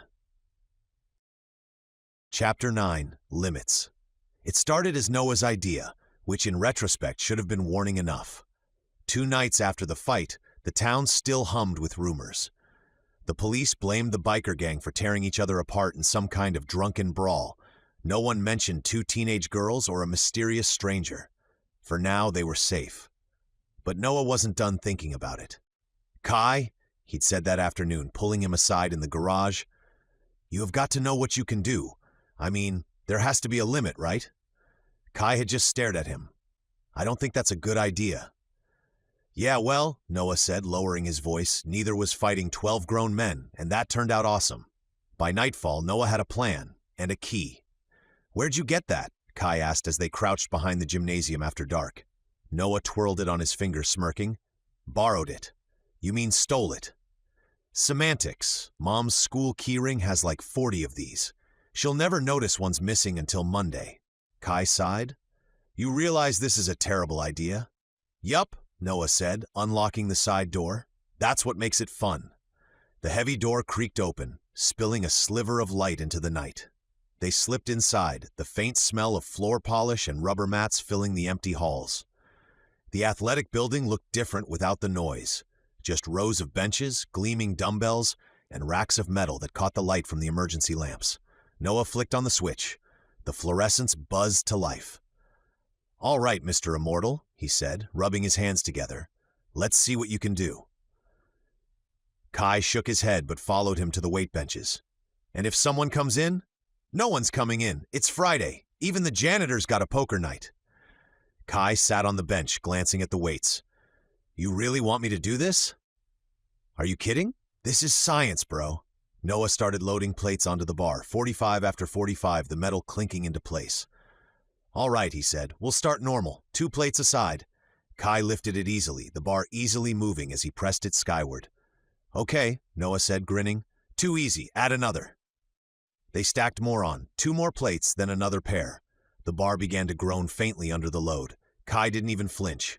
Still fine, he said. Noah stared. That's 400 pounds, dude. Kai gave a small shrug. Feels like 50. Okay, Noah said, practically vibrating. Now we're getting stupid. He added more, carefully, until there hardly any space left. The bar looked like it had swallowed every plate in the building. He stepped back, eyebrows raised. You're gonna break something. Kai's voice was quiet.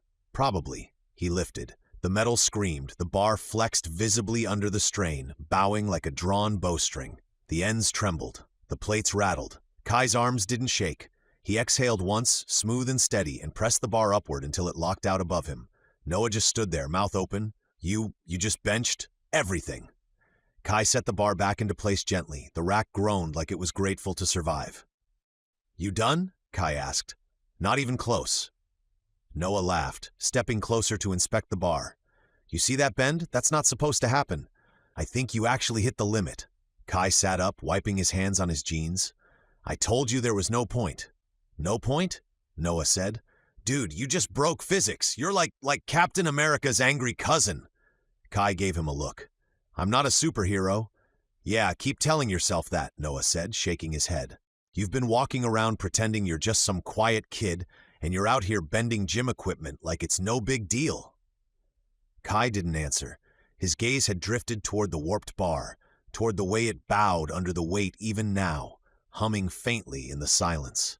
Noah stared. You didn't even breathe heavy. Kai set the bar back.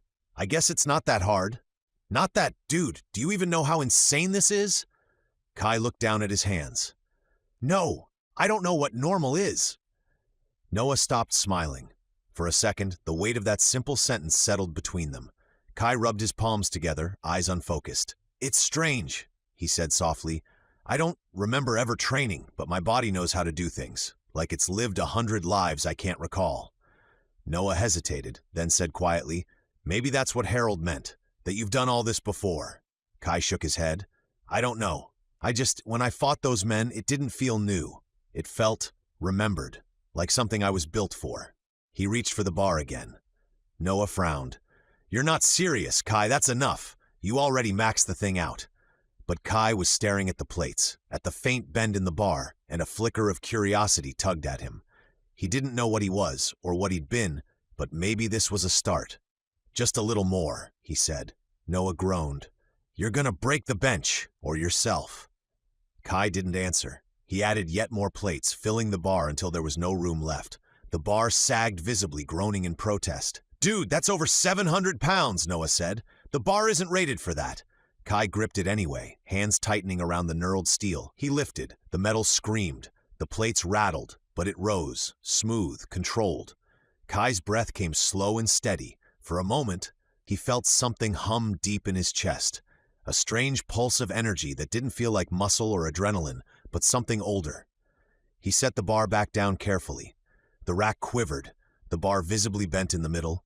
Noah's eyes were wide. Holy crap, you just broke the bar. Kai sat up, staring at the warped metal. His pulse was steady, but his mind was anything but. I didn't think I could do that, he said quietly. Yeah, well, Noah said, still gaping. Apparently you can do a lot of things you don't think you can. Kai looked down at his hands again, turning them slowly. They looked ordinary. Rough palms, short nails, but they didn't feel ordinary. They felt like something designed for more than this world knew. I don't know what I am, he said softly. Noah shrugged. Guess we'll figure it out, but maybe let's not do it with Mom's key next time, yeah? Kai gave a small, reluctant smile. They shut off the lights and slipped out into the cool night, locking the door behind them. The gym fell silent again, empty except for the faint metallic creak of the ruined barbell bent under the weight of what it had just endured. The night air was cold as they walked home from the gym, sneakers crunching softly against the gravel. The streets were empty, washed in a pale orange glow from street lamps overhead. Kai was quiet, lost in thought, still seeing the image of the bent barbell in his mind, the way it had screamed under his hands. The walk home was quiet, the kind of stillness that made even the crickets sound distant. The street lamps hummed overhead, throwing thin halos of orange light onto the cracked sidewalks. Noah kicked a loose rock down the road, his hands stuffed in his hoodie pocket. Man, if Grandpa Frank saw that bar you mangled, he'd have a field day, he said, laughing to himself. He'd probably tell you it's because everything's made cheap these days. Back in my day, he deepened his voice in mock imitation, steel didn't bend unless you meant it to. Kai's steps slowed. Something in that name, Frank, hit him like a sudden punch of vertigo. Noah didn't notice. You should have seen him last Thanksgiving, he went on. Dropped a turkey on the floor, blamed the oven for being too slippery. I swear, the man's a legend. Kai stopped walking. Something in his chest tightened, a pulse of heat followed by a sudden cold wave that hit his head like vertigo. The air around him seemed to thicken, the world tilting. Kai? Noah said. Hey, you good? But Kai wasn't hearing him anymore. The world was gone. The streetlight's glow flickered and turned into the dim buzz of a single hanging bulb. The room was dark, stone walls slick with moisture. A chain rattled as Kai tried to move. Thick iron links wrapped around his wrists, bolted into the wall above him. His shirt was gone. Tubes ran from his arms, his blood dripping into glass jars. His skin was cold and damp, every breath a sharp ache in his ribs. The bulb swung faintly overhead, revealing bruises, dried blood, and the heavy shackles that cut into his arms. Footsteps echoed from the shadows, slow, purposeful. Then a voice, smooth, cultured, and too calm for the setting. "So," the man said, stepping into the thin cone of light, "this is where you've been hiding." Kai's eyes lifted. The man was tall, dressed in black from throat to heel. His hair was dark, neatly combed back. His face, too pale to be healthy, too elegant to be ordinary, wore an expression of detached curiosity, like a doctor examining a rare specimen. He tilted his head, the faintest hint of amusement curling his mouth. "I should have known Frank was behind you dropping off the map. He always did have a knack for locking things away he couldn't understand." He stepped closer, the leather of his gloves creaking softly. "Wow," he said dryly. "You stink. How many years has he kept you down here?" Kai didn't answer. His throat was dry, words buried beneath exhaustion and fury. The man sighed, then crouched in front of him, studying his face. "You could have come back, you know. You could have called." His smile widened slightly. "But no, you disappear for decades, and suddenly everyone thinks the great Kai is gone for good." He reached up, gently tapping Kai's cheek with the back of his gloved hand, as if to make sure he was awake. "If I let you out," he said softly, "are you going to behave yourself?" Kai's breath came rough, his voice barely a whisper. "What do you want?" The man leaned closer, eyes sharp, gleaming with something predatory but not quite human. "Oh, come now. You know what I want. You always have."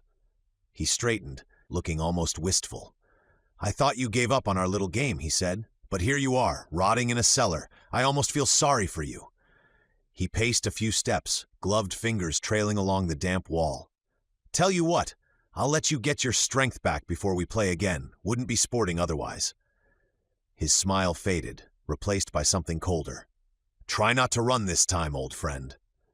The bulb flickered, the light dimming until the room was almost swallowed in darkness. The memory shifted. The air was cold, so cold it burned his lungs. Trees whipped past him as he ran, branches tearing at his arms and face. His legs were heavy, his breath ragged. The forest was dark, the ground slick with mud and leaves. Something massive moved behind him. Not footsteps, thuds, each one a hammer against the earth. He could hear it breathing, hear the weight of it breaking branches as it followed. He didn't know where he was or why he was running. His heart pounded like it was trying to break free of his chest. He stumbled, caught himself on a tree trunk, then pushed forward again. His vision swam, his limbs trembling.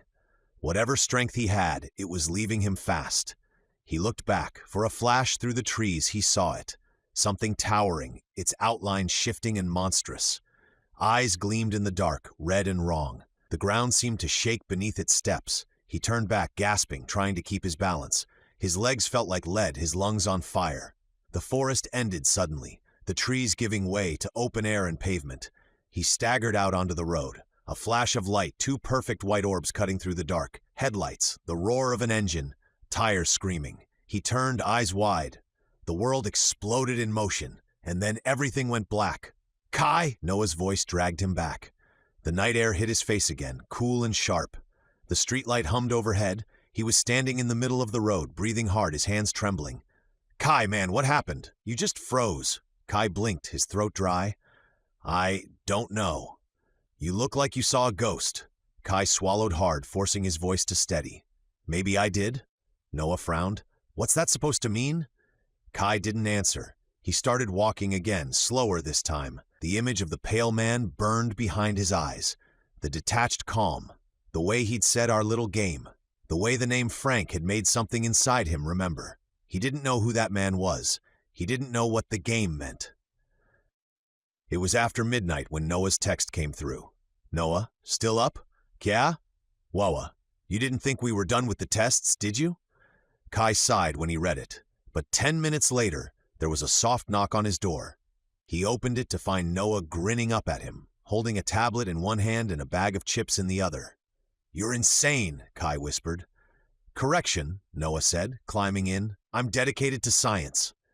He dropped the tablet on the bed and wiped his hands on his hoodie. "Okay, so you're strong. We established that.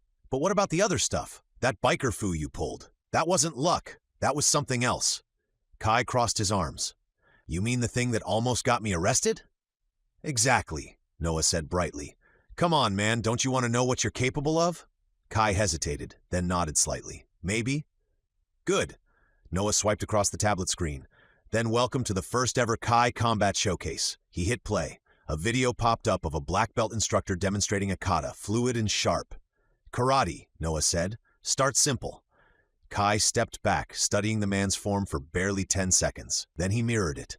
Every strike, every pivot, flawless. His movements were faster, smoother, more precise. Noah blinked. Okay, that's freaky, Kai shrugged. It just feels familiar. Yeah, familiar like you invented it, Noah muttered, queuing up another. All right, new one, Taekwondo, lots of kicking. Please don't break my mom's lamp. Kai exhaled, centered himself, and began. His body moved like a machine built for rhythm. High kicks, spinning strikes, perfect balance. Not a wasted motion. The bag of chips fell from Noah's hand. Dude! Kai stopped mid-spin, looking embarrassed. Too much? Too much? Noah threw his hands up. You look like you've been training for 20 years. You don't even break a sweat. Kai smiled faintly. Maybe I just have good coordination. Uh-huh, Noah typed in another. Fine, Mr. Coordination. Let's up the difficulty. He clicked a compilation titled Obscure Martial Arts You've Never Heard of. The first clip showed an African stick fighting style, fluid, fast, unpredictable. The second, an ancient Greek wrestling form. Then a Southeast Asian art involving rope bindings and low stances. Kai tried each one, watched once, then replicated. Perfectly. By the time he got to the last one, a style that looked more dance than combat, Noah had stopped laughing. He just watched, wide-eyed, as Kai's movements blurred between forms like water changing shape. When Kai finally stopped, breathing steady, Noah let out a long whistle. You sure you don't remember anything? Kai shook his head. Nothing. Because that wasn't YouTube-level skill. That was ancient monk meets super soldier type stuff. Kai smiled, but it didn't reach his eyes. It's strange, he said quietly. My mind doesn't remember, but my body seems to. Noah flopped down onto the bed beside him. You're a freak of nature, man, and when they make the movie about you, because let's face it, they will, I better be in it, like your sarcastic origin story sidekick. Kai raised an eyebrow. You'd want that? Are you kidding? I'd be famous, the immortal and the other guy. Kai actually laughed. That title's terrible. Hey, it'll sell, Noah said, grinning. We'll work on the tagline later. They sat there in the dim light of the bedroom, the tablet still glowing faintly beside them. For a moment, it almost felt normal. Two kids joking about superheroes, not one of them possibly being one.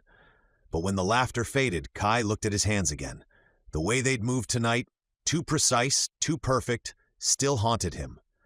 If this was instinct, what else was buried beneath it? And what would happen when more of it woke up? Chapter 10. Higher Education. For the first time in a long time, Kai found peace in the ordinary. The clatter of dishes at breakfast, the shuffle of backpacks, the sound of Noah arguing with Lily over who stole the last granola bar, these small things grounded him. They were the kind of details that didn't exist in the fragments of memory that haunted him. No blood, no chains, no death. Just morning sunlight spilling through the window and the smell of coffee. Field trip day, baby, Noah announced, slinging his backpack over one shoulder. College life, here I come. Mara raised an eyebrow from where she stood by the coffee maker. You do know the point of the trip is to explore potential career paths, right? Not scope out the cafeteria. Please, Noah said, grinning. It's not about the cafeteria, it's about the college girls. Higher education, Mom. I'm embracing it. Lily rolled her eyes. You're a walking embarrassment. Kai tried to hide his smile behind his cereal spoon. Evan walked in, half-dressed for work, holding a mug. Don't forget your permission slips. The last thing I need is the school calling to say my son's been sent to detention. Wouldn't be the first time, Lily muttered. Kai stood, tucking his hands into his jacket pockets. What are we supposed to do when we get there? Tour, lunch, and some sample classes, Mara said, handing him his form. It's a good chance to see what interests you. They'll have all kinds of departments open. Noah leaned against the counter, smirking. I'm interested in social studies. You know, studying people. Specifically, people in cheerleader outfits. Lily groaned. You're hopeless. Kai just shook his head. I think I'll check out the history program. Mara smiled softly. That sounds perfect for you. Yeah, Evan added. From what Mara tells me, you might even teach the professor a thing or two. Kai hesitated at that, because in a strange way it might have been true. The school buses rolled into the college parking lot by mid-morning. The campus stretched out before them like something from a catalog. Tree-lined paths, red brick buildings, students sitting on benches with laptops and coffee cups. This, Noah said, stepping off the bus with a dramatic sigh, is heaven. Don't embarrass me, Lily warned, pulling her hoodie tighter. No promises? Kai walked a few paces behind them, watching everything. The place had a pulse, energy and laughter and youth. He could almost pretend he was like them, just another student trying to figure out his future. Almost. A tall man in a university jacket waved them forward. All right, high schoolers, welcome to your campus tour. Groups split off in different directions. Noah joined a pack heading toward the engineering building after noticing the ratio of girls to guys. Lily went with a few friends toward the arts wing. Kai, curious and quiet, followed a smaller group marked history and anthropology. Inside the building, the air smelled of paper and chalk dust. The walls were lined with photographs of excavations and faded maps of empires long gone. He felt something stir in his chest, a faint pull, like the whisper of an old life brushing past. The professor giving the tour was a middle-aged man with a salt and pepper beard. History, he said, isn't just about remembering dates and names. It's about understanding how we got here and how easily we forget where we came from. Kai listened intently, each word sinking deeper than he expected. The professor pointed at a large map pinned to the wall, a map of Europe as it looked in the 15th century. This, the professor said, was the age of conflict and rebirth. Empires fell, kingdoms rose, and men like Vlad III ruled through fear and fire. The name hit Kai like a spark. His stomach tightened. The professor continued, oblivious. He was the inspiration for the Dracula myth, though history paints a much more complicated picture. Brutal, yes, but also cunning, deeply loyal to his people and relentless in his pursuit of power. Kai's breath caught. For an instant, he could almost see it. Armored men in the snow, banners of black and red, the glint of steel in the moonlight. He blinked, and it was gone. The group began moving toward the next room, but the professor stopped him. You seem interested, he said kindly. You like history? Kai nodded. It feels familiar. The man smiled. Good answer. The best historians always feel that way. Noah's voice broke through the moment, calling from across the hall. Yo, Kai, you gotta see this. Free pizza samples at the student union. The professor chuckled. Ah, yes, the most sacred of academic traditions. Kai smiled faintly, following after Noah. They spent the afternoon exploring. Noah collecting phone numbers and telling bad jokes. Lily joining them reluctantly after her art session. Kai walking the old paths between the buildings like he'd been there before. After lunch, most of the students wandered toward the student union or the football field for free food and music, but Kai stayed behind. The history professor, Dr. Alden Royce, according to his badge, had mentioned he'd be teaching an advanced seminar that afternoon. You're welcome to sit in if you like, Royce had said with a smile. We'll be discussing ancient Egypt, religion, burial customs, and their concept of the soul. Not exactly light reading, but something tells me you'd appreciate it. Kai had nodded, something deep in him tugging him toward the offer. Now he sat halfway up the tiered lecture hall as students filed in. The air smelled faintly of chalk and old carpet. A projector hummed to life, displaying a slide of hieroglyphs across a sandstone wall. Dr. Royce walked to the center of the room. All right, class, let's start with a question. He turned to the board and wrote in neat block letters, K-A and B, two halves of the soul. Can anyone explain, he said, the difference between the K and the Ba? A few hands went up. A student in the front row recited, the Ka was the life force or vital essence, and the Ba was like the personality or spirit that could travel after death. Correct, Royce said. But here's a follow-up. Which of the two, according to early dynastic belief, required sustenance from the living? Silence. Kai raised his hand slowly. Royce looked surprised but nodded. Yes, young man, the Ka, Kai said. It was sustained by offerings, food, drink, incense. anything to maintain its strength in the afterlife. The Ba, though, was freer. It could move between the worlds of the living and the dead. Royce smiled faintly. Exactly right, and very few remember that distinction. The Ka depended on the living, but the Ba depended on memory, Kai said quietly. Without remembrance, the Ba faded, and the person was lost forever. A few students turned to look at him. Royce paused, regarding Kai curiously. That's unusually perceptive. He turned back to the board, writing something else. Next question, then. Why did the Egyptians fear a second death? One that came after physical death? Someone mumbled. Because of judgment? Kai's voice was steady. Because memory is fragile. They believed you died twice, once when your body failed and again when your name was no longer spoken. To them, being forgotten was the truest kind of death. Dr. Royce stopped mid-step, studying him with open fascination. That's not an answer I usually hear from undergraduates, he said. Let alone visiting high schoolers. Kai shrugged slightly. I just understand it. Royce leaned against the desk. And what do you think about the practice of preserving the body? Was it vanity or faith? Kai hesitated. Neither. Maybe control. They wanted to master what they feared, to bind eternity in linen and salt. He paused, brow furrowed. But they were wrong about something. Royce tilted his head. Wrong?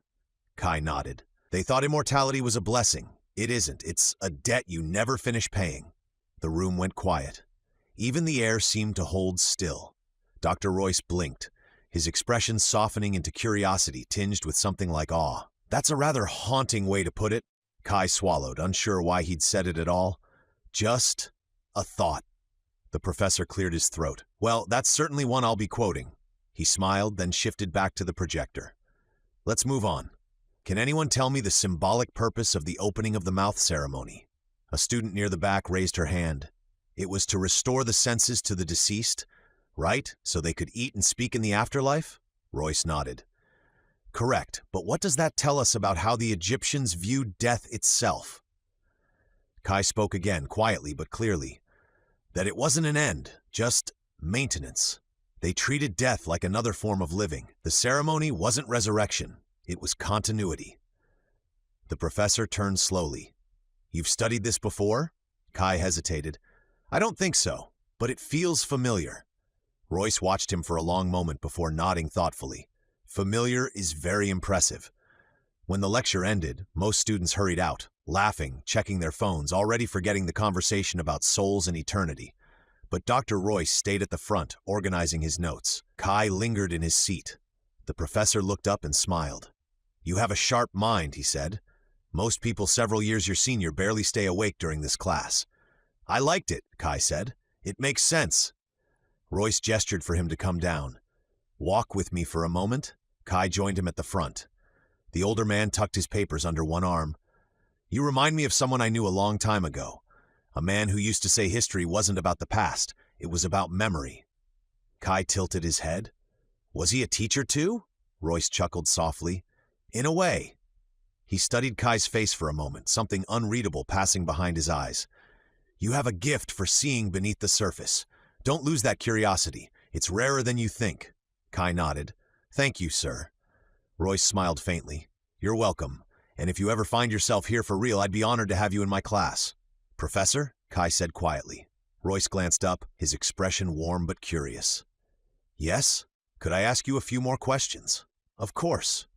Royce smiled, setting his papers aside. Always happy to talk history. What about?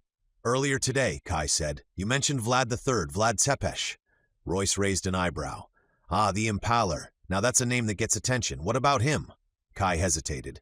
You said he inspired the legend of Dracula. I wanted to know more about the real man, not the stories. The professor leaned against the desk, intrigued.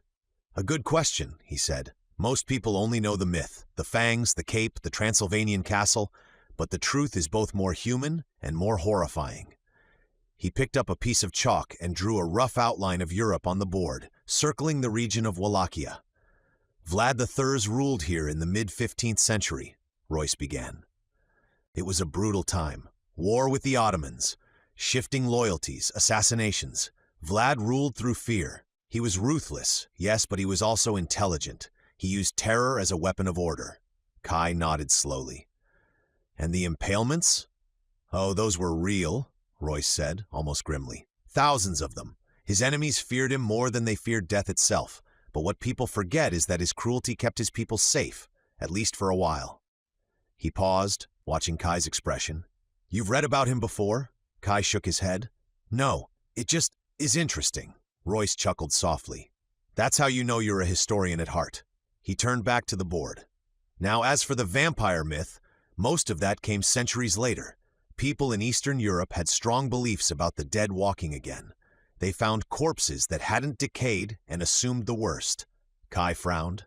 And the blood? Ah, Royce said, tapping the chalk against the board. That's where things get interesting. There were rumors, nothing verifiable, that Vlad sometimes dined among the impaled after battle, that he would eat as they died, even drink from goblets stained with blood. But again, myth often grows from exaggeration. Drinking blood was a symbol of dominance, not immortality. Kai's voice was soft. But myths usually start somewhere, don't they? Royce looked at him, a glint of interest in his eye. Yes, every legend usually has a thread of truth. The question is, what does that thread connect to? Kai stared at the board, at the simple chalk line representing Wallachia. You said his death wasn't certain. That's right, Royce said. Most historians believe he died in battle in 1476, beheaded by his own men, perhaps even betrayed by an ally. But his body was never found, only his head, supposedly sent to the Ottoman Sultan as proof. But the Sultan had never seen Vlad. It could have been anyone's. He tilted his head thoughtfully. And that's where the line between history and legend starts to blur. Because you see, some records, fragmented ones, suggest the man who led the army that killed him wasn't an enemy at all. He was once Vlad's ally, his closest friend. Kai's chest tightened. What happened? Royce exhaled through his nose, folding his arms. That's the mystery. Some say he betrayed Vlad out of ambition. Others say it was out of mercy, that he'd seen too much death, too much cruelty, that he couldn't stand what his friend had become. He gave a small, almost wistful smile. The old ballads call him the ghost of mercy. They say he wept after striking the final blow, that he buried Vlad himself before vanishing into the mountains. Kai felt something cold slide through him. His pulse quickened. His hands trembled slightly, though he quickly hid them in his jacket pockets. Dr. Royce didn't notice. He was still talking, his tone academic but passionate. Of course, historians dismiss all that as folklore. It's beautiful, but unverifiable. Still, it makes you wonder. Kai found his voice again, quiet and low. Do you believe it? Royce smiled faintly. That there was once a man who tried to stop a monster and disappeared into legend? Maybe, he shrugged. But a vampire? No. Monsters are rarely that simple. Kai looked at him for a long moment. Maybe they never die. They just change names. The professor chuckled softly. Now that's a thought worth publishing. Kai gave a small, uncertain smile. Thank you, Professor, for your time. Anytime, Royce said warmly. And Kai? Yes? Curiosity like yours is rare. Don't lose it. The world already forgets too much. Kai nodded once and turned toward the door, his mind spinning with the words, an ally who became an enemy. A ghost of mercy, a body never found. And somewhere in the shadows of his fragmented memory, he saw again the pale man in black, the one who'd called him old friend. The afternoon sun stretched long across the campus as the high school students began gathering by the buses. The tour guides were herding them into loose lines, waving clipboards and calling out group numbers. The smell of fresh-cut grass and food truck grease lingered in the air. Noah, however, was nowhere near the buses. Kai spotted him across the plaza, leaning casually against a bench, laughing with a girl in a red hoodie who looked like she actually belonged here.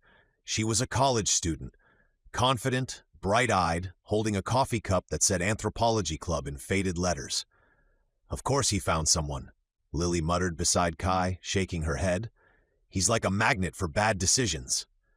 Should we stop him? Kai asked, watching Noah gesture animatedly as he talked. I'll try first, Lily sighed, stepping forward. This is gonna be good. They walked across the courtyard. As they got closer, Kai could hear bits of the conversation. So yeah, Noah was saying, running a hand through his hair. I'm into athletics, thinking about majoring in sports science. Or, maybe philosophy. Deep thoughts, right? The girl smiled. That's ambitious. Yeah, Noah said, leaning against the bench like he'd rehearsed it. I like to keep my options open. Hey, Romeo, Lily said, interrupting. Bus leaves in 5. Noah waved her off. Relax, Lil, I'm networking. Lily crossed her arms. She's a college student, Noah. Exactly, he grinned. Connections, experience, maturity, it's all part of the plan. The girl laughed, amused but skeptical. You're in high school, right? Seniors? Technically, Noah said, grinning wider. Close enough. Close enough? Lily echoed, raising an eyebrow. He's 16. The girl blinked. Wait, what? Noah froze. Lily! Her expression was perfectly innocent. What? You said you were enrolling soon. The girl took a step back, coffee cup halfway to her lips. 16? Oh my God, I thought you were at least a senior. Physically, yes, Noah stammered. Mentally, I'm very advanced. Uh-huh, she said, already turning. Good luck with high school. She walked off briskly, leaving Noah standing there, mouth open, eyes wide. Lily smirked. You're welcome. He turned to her, betrayed. I was this close. She was laughing at my jokes. She touched my arm, and then BAM! You dropped the age bomb like a grenade. You were flirting with a college girl, Lily said. You're lucky I saved you before she called campus security. She liked me, Noah insisted. She pity-laughed you, Lily said. Big difference. Kai stood behind them, trying and failing not to laugh. We should go, he said finally. Bus is loading. Noah groaned, dragging his feet toward the buses. You betrayed me, he muttered to Lily. You'll never understand true love. Oh, I understand it fine, Lily shot back. I just have standards. As they reached the line of yellow buses idling by the curb, Kai glanced over his shoulder, scanning the crowd. Students were milling everywhere, teachers calling names, the hum of laughter and conversation blending into the sound of engines. And then he saw him. Across the plaza, standing perfectly still among the crowd, the man in black. Same dark suit, same pale face, his black hair slicked neatly back. He stood like a shadow in the sunlight, his posture almost regal, hands clasped behind his back. And though dozens of students passed between them, Kai knew. The man's gaze was fixed squarely on him. Their eyes met. A slow smile spread across the man's lips, cold, patient, knowing. Kai's stomach dropped. Hey, Noah said beside him, still sulking. You coming, or are you waiting for a secret admirer? Kai blinked, glancing back toward the plaza. The man was gone. Only sunlight and moving bodies remained. Kai hesitated, staring at the empty spot for a moment longer. Then he climbed onto the bus without another word. As the doors shut behind them and the engine rumbled to life, he turned to the window, just in case. But the crowd outside was ordinary again. No black suit, no piercing eyes, no smile. And yet, he couldn't shake the feeling that the man hadn't left, only stepped back into the shadows, waiting, watching. The bus rumbled to a stop at the end of their street just as the sun dipped below the rooftops. The air was heavy with the smell of summer rain and cut grass, the kind of quiet evening that usually felt safe. But the moment Kai stepped off the bus, he felt something was off. Evan was sitting on the front porch, elbows on his knees, hands covering his face. His shoulders sagged in a way Kai hadn't seen before, a kind of exhaustion that went deeper than being tired. Mara sat beside him, one hand on his back, murmuring something too soft to hear. Lily stopped halfway up the walk. Dad? Evan looked up, forcing a smile that didn't reach his eyes. Hey kids, welcome home. Mara's expression was gentle but worried. Why don't you all come sit down for a minute? Kai followed quietly as they climbed the steps. The air between them felt thick, uneasy. Evan rubbed his palms together. So, I've got some bad news. Noah frowned. Bad how? Evan took a slow breath, his voice steady but strained. They let me go today. For a second, no one spoke. Let you go? Lily echoed. You mean fired? Not exactly, Evan said. Downsizing. Companies restructuring, trimming budgets, all that corporate talk. It wasn't anything I did. Mara rubbed his shoulder gently. It just happens sometimes, honey.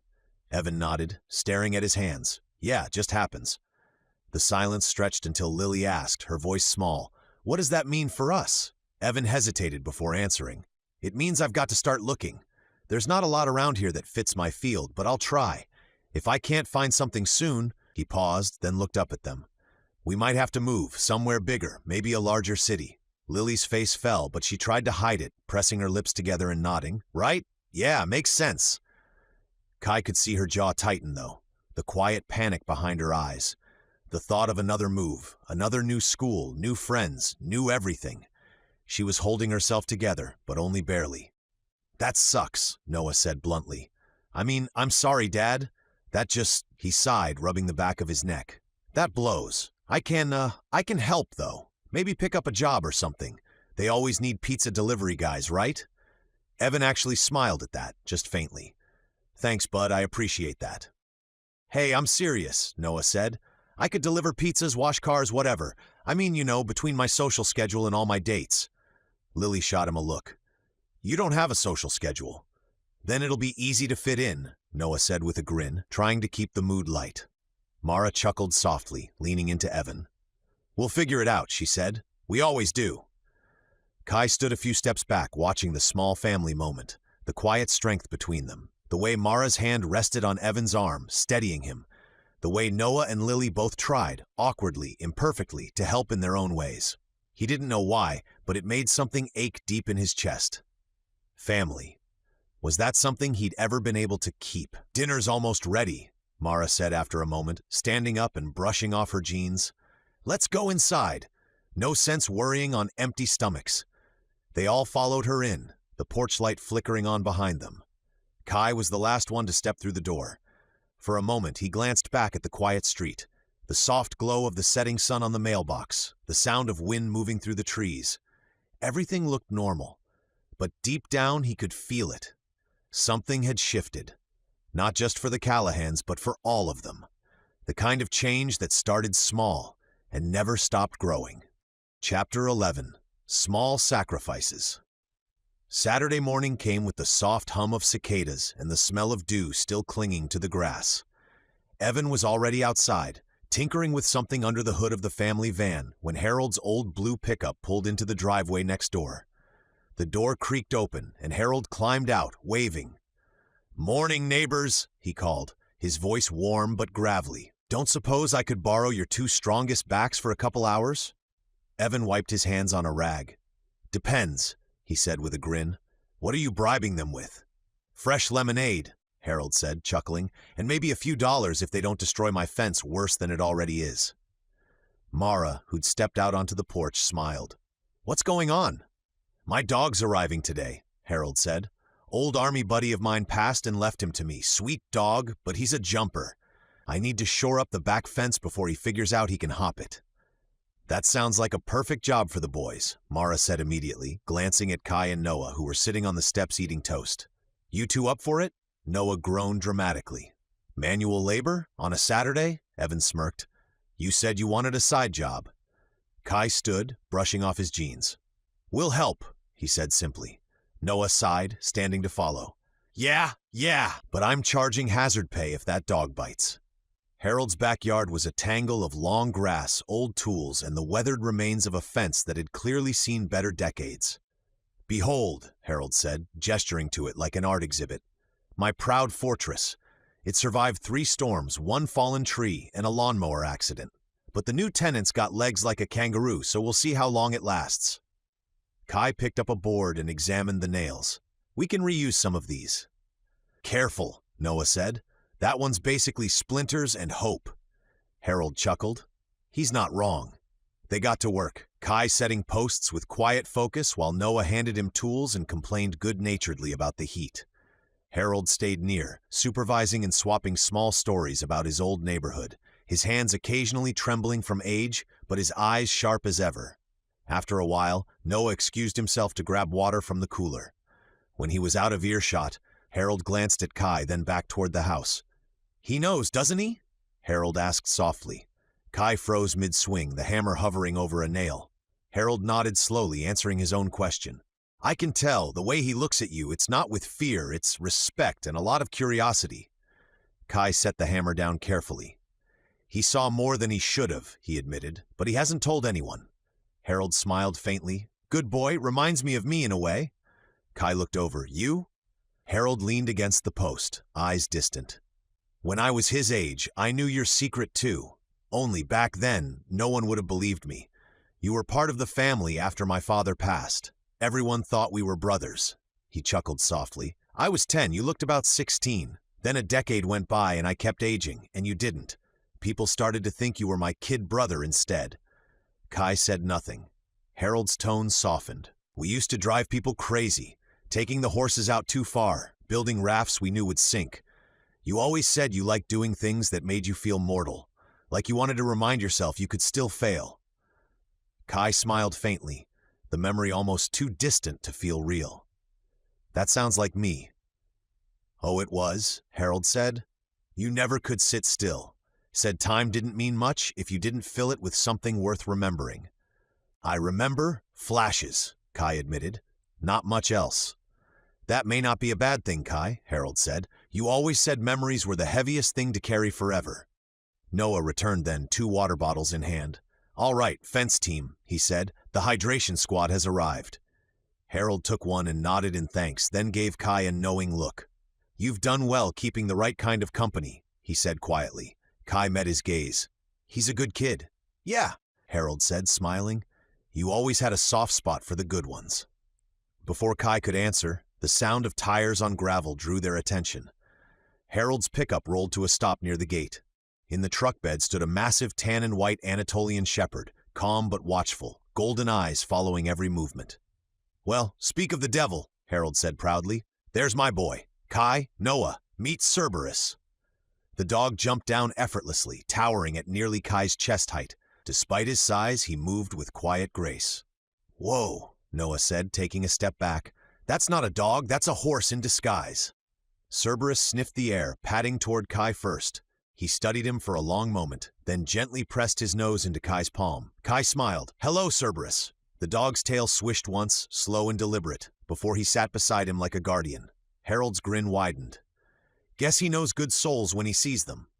Man, Noah said as they stood admiring Harold's freshly repaired fence and the hulking dog sitting proudly in front of it, nobody's gonna mess with this place now. Not with that guy standing guard. Break-ins or not, the neighborhood just got an upgrade. Cerberus sat tall, head high, his fur catching the sunlight like a lion's mane. For about 3 full seconds, he looked the picture of power and nobility, until a plastic grocery bag tumbled across the yard. Fluttering in the breeze. The effect was instant. Cerberus yelped, spun in a perfect circle, and bolted behind Harold's truck. His tail disappeared under the bumper as he let out a nervous whine. Noah blinked. Wow, truly the guardian of the underworld. Kai tried not to laugh, but failed. Maybe he's still adjusting. Harold just shook his head. Adjusting? Son, that dog's been adjusting since the day he was born. They watched as Cerberus poked his head out from under the truck, stared suspiciously at the bag now tangled on the fence, and let out one cautious woof as if making sure it knew who was boss. Noah grinned. Yeah, we're all terrified, Harold sighed.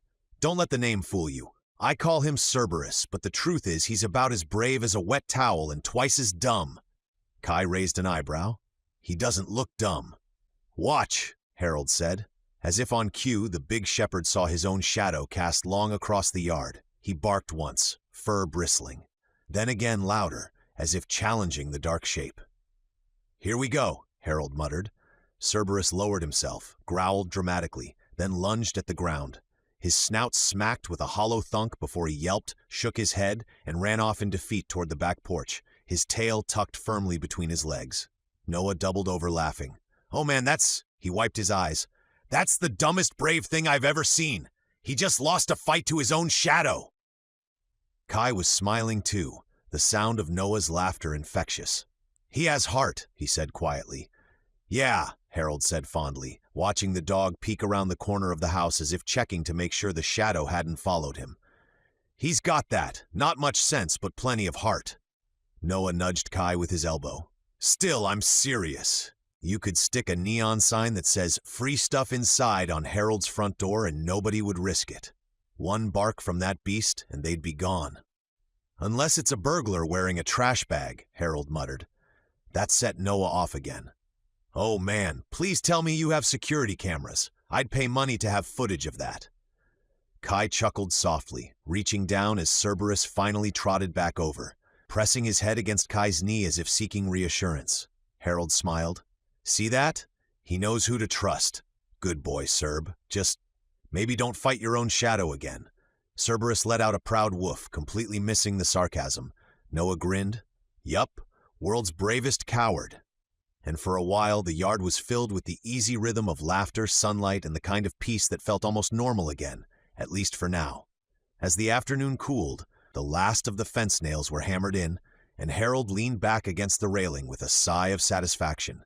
Cerberus was sprawled nearby, happily gnawing on a stick, and Noah had wandered inside to grab lemonade. Kai stayed behind. He'd been quiet, quieter than usual, even for him. When Harold finally noticed the look in his eyes, he asked, "Something on your mind, Kai?"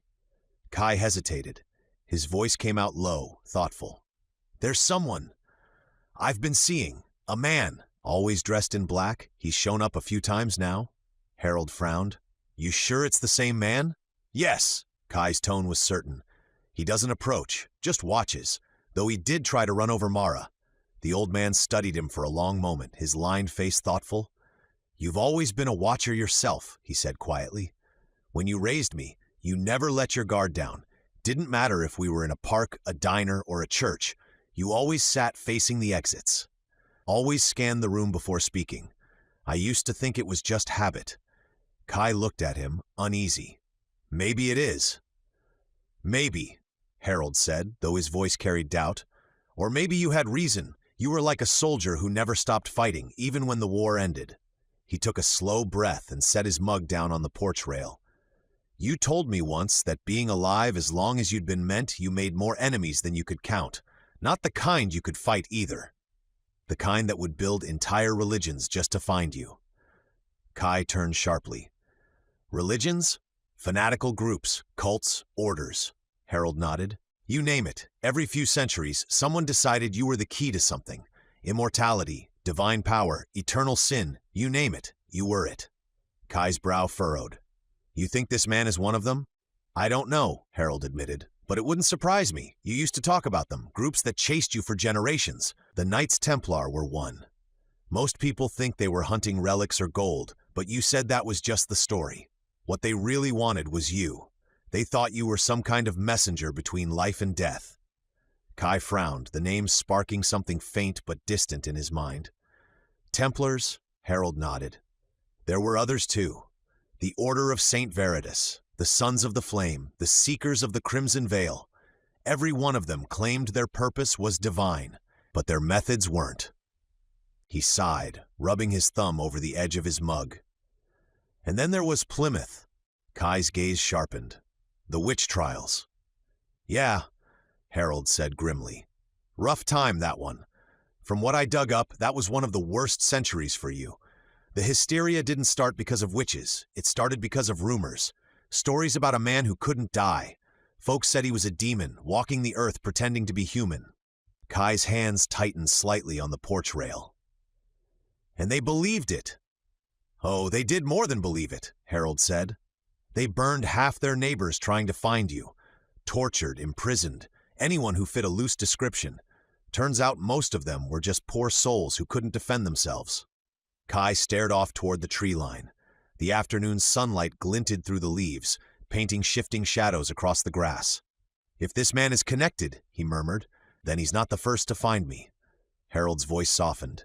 "Maybe not, but you've always been good at surviving. You'll figure it out." "I don't know," Kai said quietly. "Something about him feels different, familiar." Harold's expression turned grave. "Then be careful, Kai. Whoever he is, he might not be a stranger to you. And if he's the kind of man who knows your secret, he could be very dangerous."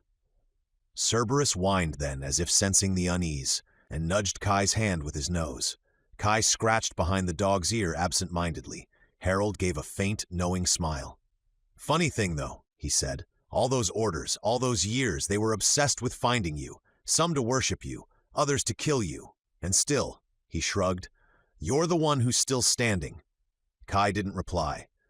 But as the sun began to set, his mind kept turning, haunted by the thought that somewhere, buried in his lost centuries, there might be a truth even he wasn't ready to remember. The Callahan house felt quieter than usual that evening. The warm light from the kitchen stretched down the hallway, flickering faintly across the last 2 boxes they still hadn't unpacked. Dinner had been simple, pasta with jarred sauce, and even though everyone had eaten, the air around the table was tight, heavy with the kind of silence that meant something was wrong. Afterward, Noah grabbed a blanket and flopped onto the couch. "Movie night?" he said, reaching for the remote. "We could all use it, family therapy through popcorn." Mara smiled faintly from the kitchen sink. "Sure, pick something not terrifying for once," Noah grinned. "Fine, no horror, maybe a comedy, something dumb and loud." He flicked through the menu, humming under his breath, then frowned. Mom, did we switch Wi-Fi networks or something?" "No," Mara said. "Why? Because nothing's loading." He tried again, then groaned. "It's like the internet died. It says no connection." Evan sighed from the table, where he sat with his laptop open, staring at a half-filled spreadsheet. "It's not just you. They shut it off this afternoon." Noah blinked. "Wait, why?" Mara turned off the sink and dried her hands on a towel. "Oh, I forgot about that. Honey, we had to make some temporary cuts, just until your dad finds another job." "Cuts?" Noah said slowly. "You mean like Netflix too? Disney? Prime?" She nodded, looking a little sheepish. "All of it." "What?" Noah stared at her, mock horrified. "No streaming? That's barbaric." Evan looked up. "Try job hunting for 8 hours a day instead of complaining." Mara shot him a look, but he didn't soften. He just rubbed his temples and leaned back in his chair. "I had an interview this morning," he said, his voice tired. "Went pretty well. They liked my experience, said I was a strong candidate, but they went with someone else, said it was a competitive field." Noah hesitated. "Dad, I'm sorry, I didn't mean—" Evan waved it off. "It's fine, son. Just the timing stings." He gestured toward the bills spread out in front of him. "We'll figure it out." Mara came over, resting a hand on his shoulder. "We will," she said softly. "I've already started looking for teaching positions in the city, just in case." Lily froze halfway down the stairs. "Wait, the city?" Mara turned. "Sweetheart, it's just a precaution. We're not moving yet. But you're looking." Lily's voice wavered despite her best effort to sound steady. Mara sighed. "We're just preparing for every outcome, honey. Your dad's trying hard, but if we don't get a break soon—" Evan's voice was quiet. "We might not have a choice." The words hung there like smoke. Lily crossed her arms, staring at the floor. "I just started feeling like this place was normal." "We know," Mara said gently, "and we're going to do everything we can to hold on until you graduate. That's a promise." Lily nodded, swallowing hard. "Okay." She forced a small smile. "Then I'll just make it work until then." Evan smiled faintly at her courage. "That's my girl." Noah tried to lighten the mood. "Hey, if we do move, can we at least pick somewhere with a cool name? Like Iron Valley or New Manchester?" Mara chuckled weakly. "You're not helping." "Trying to," Noah said. Kai stayed quiet through it all, sitting at the edge of the couch, hands folded. The air around the room felt strained. Every word cautious, every look tired. He wished he could do something, anything, to help. Money, security, peace. All the things that seemed so simple to everyone else were impossibly out of reach for him. Immortality, he thought bitterly, didn't come with purpose. Just time. Endless, useless time. Evan finally stood, gathering his papers. "We'll make it work," he said, forcing strength into his voice. "Don't worry, kids, we will find a way." Mara nodded, though the lines around her eyes said she wasn't sure. Kai watched them walk upstairs together, whispering quietly to each other, worry laced with hope, and the sound followed him long after they disappeared down the hall. He glanced at the dark TV screen and Noah's slumped form beside it. The house felt smaller tonight, and the silence heavier. He looked toward the window where moonlight filtered through the blinds. Somewhere out there, in a world that stretched on forever, he knew there had to be something he could do. He just didn't know what it was yet. Sunday morning came with the sound of clinking scissors and the faint smell of shampoo. The Callahan kitchen had been transformed into a makeshift salon. Towels draped over chairs, a trash bag taped to the floor, and Mara standing in the center holding her shears like a commander preparing for battle. "All right," she announced, clapping once. "New rule. No one in this house pays for a haircut until your father's back at work. I've cut hair before. How hard can it be?" Evan gave her a wary look from behind his coffee mug. "Remind me, when was the last time you cut hair?" "College," she said confidently. "Yours or someone else's?" "Both." Noah grinned, sitting down in the chair first. "This is going to be great. I've always wanted to see what I'd look like after a kitchen disaster." "Keep talking," Mara warned, snapping the scissors twice in his direction. "You'll find out faster." Lily giggled from the counter, legs swinging as she scrolled on her phone. Just don't give him bangs. He'd look like a rejected boy band member. Hey, Noah protested, rubbing his barely there chin hair. At least I can grow something. He tilted his head toward Evan. Dad, you're supposed to teach me to shave, remember? Before I start looking like Shaggy from Scooby-Doo. Evan chuckled. You mean before you pretend to shave? That's not a beard, son. That's some lint that got stuck to your face. Still counts, Noah said proudly, running a hand over the faintest trace of blonde fuzz on his jaw. Kai stood by the doorway, watching the family banter with quiet amusement. Mara turned toward him, her tone casual. What about you, Kai? Want me to trim yours next? He shook his head. That's all right. I take care of it myself. Mara tilted her head. Really? It looks freshly cut? Not a single split end. You sure you're not secretly sneaking off to a stylist? Kai smiled faintly. No, just doesn't grow much, I guess. Lucky, Lily said, brushing a strand of her own hair off her face. I have to deal with this mess every week. Evan stood and stretched, setting down his mug. As he passed Kai, he reached out, rubbing the back of his hand lightly against the boy's cheek. Smooth as glass, he said with a grin. Don't worry, Kai, that beard'll come in when you're older. Give it a few years. Kai managed a polite smile, unsure how to respond. Maybe. From the counter, Noah gave Lily a knowing look, then muttered just loud enough to be heard, Yeah, don't count on it.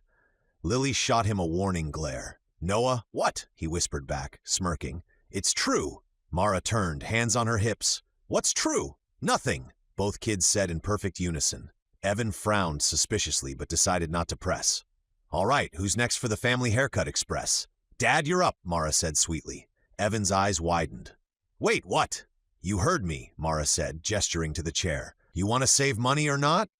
He looked around helplessly at his kids, but they were already laughing. Sorry, Dad, Noah said. You're the sacrifice for the greater good. Traitors, Evan muttered, sitting down. Mara tucked a towel around his neck and raised the scissors. Relax, she said. What's the worst that could happen?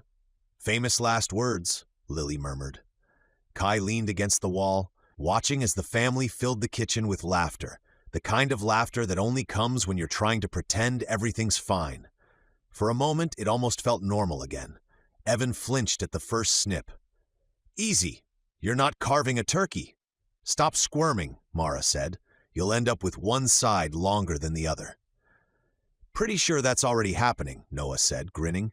For now, he didn't think about the man in black, or the past, or the strange, endless road of his own life. He just watched the Callahans laugh in their kitchen and let himself pretend, for a few minutes, that this was home. Chapter 12. Legacy. The school bus groaned to a stop at the corner, the school now extending bus rides even to those who lived close, a way to keep the kids safe with the spike in crime. Noah was halfway through a story about gym class when he trailed off, staring ahead. Red and blue lights pulsed through the trees, flashing against the Callahans' mailbox. 2 police cruisers were parked at the curb beside Harold's house. An ambulance idled in the driveway, its back doors yawning open. Kai felt it before he saw it, the hollow ache of something gone wrong. Mara's car was already in the drive. She stood on the front walk beside a woman with silver hair, trembling, clutching a tissue in one hand. Kai recognized her instantly. Harold's wife, Evelyn. She was crying. Kai's stomach turned to stone. No! Noah whispered beside him. They ran.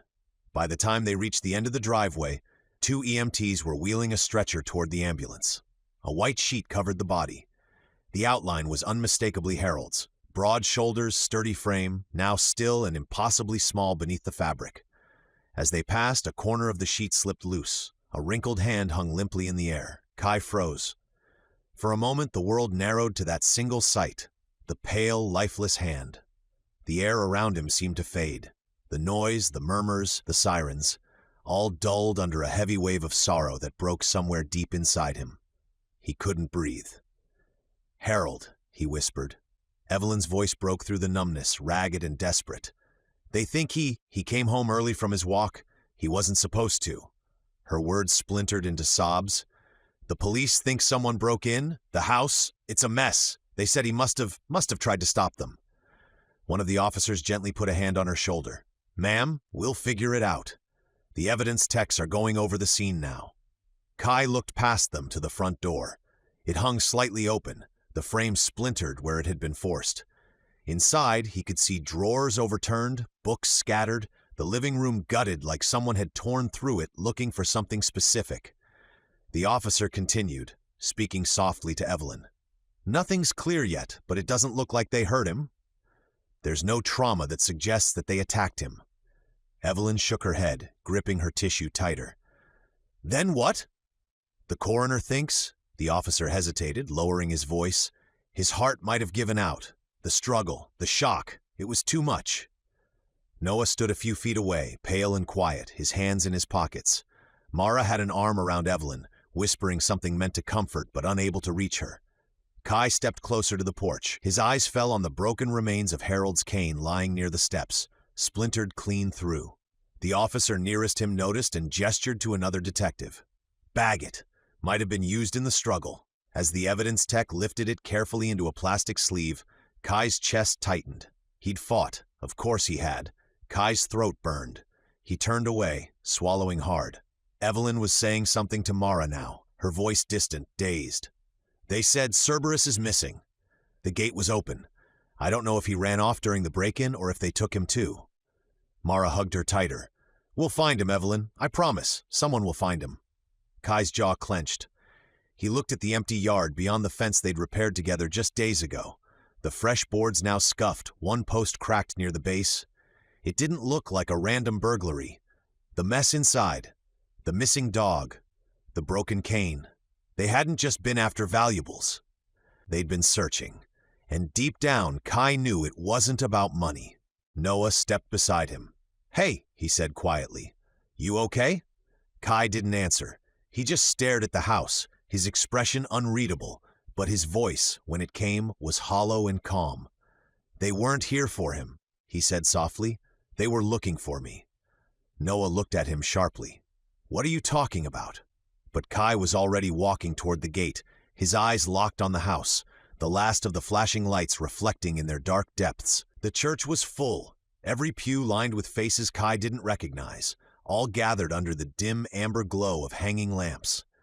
The air carried the faint scent of old wood and lilies, and the steady hush of whispered condolences echoed softly against the high, arched ceiling. Outside, gray clouds hung low over the town, as if even the sky knew enough to mourn. Kai sat in the back row beside the Callahans. Noah wore a black shirt and tie, fidgeting in his seat. Lily held her mother's hand, quiet and respectful. Evan's arm was draped around them both, his jaw tight. At the front of the church stood a closed casket draped with a folded American flag. A framed photograph of Harold rested on a stand beside it. The same easy grin, that sparkle of mischief that never quite faded with age.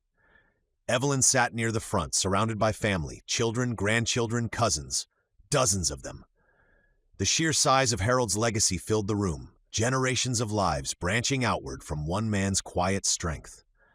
A pastor spoke first, offering a few words about faith, endurance, and the measure of a good life. Then others began to share stories, small, personal moments that painted a portrait of who Harold had been beyond the facts and years. Dad taught me to fix a fence before I could ride a bike, one of Harold's sons said, voice trembling but proud. He said a strong fence meant a safe home, and I guess that's what he built for all of us, a safe home. Another voice came, then another. Laughter mingled with tears. Stories of his war days, his dry humor, the way he always kept candy in his jacket pocket for the kids who visited. Finally, an older man stepped up to the podium, holding a folded piece of paper. He looked like one of Harold's sons, similar posture, softer but unmistakable. He adjusted his glasses and cleared his throat. You know, Dad used to say history was his favorite thing in the world, besides Mom, of course. A small, gentle laugh rippled through the room. He loved to learn, to read, to talk about it, said it reminded him of a man he once knew, a man who taught him how to look at the past and see lessons, not just stories. Kai's head lifted slightly. The man continued.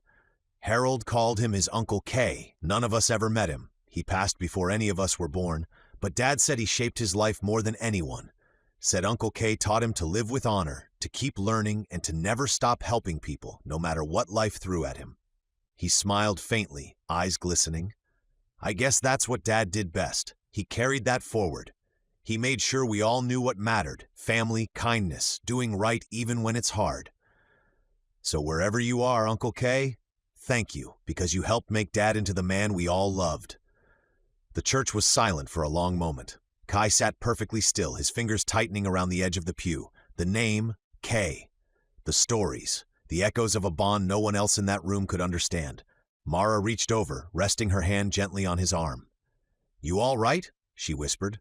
Kai nodded faintly, though his voice caught in his throat. "Yeah," he said softly. "I just cared for him a lot." Mara smiled, mistaking the meaning.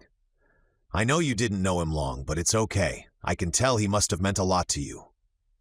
Kai's gaze drifted to the photograph at the front of the room, Harold's kind eyes looking out over the gathered faces, the trace of a smile that seemed almost alive.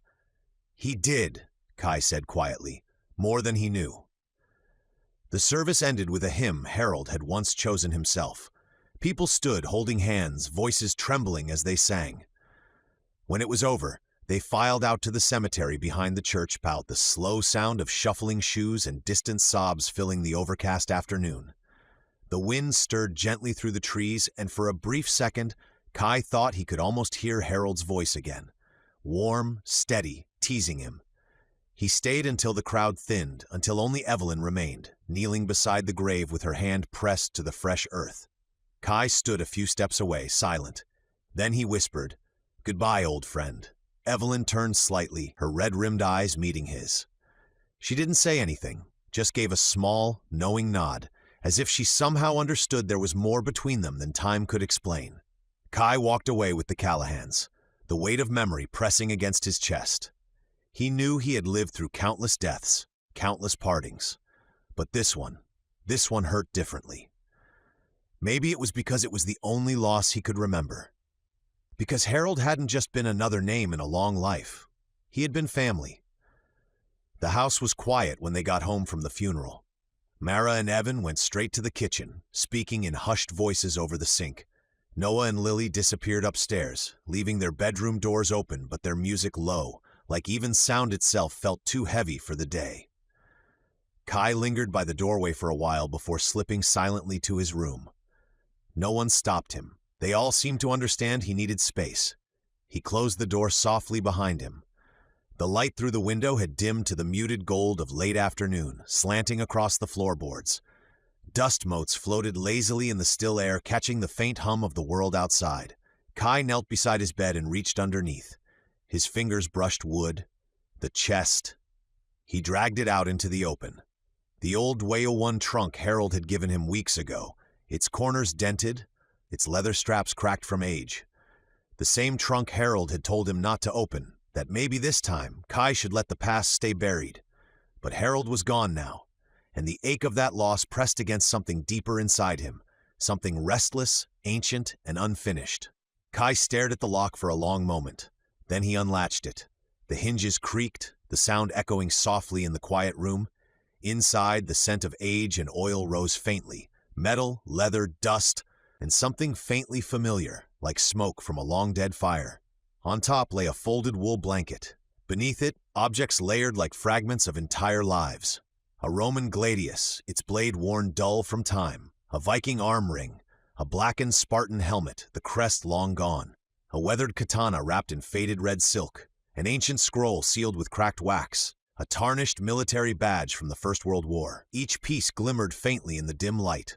A relic of a different age, a different man. Kai reached out, fingertips brushing against each item, and with every touch came a spark, then a rush of memory. He saw flashes, himself in bronze armor beneath the Mediterranean sun, shouting commands as ships burned in the distance. Standing beside a snow-covered hill with a horn in his hand, surrounded by warriors with axes raised high. Training in the shadowed courtyards of Kyoto, his movements silent, precise, deadly. A knight kneeling before a fallen banner, his armor cracked, his hands trembling. Smoke rising from trenches, mud splattering his boots as artillery thundered in the distance. Each vision cut through his mind in a blink, 1,000 lives collapsing into one. He gasped, pulling his hand back, but the memories didn't stop. They came faster, overlapping, like lightning flaring behind his eyes. He saw faces, Teachers, comrades, people he'd loved and buried, the years blending together until they were all one long ache of survival. When the storm finally eased, Kai found himself staring down at the bottom of the chest. There, wrapped carefully in dark cloth, was something else. He lifted it gently. The fabric unfurled, and beneath it lay a suit. It wasn't armor in the traditional sense, but something that had become armor over time. A seamless fusion of centuries, a black underlayer of modern tactical weave, reinforced with ancient pieces, Greek bronze along the shoulders, Roman chain links, samurai plates interlaced with Viking leather, a knight's bracer etched with faded runes, and a harness of flexible steel that shimmered faintly in the light. Every piece told a story. Every mark was a scar. And yet, impossibly, it all fit together. Compact, foldable, designed to fit into the black backpack that lay beneath it.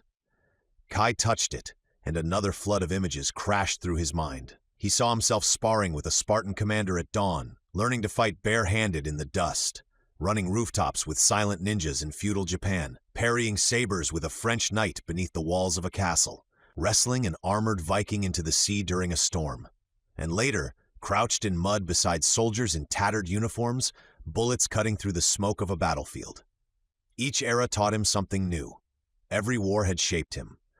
Kai's breath came unsteady now.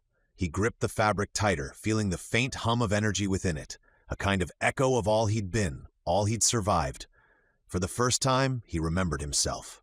Not completely, but more. Enough to feel the unbearable weight of it all pressing down on his chest. He let out a shaky breath and folded the suit back carefully, placing it inside the trunk as if it were made of glass. His hands lingered there, tracing the edge of the cloth. "Harold," he whispered, "you knew." He looked toward the window, the last light of sunset painting the sky red and gold. Kai closed the trunk and slid it back under his bed. Then he sat on the floor, back against the wall, staring at the ceiling until the colors outside faded to night. He felt the weight of centuries stirring inside him again. The wars, the pain, the faces long gone. But this time, they didn't feel like ghosts. They felt like a warning. The room was nearly dark by the time Kai found the courage to lift the chest again. He had thought he was done, that the ghosts within were satisfied to sleep. But something about the way the trunk had settled when he closed it felt wrong. Much too heavy for what it held. He pushed the bed aside, dragging the chest back into the center of the room. The floorboards groaned under its weight. When he lifted the lid once more, the faint scent of oil and metal drifted up, familiar now. He began to shift things carefully, folding back the armor, moving the relics he recognized. The katana, the gladius, the badges.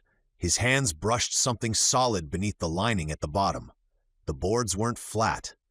Kai pressed his thumb against the corner.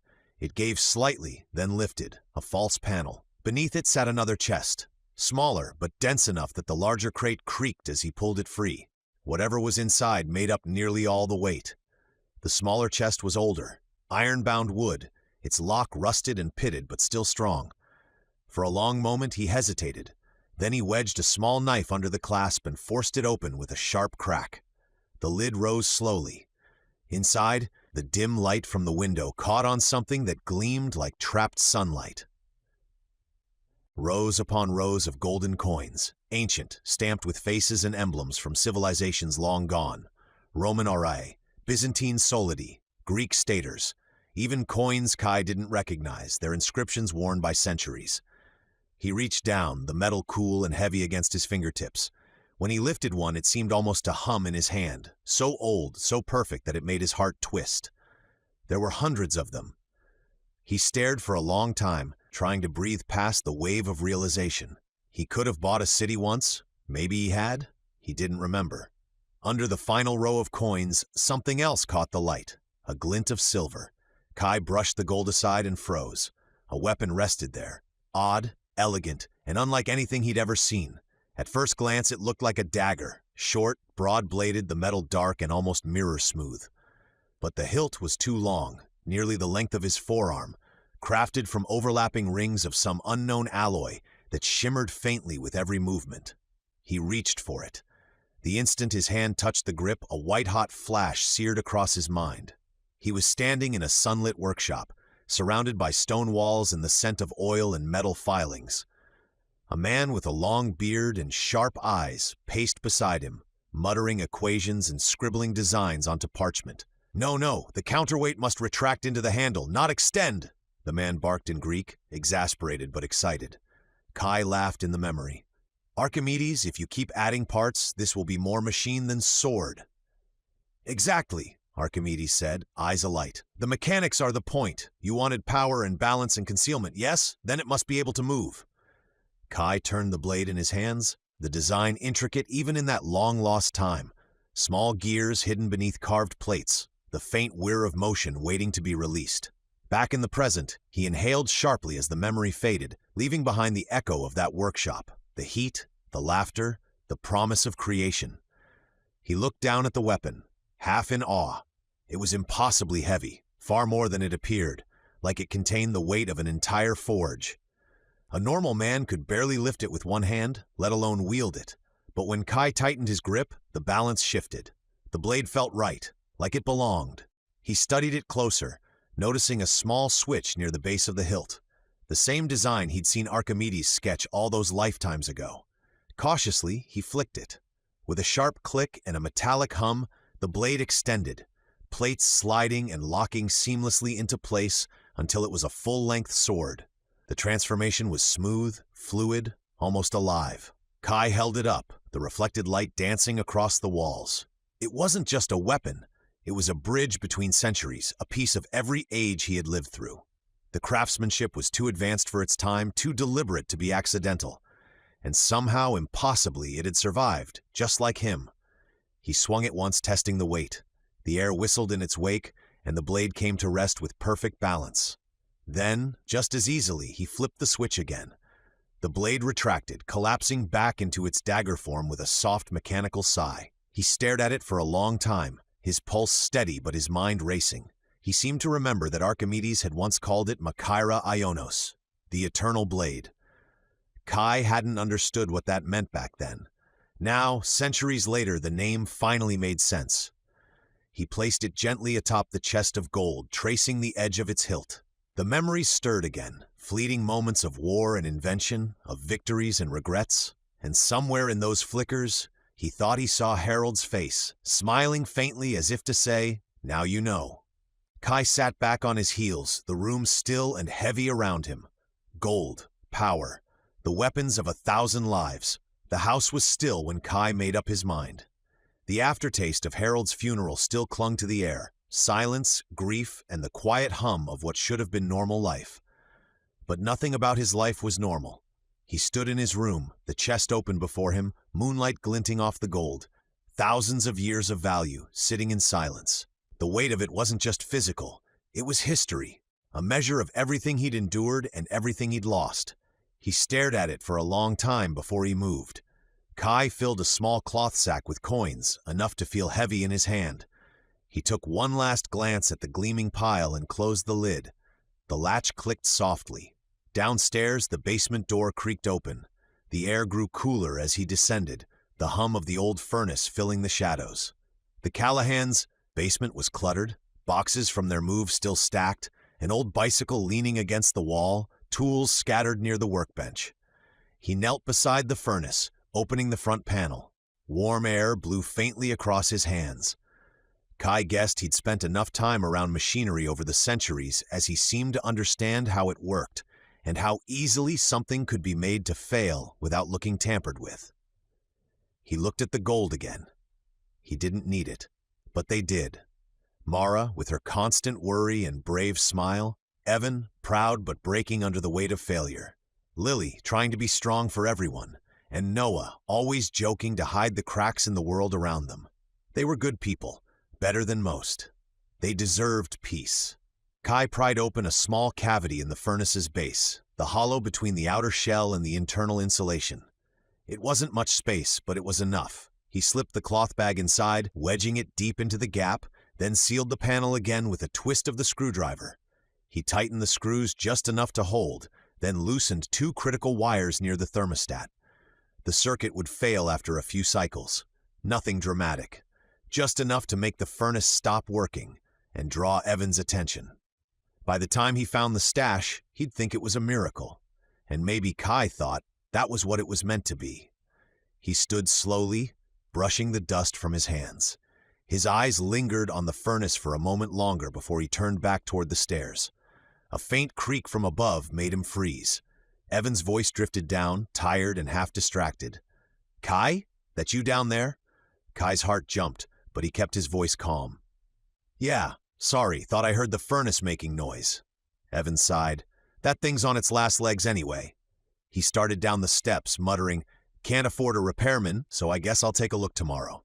Kai smiled faintly, stepping into the shadows at the base of the stairs. "Maybe you'll get lucky." "Luck," Evan said, rubbing his face. "I'll take all I can get." When he left, Kai waited until the footsteps faded. Then he moved. Back upstairs, his backpack sat on the bed. Ordinary, worn, nothing out of place. But inside was anything but ordinary. The black woven armor folded neatly beneath a change of clothes. The eternal blade, retracted and wrapped in cloth, nestled between them. He slung the strap over his shoulder. From his window, he could see the faint orange glow of the town below, the flicker of streetlights and neon signs, the distant thrum of engines and sirens. The streets had gotten worse. More robberies, more fear. Police sirens now filled the night like background noise. And somewhere in that chaos, the man in black was still out there, watching, waiting. Kai stepped into the night air. The wind was cool against his face, the sky heavy with clouds that veiled the stars. He paused for a moment, glancing back toward the Callahan's house. The living room light still glowed faintly, a soft reminder of the family inside, the only home he could remember. He whispered to himself, "You've given me peace, now I'll give you safety." He pulled the hood of his jacket up, blending into the shadows as he slipped down the street. His footsteps were silent, his heart steady. He was done hiding, done waiting. The crimes in this town were spreading like rot. Innocent people were being swallowed by it. Deep down he knew this pattern. In every century, every empire, chaos always filled the vacuum left by good men doing nothing. Not this time. This time, he would fill it. He disappeared into the night, moving like a shadow between streetlights. Somewhere deep inside, the old instincts stirred. The ancient rhythm of a soldier, a protector, an immortal who could no longer pretend he was just another boy. Kai, the boy who couldn't die, was standing in the gap. Chapter 13, The Guardian. The first few nights were the hardest. Not because of fear, but because of stillness. Kai quickly discovered that sleep didn't claim him the way it did others. His body never seemed to falter, never demanded rest. If he lay down, his mind spun instead of dreaming. And when sleep finally did come, it dragged him through centuries of fire and blood. So he stopped trying. The Callahan house slept peacefully above while Kai sat in the dark, staring out the window. The faint glow of streetlights, the way fog pooled around the curbs like smoke from an old battlefield. His body never ached, his reflexes never dulled. He could hear every creak of wood, every passing car, every heartbeat, but his own settling into the calm rhythm of night. If this was immortality, it wasn't life. It was constant vigilance. He told himself he stayed awake to think. But after Harold's death, thinking just led him in circles, about the man in black, about the chest, about what he was. So instead, he started moving.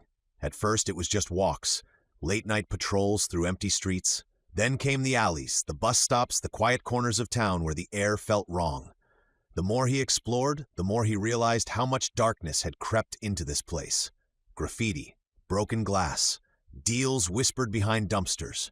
And one night, as he crossed the street near a flickering gas station sign, he found it face to face. 3 men stood inside the gas station, their faces hidden behind cheap ski masks. The clerk, a boy barely older than 18, was on his knees with his hands up while one of the masked men screamed at him to open the register. Kai slipped behind the corner of the building, keeping to the shadows. His heartbeat was steady, almost unnervingly so, his mind quiet. He scanned the building, noting every camera angle, every point of light. In seconds, he found the electrical box behind the dumpster. One quick pull of a wire, and the lights flickered. Another, and the cameras died. The world went half dark. Inside, one of the robbers cursed. "Hey, what happened to the lights?" Kai moved. He entered through the side door, a service entrance left unlatched. and crept silently along the narrow hallway. The muffled voices grew louder, sharp with panic. "Just grab the money!" "Shut up, man, I said hurry!" He stepped into the main aisle, unseen. The nearest robber turned just in time to see a shadow move. Then Kai was on him. A sweep of his leg, a strike to the wrist. The gun clattered to the ground before the man even registered what happened. Kai grabbed him by the collar, twisting, and sent him into a display of chips with a crash that echoed throughout the room. The second man turned his weapon toward the sound, but Kai was already there. He drove his shoulder into the man's chest, catching his arm mid-swing. The movement was fluid, instinctive, born of something he didn't understand but felt in every muscle. The gun went off once, hitting the ceiling. Kai slammed the man's arm against the counter until the weapon fell, then twisted, flipping him towards the register. The glass cracked but didn't break. The third robber hesitated. He was shaking. "What are you?" Kai said nothing. He moved like water, closing the gap before the man could fire. One hand struck the pistol sideways, the other hit the man's ribs. He went down gasping, the air knocked clean out of him. When it was over, all three lay groaning on the floor. Kai took the cords from behind the counter and tied their wrists together. Quick, efficient knots that his hands seemed to remember, even if his mind didn't. He left them lined up neatly against the wall, unconscious but breathing. The clerk stared from behind the counter, eyes wide. "Who are you?" Kai's voice was calm, low. "Call the police. Tell them it's over." Before the clerk could respond, Kai turned and slipped back out through the side door. The sirens were already rising in the distance. He scaled the back of the building with a few effortless movements, perching on the roof as red and blue lights flooded the parking lot below. The officers stormed in, shouting commands, weapons raised. The clerk pointed to the tied-up men and gestured frantically toward the empty doorway. He saved me. There was someone here. He took them out." But by then Kai was gone. The night wind whispered across the rooftops as he ran, boots silent on the gravel.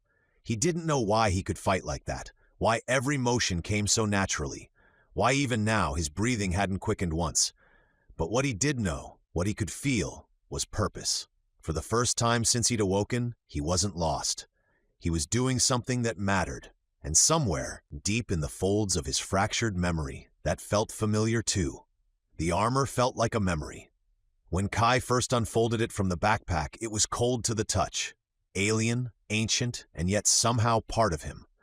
As he fastened the plates together, as the dark weave adjusted to his shape, it felt as though the centuries themselves were wrapping around him again.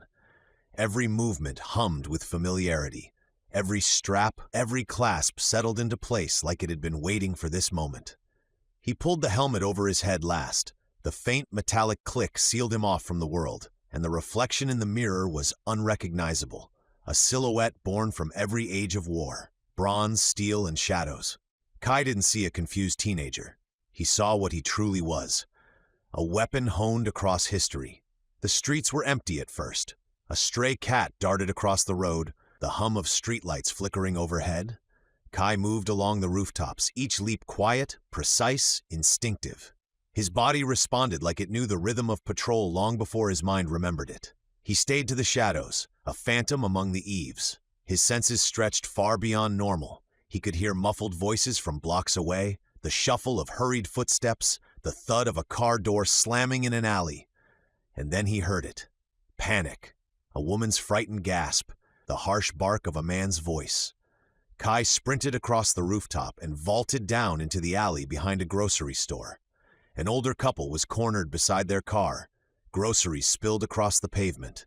Two teenagers loomed over them, knives glinting under the streetlight. "Wallet, purse, and jewelry. Now!" one of them shouted, voice shaking more from adrenaline than confidence. The husband raised his hands. "Please, take whatever you want, just don't." The teen never finished hearing him out. Something moved, too fast to see.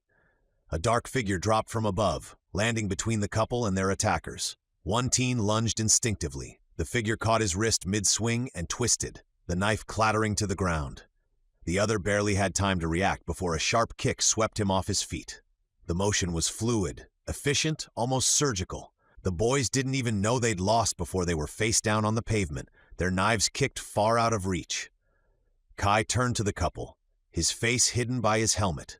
His voice softened, came low and calm to disguise his naturally youthful voice. "You're safe now. Go." The husband hesitated. "Who are you?" Kai didn't answer.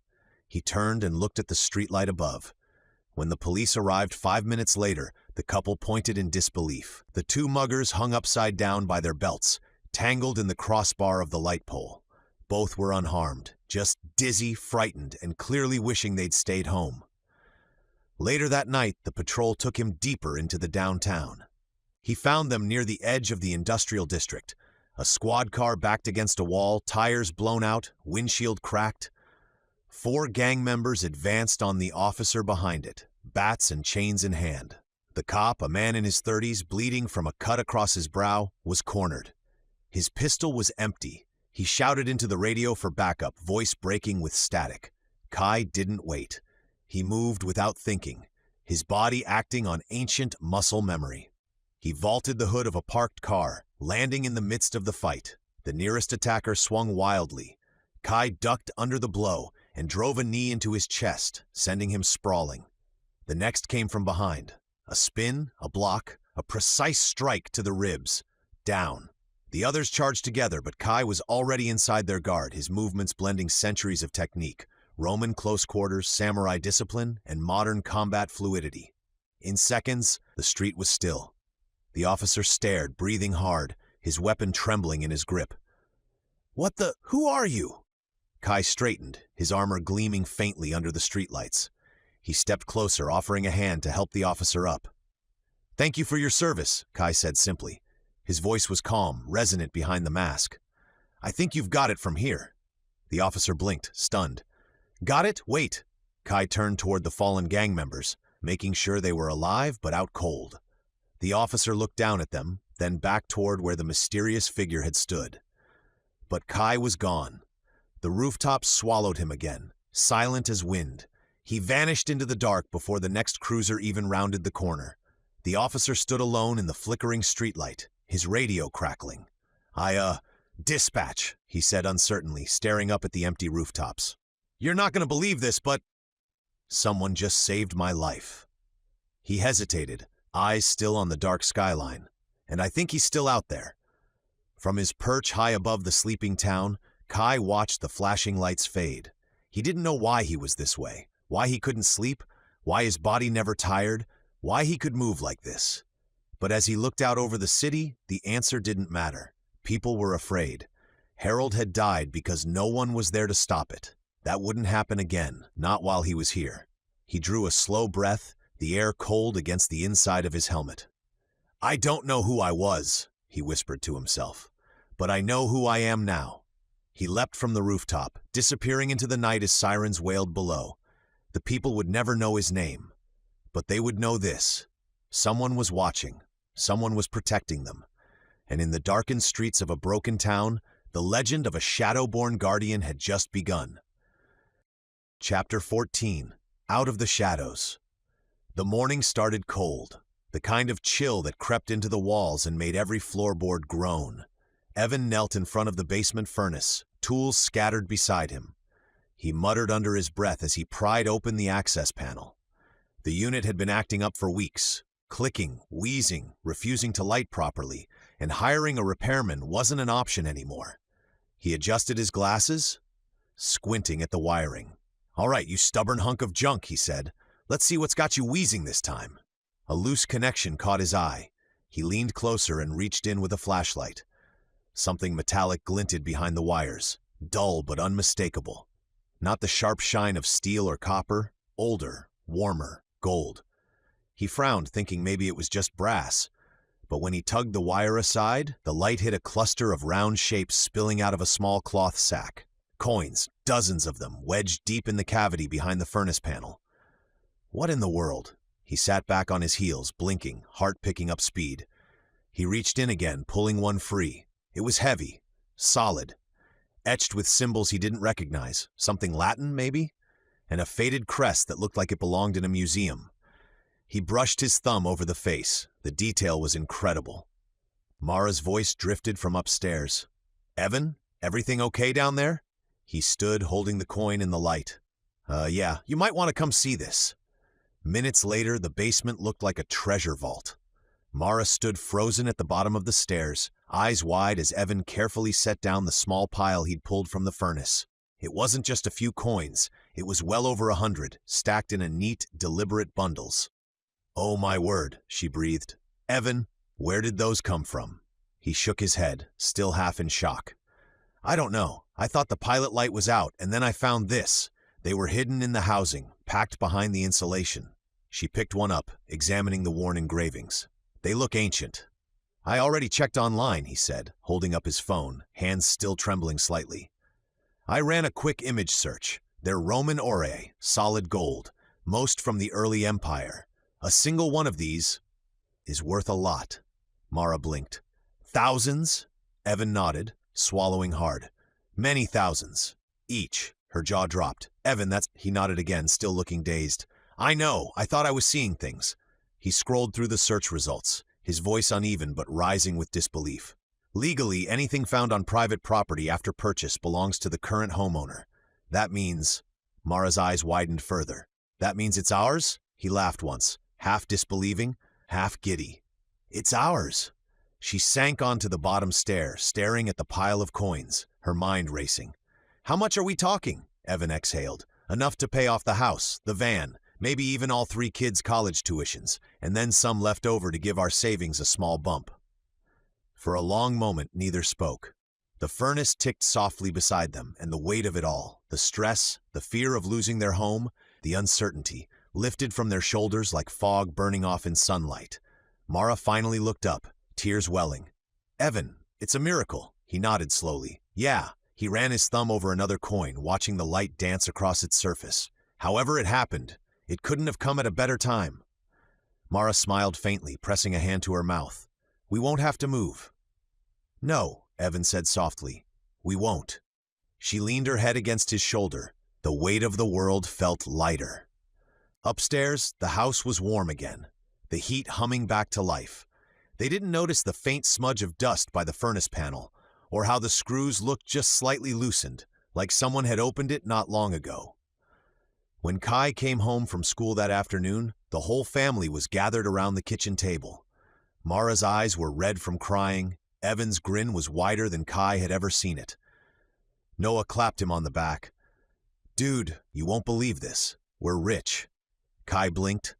"What?" Lily laughed through her tears. "Not like movie star rich, but we're okay now, really okay." Mara smiled at Kai. "Your dad found something in the furnace this morning. Gold coins, a lot of them." Kai's heart skipped. "They're ancient," Evan added. "Worth enough to pay everything off. We don't have to move. We're staying here." Kai forced a small smile, hiding the wave of emotion that washed through him. "That's incredible," he said quietly. Evan nodded, still looking at the small pouch sitting on the counter. "I don't know how or why, but someone must have been looking out for us." Kai swallowed, his gaze flicking toward the basement door. "Yeah," he murmured. "Maybe they were." Mara reached over and squeezed his hand. "We're safe now, Kai. All of us." Kai nodded, but deep down, he knew the truth. They might be safe from bills and banks and bad luck, but there were worse things in this world than losing a house. A few minutes later, Kai was leaning against the back porch rail when Noah found him. The air was still cool from the morning rain, the smell of wet grass clinging to the wind. Inside, laughter carried faintly from the kitchen, where Mara and Evan were still celebrating their unexpected fortune. Noah stepped outside, hands jammed in his hoodie pocket. He glanced toward the yard, making sure no one was close enough to overhear, then said quietly, "Dude, I know it was you." Kai looked over, feigning confusion. "What?" Noah arched an eyebrow. "Come on, ancient gold coins just magically appear in our furnace, enough to pay off the house, the van, and college for all of us? You really think I'd buy that's coincidence? Give me some credit, bro." Kai's expression didn't change. He looked back toward the tree line, voice even. "Maybe we just got lucky." Noah laughed softly. "Yeah, you know who says that? People who make luck happen." Kai didn't answer. His eyes were on the horizon, dark clouds shifting over the town, the faint glow of streetlights flickering in the mist. Inside the house, the television hummed. The sound of a news anchor's voice drifted through the open window. And once again, the unidentified vigilante struck last night, preventing what police say could have been a fatal gang assault downtown. Eyewitnesses describe him as wearing black, almost medieval-style armor and moving with impossible speed. Residents have begun calling him the Guardian. Noah and Kai turned toward the sound. On the screen, blurry phone footage showed a figure leaping from a rooftop, the camera shaking as he vanished into the dark. The anchor continued. Authorities remain divided. Some say he's a hero. Others insist he's a danger who must be brought in. But one thing is certain. Since the Guardian appeared, the city's violent crime rate has dropped by nearly 60%. Noah whistled low. Man, the Guardian, huh? Has a nice ring to it. Kai's jaw tightened. It's just a name? Yeah, Noah said, grinning. But it fits. You've kind of got the whole guardian angel vibe going on, minus the harp. Before Kai could respond, the sound of footsteps made them both turn. Lily stepped into the doorway, arms crossed, her expression a mix of smugness and sisterly irritation. You two might want to keep your voices down, she said. Mom and Dad are still in there. Noah rolled his eyes. We're just talking. Uh-huh, she said, glancing from one to the other. Right. Talking about how the Guardian just happens to wear armor that looks a lot like the stuff I saw sticking out of your bag last week? Kai froze. Lily smirked. No secret who that is either, Noah groaned. You can't keep anything to yourself, can you? I can, she shot back. But I'm not stupid, and as an expert on sneaking out at night, she gave Kai a pointed look. You might want to stop leaving your door unlocked. At some point, Mom's going to check in on you, and when she finds an empty bed, you're busted, Guardian Angel. Kai blinked, caught completely off guard. You've been sneaking out? She grinned. Relax, hero boy. Not recently, but I recognize the signs. Noah laughed, shaking his head. Guess you've been recruited, sis. Welcome to Team Guardian. Lily's grin softened just a little. Just be careful, okay? Whatever you're doing, it's working. But if Mom and Dad find out, we'll all be grounded until graduation. Noah chuckled. Grounded? He could probably break out of grounding. Lily sighed, looking at Kai. Just promise me one thing. If you get yourself killed, I'm not explaining that to the police. Kai managed a small smile. I'll do my best not to make that your problem. She gave a faint nod, turned, and slipped back into the house. Noah waited until the door shut before nudging Kai's arm. She's right, you know, you're making a difference. Kai looked down at his hands, still raw from the last night's fight, though already healed. I'm not trying to be a hero, Noah. Too late, Noah said. You already are one. Kai didn't answer. He stared at the reflection of the porch light in the puddles on the lawn, his expression unreadable. Because somewhere deep down, beneath the quiet pride and gratitude of saving lives, something else stirred, an unease he couldn't shake.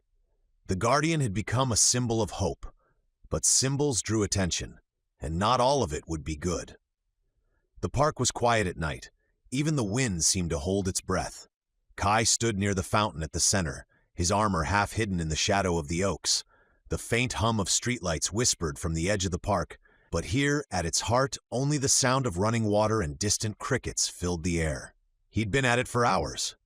3 muggings stopped, 1 car theft prevented, a back-alley drug deal interrupted before it could begin. But even with the streets safer, there was no peace in him. The adrenaline faded. What replaced it wasn't satisfaction, it was silence. The kind that pressed behind his eyes, making him feel like something unseen was waiting just beyond the dark. He stood still for a long while, scanning the empty paths between the trees. Every shadow looked alive. Every whisper of leaves made his hand twitch toward the hilt of his blade. He wasn't wrong to be cautious. A sound came, a faint rustle. Bushes stirring near the tree line. Too deliberate to be wind. He turned slightly, muscles tensing. His eyes searched the dark for movement, but there was nothing, just a ripple of air, a small shift in the night. Then it came. The arrow struck before he even heard the bowstring. It hit him square through the back, slicing through the armor and punching out through his chest. His body jerked forward, the impact sending him staggering to his knees. The breath left him in one short gasp. He could feel his heart spasming, the shaft cutting through it. The world tilted. The stars above him wavered like reflections on disturbed water. He reached up instinctively, fingers wrapping around the shaft protruding from his chest. Warm blood seeped through the cracks in his armor, pooling beneath him. For the first time, his body didn't heal. The pain didn't fade. It stayed, real, sharp. Kai collapsed onto his back, eyes fixed on the sky. The stars burned bright and cold overhead, distant as memories he couldn't reach.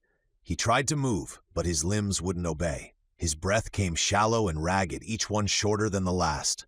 A shape emerged from the tree line, slow steps, measured, confident, the man in black. He moved with the ease of someone who'd walked this path many times before, his dark suit uncreased, his expression calm. He looked down at Kai, hands clasped behind his back, as if observing a specimen under glass. "Well," he said softly, "it's nice to see you again, Kai." Kai tried to speak, but his voice was barely a rasp. "You?" "Shh." The man knelt beside him, resting one gloved hand on the shaft of the arrow. "Don't waste your breath. You'll need it." He leaned closer, his voice low and almost affectionate. "You've been busy, Kai, playing the hero. The guardian, they call you now." He chuckled softly. "Fitting, I suppose, but you and I both know what you really are." Kai's hand twitched toward the hilt at his side, but the man caught his wrist effortlessly. "Still stubborn," he murmured. "Still fighting, even when it's pointless." Kai's vision blurred. The stars overhead began to fade into halos of light. The world came back not as sound or light, but as heat, blistering, endless heat. Kai blinked, once, twice, and found himself staring into a horizon of sand. The air shimmered in waves. The ground beneath his bare feet burned with each step. A long line of men trudged ahead of him, thin, sun-darkened, their backs bent beneath the weight of a massive wooden litter. The smell of sweat, leather, and dust choked the air. Bronze armor glinted beneath the sun. The rhythmic beat of drums rolled through the valley like thunder. An army, hundreds of thousands, marching in columns, spears, banners, oxen, chariots creaking under the weight of war. And at the center, atop the litter Kai helped bear, was a throne plated in gold. On it sat a boy, no older than 8. The young king wore a circlet of hammered bronze and a linen robe dyed crimson, a mark of royal blood. His eyes were sharp, his posture impossibly proud. His soldiers shouted his name with every mile, a sound that echoed off the cliffs like praise to the gods themselves. Kai didn't shout, he couldn't. His throat was too dry, his back raw from the lash. The ropes binding his wrists bit into the skin. Every step sent a dull ache through his shoulders, the wooden beam across them slick with sweat and blood. "Eyes forward, dog." The voice cracked like a whip, and then came the real one, fire across his back, a sharp stripe of pain that made his knees buckle. Kai gritted his teeth and straightened. The taskmaster, a heavy man with a whip coiled in one hand and a sun-scorched sneer, spat in the dust beside him. "You don't look at him. You're not fit to look at him. Keep your head down and march." Kai swallowed the sting of defiance. He stared at the sand instead, focusing on the rhythm of the steps, the pull of the ropes, the pounding of the drums. He didn't know where they were going. He didn't even remember where they'd come from.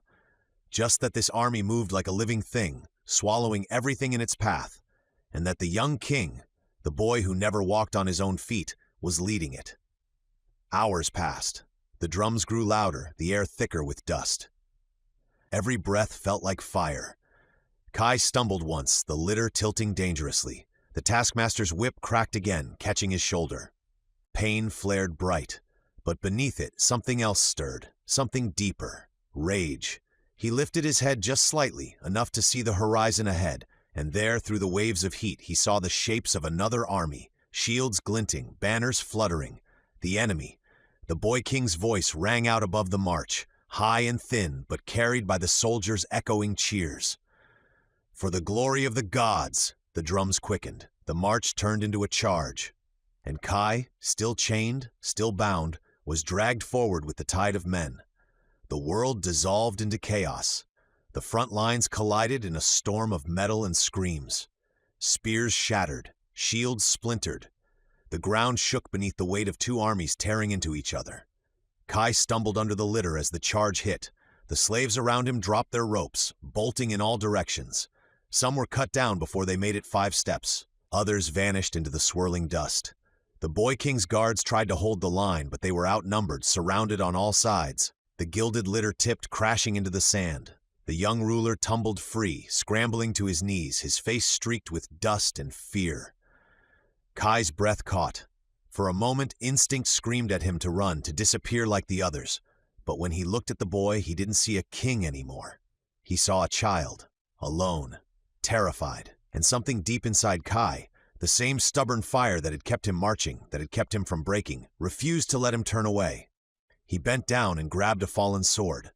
The blade was heavy, meant for a soldier's grip, not a slave's. He could barely lift it, but his hands tightened anyway. The first enemy soldier reached them, eyes wild behind his bronze helm. Kai swung clumsily, the blade catching more by luck than skill. It sliced across the man's neck, and he fell without a sound. Another came. Kai blocked, barely, the force jarring his arms to the bone. He stepped back, footing unsure, but his body moved on desperation alone. He struck again. Missed. Blocked a blow that should have split him in two. The third soldier's sword came low and fast, slashing across Kai's stomach. He gasped, the air leaving him in a sharp cry as the steel tore through flesh. Warm blood soaked his hands, spilling down into the sand. He staggered but didn't fall.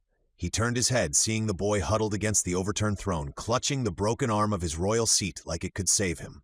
Kai took one step forward, then another. He raised his sword again, forcing his body to move, to stand, to protect. And then he saw it. Shadows passing across the light. He looked up. The sky was full of arrows. Thousands upon thousands of arrows. The enemy archers had loosed their volley without care for their own. The horizon itself seemed to darken as the storm of fletched death filled the air. Kai drew one last breath. The boy's frightened face blurred in the corner of his vision. Arrows screamed through the air, a black rain blotting out the sun. Kai turned to the boy king, frozen beside the overturned throne, and grabbed his arm. The child cried out as Kai shoved him inside the hollow space beneath the gilded seat. "Stay down," he rasped, voice shaking. The boy stared up at him, too terrified to move. Kai pulled the broken remnants of the throne around him, sealing the small shelter on three sides. But one corner still gaped open, too wide to protect him completely. Kai knelt, pressing himself against that opening, arms braced back to the boy. He could feel the boy's trembling against the wood, and then he faced the storm. He lifted his head toward the blackened sky, the air filled with the hiss of death. His pulse slowed, his breath steadied. If this was to be his end, he would meet it head on. The first arrow hit with a crack of wood and bone, then another, and another. Each one buried itself into him. He felt them punch through flesh, felt his blood spill hot across his skin. He didn't cry out. He didn't look away. By the time the final arrow struck, Kai was already falling forward, his eyes fixed on the horizon. The world dimmed to a muted hum, a blur of sound and light. The last thing he saw before the darkness swallowed him was the boy's small hands reaching toward him from the hollow. Then silence. When Kai opened his eyes again, the world was red. The sun had shifted, burning high and merciless above the battlefield. The air stank of blood and smoke. The clash of armies had faded, replaced by the low buzz of flies and the cawing of carrion birds. He couldn't move. His body felt heavy, pinned to the ground by pain. The arrows still jutted from his chest and sides, trembling with every faint breath. His vision swam in the heat haze. And then, footsteps. Someone was walking through the dead. Slow, deliberate steps crunching over armor and bone. Kai tried to lift his head, but the sun blinded him. A tall figure stood over him, framed by light, his face hidden by the glare, his voice calm and rich, carrying an accent older than kingdoms. "So it was true," the figure said softly. A slave protected his king. The voice moved closer, almost reverent. "There is a heart of a lion in this one." Kai tried to speak, but only a broken gasp escaped his throat. The figure knelt beside him. "This world needs more like you, boy." There was the faint sound of metal, then the wet slice of a blade cutting into flesh. Kai's stomach burned anew as warm blood splashed across his open wound. It wasn't his. The scent was different, rich, thick, almost electric. The man whispered something in a language Kai didn't know, his words resonating like thunder beneath the skin. Then the figure stood, the sound of his steps fading into the light. Kai blinked, vision narrowing to a single line of brightness, and passed out again. When he awoke, the sun was lower, red and swollen on the horizon. The battlefield was still. Tens of thousands lay where they'd fallen, the ground painted in crimson and ash. He sat up slowly. His body ached, but not from injury. The arrows still pierced him, their shafts glinting faintly in the dying light. He reached for one, gritting his teeth as he pulled. The arrow slid free, and the wound beneath it closed before his eyes. He stared, breath shallow. He pulled another, the same, and another. Each wound sealed into a pale line, leaving only faint scars across his skin. When the last arrow fell from his hands, he stood unsteadily. His stomach, where the sword had opened him, was whole again save for a scar. The pain was gone, the fatigue gone, only silence remained. He looked around him at the endless field of dead, the boy king nowhere to be seen, and a hollow realization settled in his chest. He was alive. The first thing Kai felt was pain. It radiated from every limb, a dull, rhythmic throb that pulsed in time with his heartbeat. His breath came in shallow pulls, each one dragging fire through his chest. When he tried to move, he couldn't. He opened his eyes. Night. The same park. But now the world was upside down, blurred with fog and pain and the faint hum of streetlights. The smell of blood filled his nose, sharp and metallic. Then he realized why he couldn't move. Arrows. Not one, not two, a dozen. One through each shoulder, both forearms, both thighs. Two pinned his hands to the ground, and another pair held his feet in place. He was splayed like a crucifixion, pinned in perfect symmetry. And above him stood the man in black. "Wake up, Kai!" The voice was calm, measured, almost polite. The man crouched beside him, his shadow cutting across Kai's face. His gloved hand reached down, tapping Kai's cheek lightly. Once, twice, as if testing to see if the lights were back on. "There you are," he murmured, smiling faintly. "My old friend." Kai blinked, the world slowly sharpening around him. His throat felt raw. "You? Oh good, you can still speak." The man's tone was amused, almost warm, but his eyes, pale, sharp, and ancient, carried none of that warmth. "I was beginning to think I'd overdone it. Would have been a shame to end the reunion so early." Kai tried to push up, but the movement only drove the arrows deeper. His body convulsed, teeth clenched against the pain. The man chuckled softly. "Easy now, don't strain yourself. You'll heal, of course, you always do. But let's not make it harder than it has to be." He straightened, dusting off his sleeves. "You probably don't remember me, do you? Your amnesia and all?" Kai's vision swam. "Who are you?" The man smiled, an elegant, practiced expression that didn't reach his eyes. "Ah, there it is, the classic question." He clasped his hands behind his back, pacing slowly in a small circle around Kai's prone form. His black shoes made no sound on the grass. "I've gone by many names," he said. "Too many, honestly. But you always preferred the formal one." He leaned down, his voice lowering to a near whisper. "Vlad III, Voivode of Wallachia." He tilted his head, the faintest smirk forming. "But you probably remember me better by what the world decided to call me. Vlad the Impaler." He chuckled softly, shaking his head. "Though I prefer Drake now. A little play on that ridiculous name they gave me centuries ago, Dracula, as if I were some monster from a child's bedtime story." Kai stared up at him, stunned. "You're real." Drake raised an eyebrow. "You say that as if you're not like me." He crouched again, studying the arrows impaling Kai's limbs, then plucked one from his thigh with a sharp tug. Blood welled up, but before Kai could gasp, the wound began to close. Drake smiled. "Still works, I see. Good. I was worried. I tried to only clip one side of your heart. Now, slow things down enough for what I need." Kai grimaced. "You're like me." "Like you?" Drake's smirk widened into a grin. "Oh, that's adorable." He tapped his own chest lightly. "No, my dear boy, I'm nothing like you. But yes, let's say we share a few traits. Call it divine coincidence, or cosmic irony." He stood again, stretching as though shaking off the stiffness of ages. "You see, I thought I was the only one." The only one cursed, or blessed, depending on your mood, with this eternal persistence. He gestured toward Kai, his voice dripping with amusement. "Imagine my surprise when the myth of the undying warrior wasn't myth at all. Of course, our gifts are very different, mine always taking life, yours always giving. It's very frustrating." Kai forced the words out. "Why are you doing this?" Drake sighed, feigning thought. "Because, Kai, we've played this game before. A very long time ago. You and I, we've crossed swords, toppled kingdoms, burned cities." He smiled faintly. "And every time you disappear for a century or two, trying to pretend you're human again, forcing me to survive on your precious mortals. It's cute, really, but you always come back. Eventually, and the game begins anew." He stepped closer, his polished shoes now inches from Kai's pinned hand. I waited this time, watched from the shadows. I wanted to see if you'd finally accepted what you are. But no, you're still trying to save people, still trying to matter. His tone hardened slightly. You never learn. Kai met his gaze, the strength returning to his voice. If you're immortal too, then you already know, this isn't living. Drake smiled slowly. Ah, there's the philosopher again. But tell me, Kai, if this isn't living, why are you still so determined not to die? Kai glared up at him, jaw tight. Drake crouched once more, tilting his head, studying Kai like a specimen. You'll remember eventually, he said. And when you do, our little game can begin again in force. Until then, it really isn't sporting. Kai was still pinned to the earth, the arrows locking him in place like iron stakes.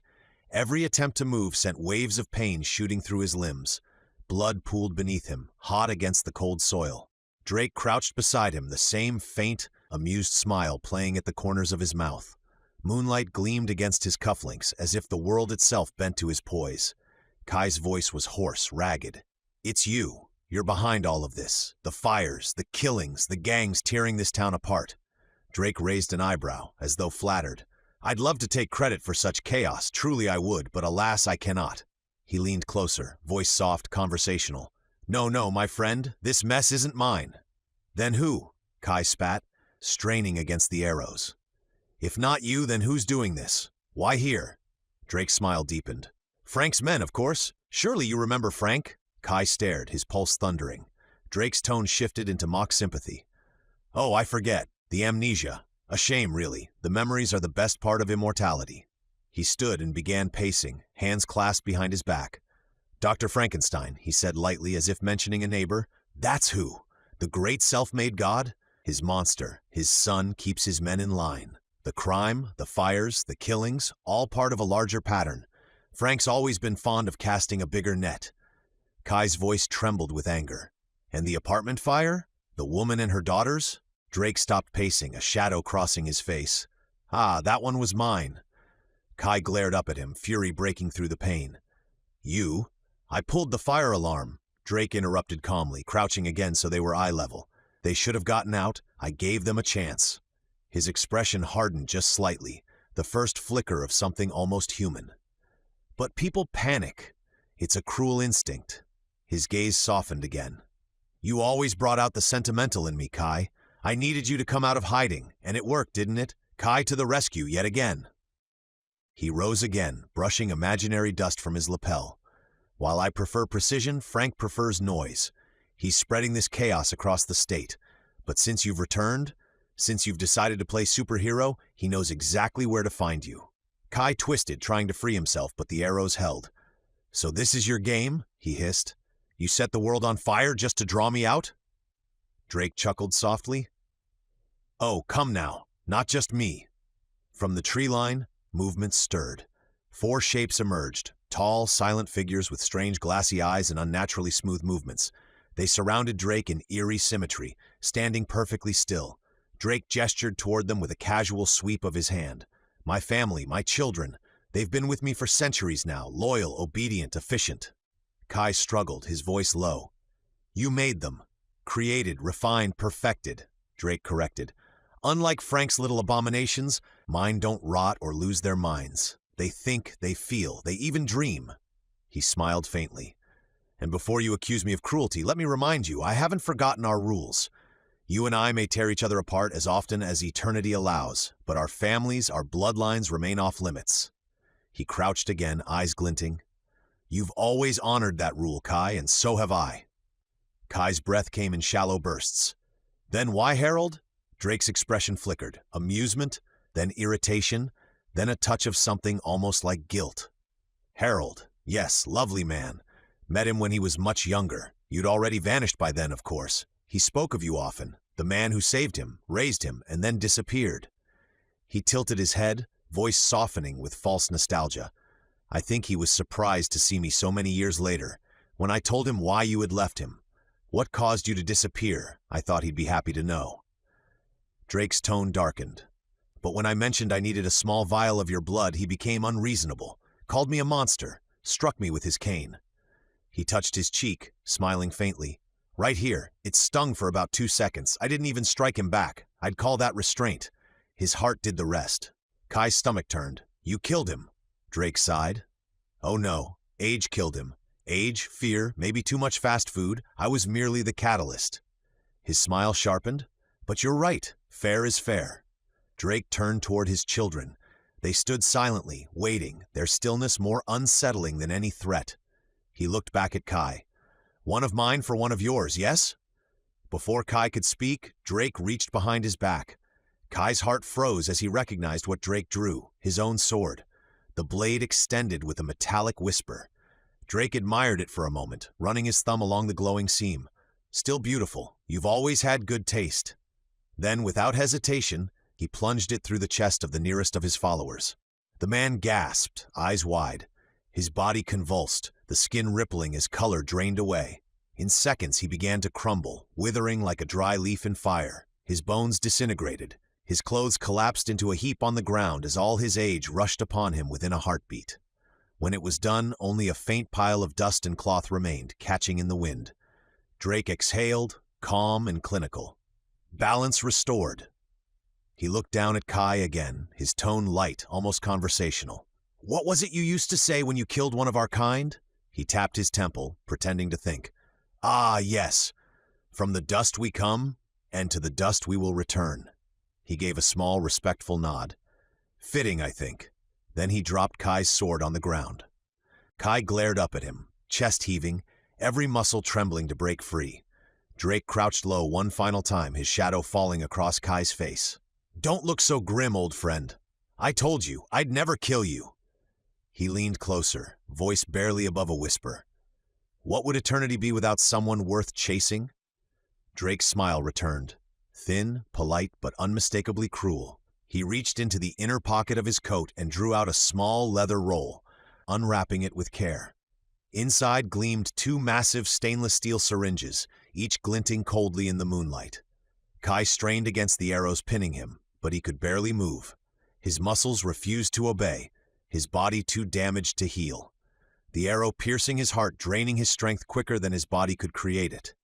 He could only watch as Drake knelt beside him again, that same clinical detachment in his eyes, the look of a scientist, not a sadist. You know, Drake began conversationally, inspecting one of the needles. Over the years, I've discovered something interesting. Your blood, it's a miracle, of course, but it's also temperamental. He tapped the glass with his fingernail, listening to the delicate ting. The trick is to slow it down. A direct shot to the heart works wonders. Once I used freezing water. Of course, that was before we had these delightful tools. He smiled faintly, turning the syringe over in his gloved hand. Back then, I had to drink it. Warm, thick, like a smoothie, really. Kai glared at him, his breath shallow. Drake chuckled softly. Ah, and that, my dear friend, is how the whole Dracula nonsense began. Someone walked in on me during one of our exchanges. Saw the blood, saw the fangs, well, the teeth anyway, and drew their own conclusions. He sighed, amused at the absurdity of it all.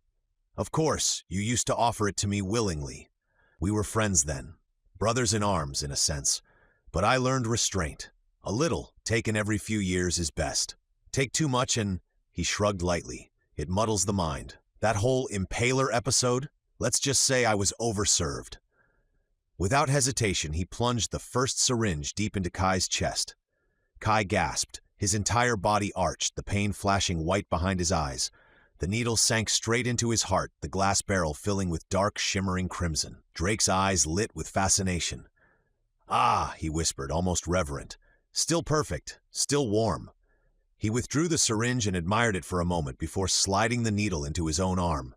Slowly, he depressed the plunger, pushing Kai's blood into his veins. His eyes fluttered shut, a long sigh escaping his lips. That, he murmured, should hold me for a bit. He flexed his hands, feeling the power rush through him. Renewal, youth, the pulse of something ancient and forbidden. I like to stay topped off, he said conversationally, glancing at Kai. You never know when you'll decide to vanish again. He set the first syringe down and reached for the second, plunging it into Kai's chest once more. Another vial filled. He inspected it, smiled faintly, then tucked it away in his coat. I'll share this with the children, he said. A small taste for them, keeps them loyal. I do prefer my family obedient. Drake glanced at it, then back at Kai. Ah, yes, one last gift before I go. He crouched down again, resting a hand on Kai's shoulder. His tone softened almost affectionately. I know how much you cared for him, so I took the liberty of making sure someone he loved was here for our little reunion. He gave a light pat, his voice dropping to a whisper. Took some time to find them, so you're welcome. Then, with one smooth motion, he gripped an arrow buried in Kai's hand and yanked it free. The pain was white-hot, blinding. Kai bit back a cry, his jaw locking tight. Drake stood, slipping the blood-filled syringes into his coat. Until next time, old friend, he said with infuriating calm. He turned and walked toward the trees, the children following silently. One of them hefted the duffel bag over his shoulder, dropping it onto the ground, its occupant still breathing, still asleep. Kai didn't notice. He was too busy fighting to stay conscious, his body trembling under the weight of pain and exhaustion. The forest swallowed the group whole. Kai used his free hand to try and pull out the arrow in his chest, but his strength was too weak. He could barely lift his arm. He slowly worked his cell phone out of his pocket, his vision blurring as he opened up his texts and slowly typed 4 letters, each one leaving a bloody smear on the screen. Help. His arm finally collapsed back on the ground, the phone falling out of reach. Only the faint trail of footprints and a small patch of disturbed earth remained, lit by the pale shimmer of the moon glinting off of Kai's sword laying in the grass. And in the silence that followed, Kai's heartbeat began to slow. Chapter 15, The Rebound. The world came back in fragments. Sound first, then the bite of cold air, then pain. Kai! Noah's voice cracked, somewhere between panic and disbelief. Come on, man, wake up! He felt hands on his shoulders, shaking him. The world swam into focus, dark trees, a broken patch of moonlight, and 2 silhouettes leaning over him. Lily's voice was tight with fear. Noah, he's not breathing. He's not. Yes, he is. Noah cut her off, though his voice trembled.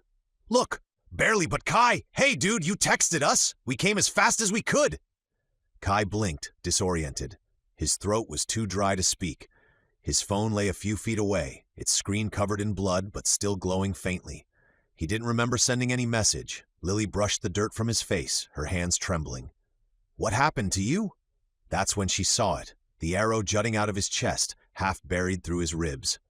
Her breath hitched. Noah, what? Noah stared, horrified.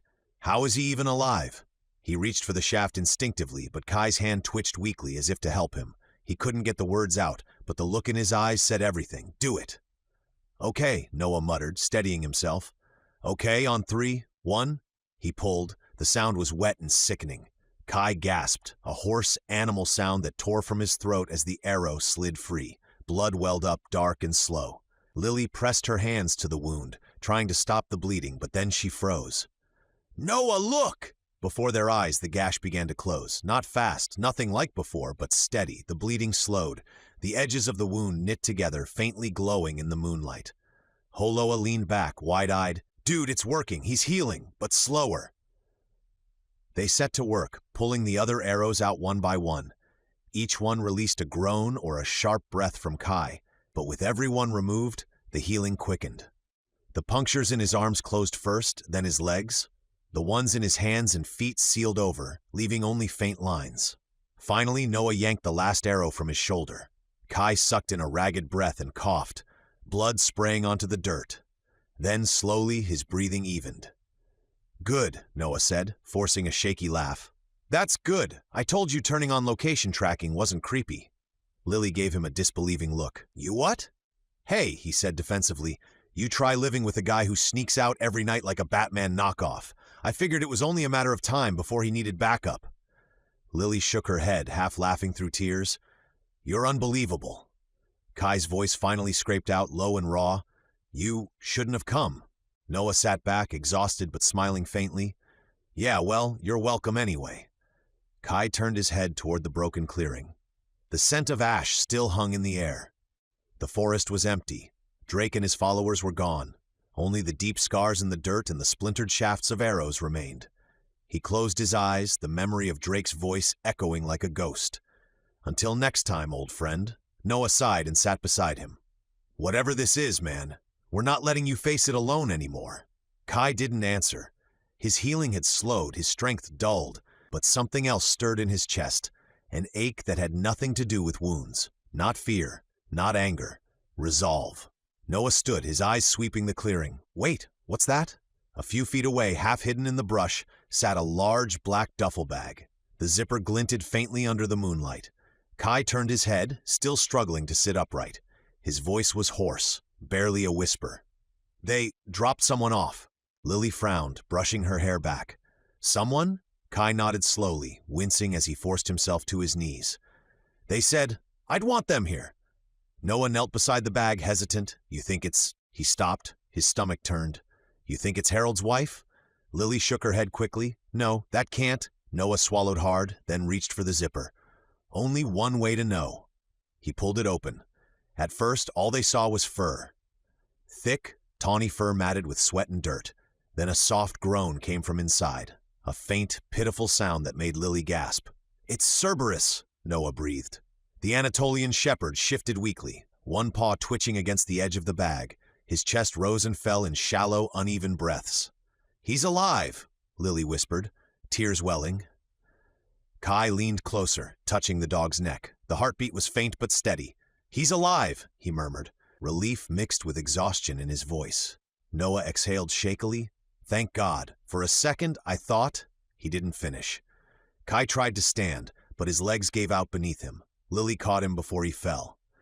Hey, take it easy, she said, looping his arm around her shoulders.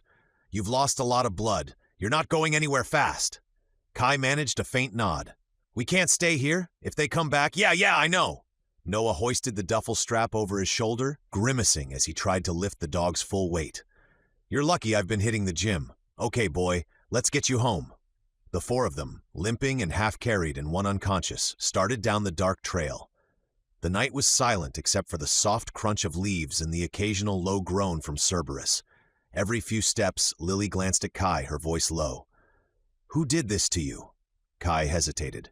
His eyes, still dim with pain, flicked toward the trees as though expecting to see movement there. Someone who should have stayed dead. Noah huffed under the weight of the dog. Man, you've got to start hanging out with less terrifying people. Despite everything, Lily gave a weak laugh. Yeah? Next time, maybe just make friends with, I don't know, normal kids who play soccer. Kai didn't respond, but for the first time that night, something like a smile touched his lips. When they finally reached the Callahan house, the lights were off. Mara and Evan already asleep. They slipped inside quietly, setting Cerberus down on the living room rug. The big dog gave a low, half-conscious whimper before settling again. Lily helped Kai onto the couch. He was pale, his breathing shallow but steady. The last of the wounds were still closing fully, but slower than before, the healing sluggish and incomplete. Noah dropped into a chair, drenched in sweat.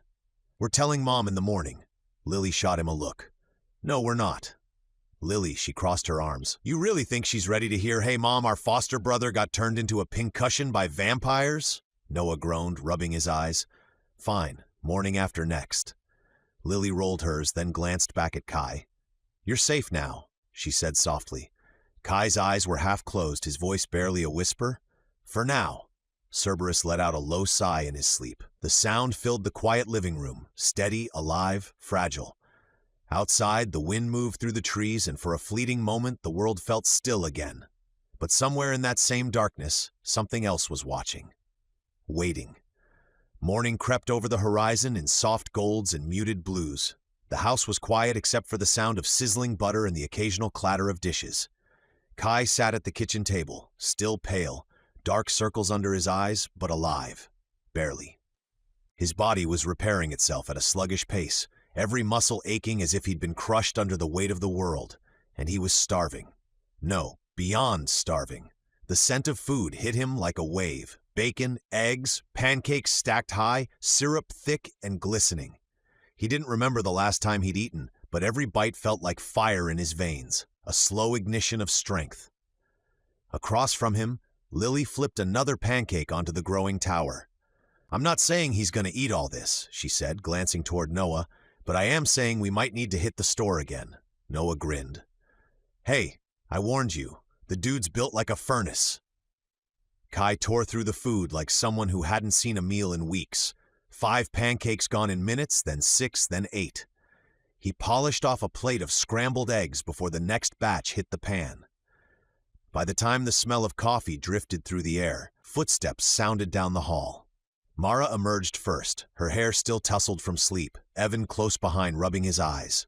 "Is it Christmas?" Mara mumbled, then blinked at the sight of the kitchen. "Wait, Noah made breakfast?" Noah, mid-sip of orange juice, nearly choked. Yeah, thought I'd, do something nice." Mara's brow lifted, suspicious but amused. "And clean up, right?" "Right," Noah muttered, glancing at the growing mountain of dirty pans in the sink. Evan shuffled in, eyeing the feast with approval. "Looks like we're feeding an army." Then his gaze landed on Kai, who was just then stacking his 15th pancake on the tower on his plate and reaching for the syrup again. Or just one teenage boy. Mara smiled warmly. "Morning, Kai. Feeling better?" Kai wiped his mouth with the back of his hand, nodding. "Yeah, just hungry, I guess." "I'll say," Evan said, sitting down and pouring coffee.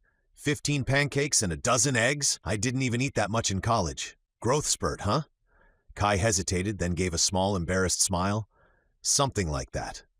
Evan chuckled. "Man, I wish I still had that metabolism. I look at a donut wrong and gain 2 pounds.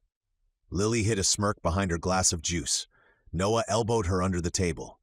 Kai kept eating, slower now but steady, his strength returning with every bite. He didn't know what it was about food.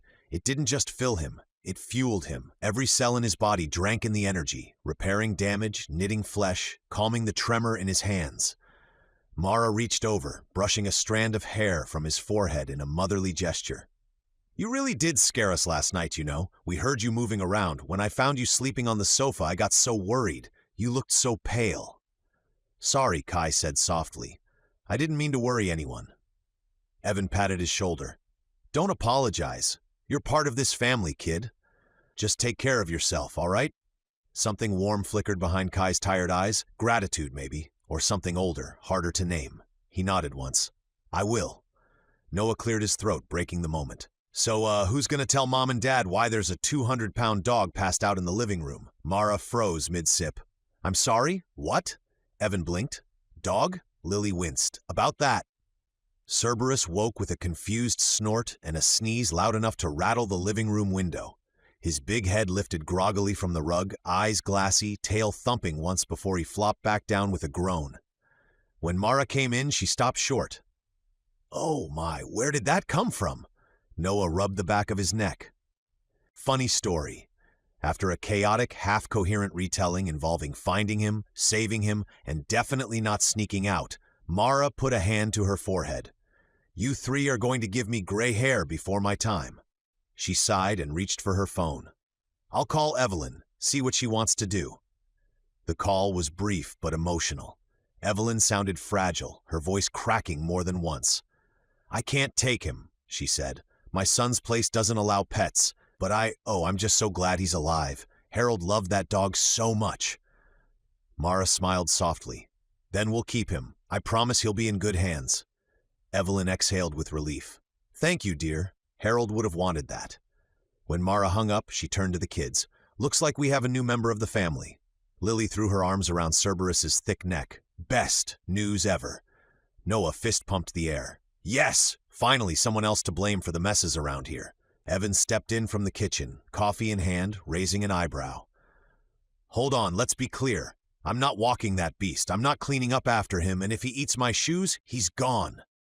Cerberus lifted his head at that exact moment and let out a low, lazy bark that sounded suspiciously like a challenge. Lily giggled. "He says he'll walk you instead." Evan grunted, muttering, "That's what I'm afraid of." The tension of the previous night finally seemed to ease. For a few precious minutes they were just a family again, normal, loud, and full of life.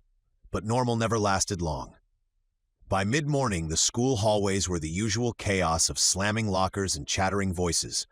Kai walked beside Noah, still a bit pale but moving better.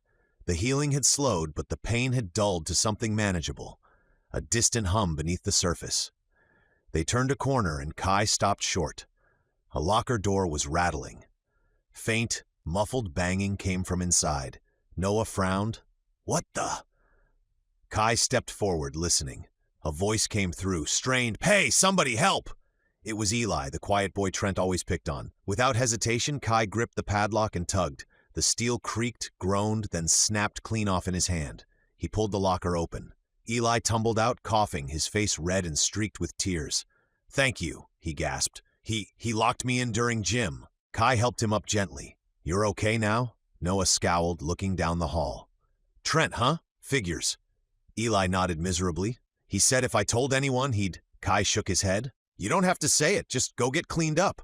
Eli gave a quick nod and hurried off toward the bathroom, clutching his books. Noah looked at the broken lock in Kai's hand. "You know, most people use a key." Kai dropped the twisted metal into a trash can. "It was faster this way." Noah chuckled softly. "Man, I keep forgetting how freakishly strong you are." But Kai wasn't smiling. He looked down the corridor, his jaw tightening. It was all the same, he thought, just different scales. A kid with power hurting someone weaker, a man with power starting wars, a creature with power destroying lives over centuries. Evil didn't change, it only put on new disguises. The bell rang, snapping him from his thoughts. "Come on," Noah said. "If we're late again, Mom's gonna make us alphabetize the history section." Kai followed, but his mind stayed elsewhere, on Drake, on the spreading crime, on the sense that the world itself was beginning to shift. Something was building, something worse than one bully or even one immortal, and Kai could feel it coming. Chapter 16. Hunted night came quietly, settling over the city like a bruise. From the rooftops, Kai moved like smoke, silent, unseen. His armor blended into the dark, the faint metallic seams catching only slivers of the streetlights below. His senses, sharpened beyond anything human, tracked movement far beneath him. Drake had said enough for Kai to know the truth. He wasn't the only one watching this city. But Drake had gotten what he wanted, Kai's blood, and vanished into the night. That left one name whispered in the void he left behind. Frank. And wherever Frank went, death and corruption followed. Kai wouldn't wait for him to strike first. He began tracing the city's new criminal web, one robbery at a time, one whisper in an alley after another. He learned how the gangs were suddenly better armed, better organized, moving shipments at night with military precision. Whatever Frank was doing, it wasn't just about money, it was control. And it all led here, to a warehouse on the edge of the river district, gray, crumbling with its windows blacked out and guards posted like sentinels. Kai crouched on a rooftop across the street, the wind tugging at his hood. From here, he could see nearly everything. The comings and goings of trucks, the dull orange glow leaking through high vents, the faint hum of generators. The place was alive. He closed his eyes and listened. Beneath the mechanical noise, he picked up the rhythmic shuffle of footsteps, the low murmur of voices. Someone barked orders in a language he didn't recognize, and another answered in clipped tones. Foreign, disciplined, organized. This wasn't a street gang. This was something bigger. He waited until the guards at the front gates swapped shifts, then dropped soundlessly to the ground. His boots touched asphalt with barely a whisper. He slipped into the shadows along the wall, finding a gap in the fencing where old wire sagged loose. Inside, the air reeked of oil, metal, and ozone. He moved low, hugging the walls, every movement deliberate. Silent steps, controlled breathing. The techniques came instinctively, like muscle memory carved from centuries of repetition. Two guards stood near a stack of crates, laughing quietly, their weapons slung loose. Kai slipped behind them, pressed to the wall. A faint creak of his armor made one turn his head. But before either could react, Kai moved. One hand clamped over the first guard's mouth, twisting his wrist until the man's body went limp. The other he silenced with a short chop to the throat, lowering him to the ground before he could hit the floor. Neither was dead, just unconscious. "Stay focused," he told himself. "Find answers, don't leave bodies." He crept further in, weaving between rows of shipping containers. Faint light spilled from an open door ahead. Inside, a group of men huddled around a table covered in blueprints and cash. A large screen flickered on the wall behind them, showing a map of the city. Dozens of red markers dotting neighborhoods across the region. Each one labeled with a time and date. He focused, reading the details. Shipment sectors, South Dock, Hospital, 445, District Substation, 5. It wasn't random crime. It was infrastructure. Frank's people weren't looting the city. They were dismantling it. A low rumble built in Kai's chest. Anger mixed with purpose. He was about to step closer when something caught his eye. A crate beside the table, partially pried open. Inside, packed neatly in straw, were rows of glass cylinders filled with faintly glowing fluid, red, alive, and pulsing faintly like veins. The same color as his own blood. Kai froze. One of the men at the table tapped the crate with his boot. "Dr. F says the next batch goes out tomorrow," he said in a low voice. "After that, he doesn't care how many bodies it takes. He just wants more of this." The others nodded. "What's he even doing with it?" The man shrugged. "All I know is, whatever it is, it ain't human." Kai backed into the shadows, heart pounding. Dr. F. Frank. He was harvesting something tied to him. And the fluid? My blood.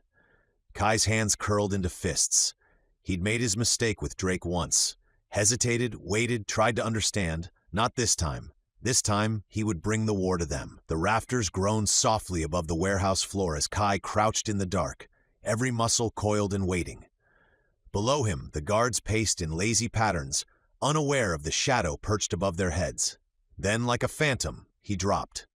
He landed behind the first man, one gloved hand snapping across his mouth, the other twisting his wrist until the gun clattered to the ground. The second guard turned, too slow, and was swept off his feet by a kick that sent him crashing into a stack of crates. The next few seconds were a blur. Silent motion, precise strikes, the rhythm of centuries of combat flowing through Kai's veins like instinct. When the last man fell unconscious, the warehouse was still again, save for the distant hum of machinery. Kai straightened, his breathing controlled, eyes scanning the space. The crate with the glowing vials still pulsed faintly nearby, the red light bathing the room in a dim, otherworldly hue. Then a voice broke the silence, smooth, confident, and steeped in arrogance. "Well, that didn't take long at all." Kai turned. A man stepped from an office door elevated above the floor. A tall figure in a crisp white lab coat, his gray hair slicked back, his posture deliberate. His eyes were sharp behind his glasses, cold and amused. Dr. Frankenstein. He descended the metal stairs at an unhurried pace, clapping his gloved hands once in mock applause.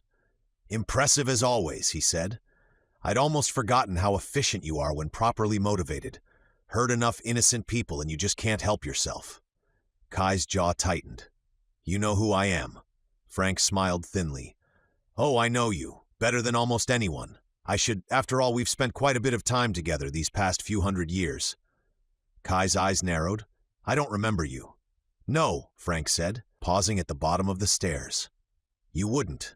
You were somewhat less conversational when you were strapped to my operating table." He circled slowly, keeping his distance.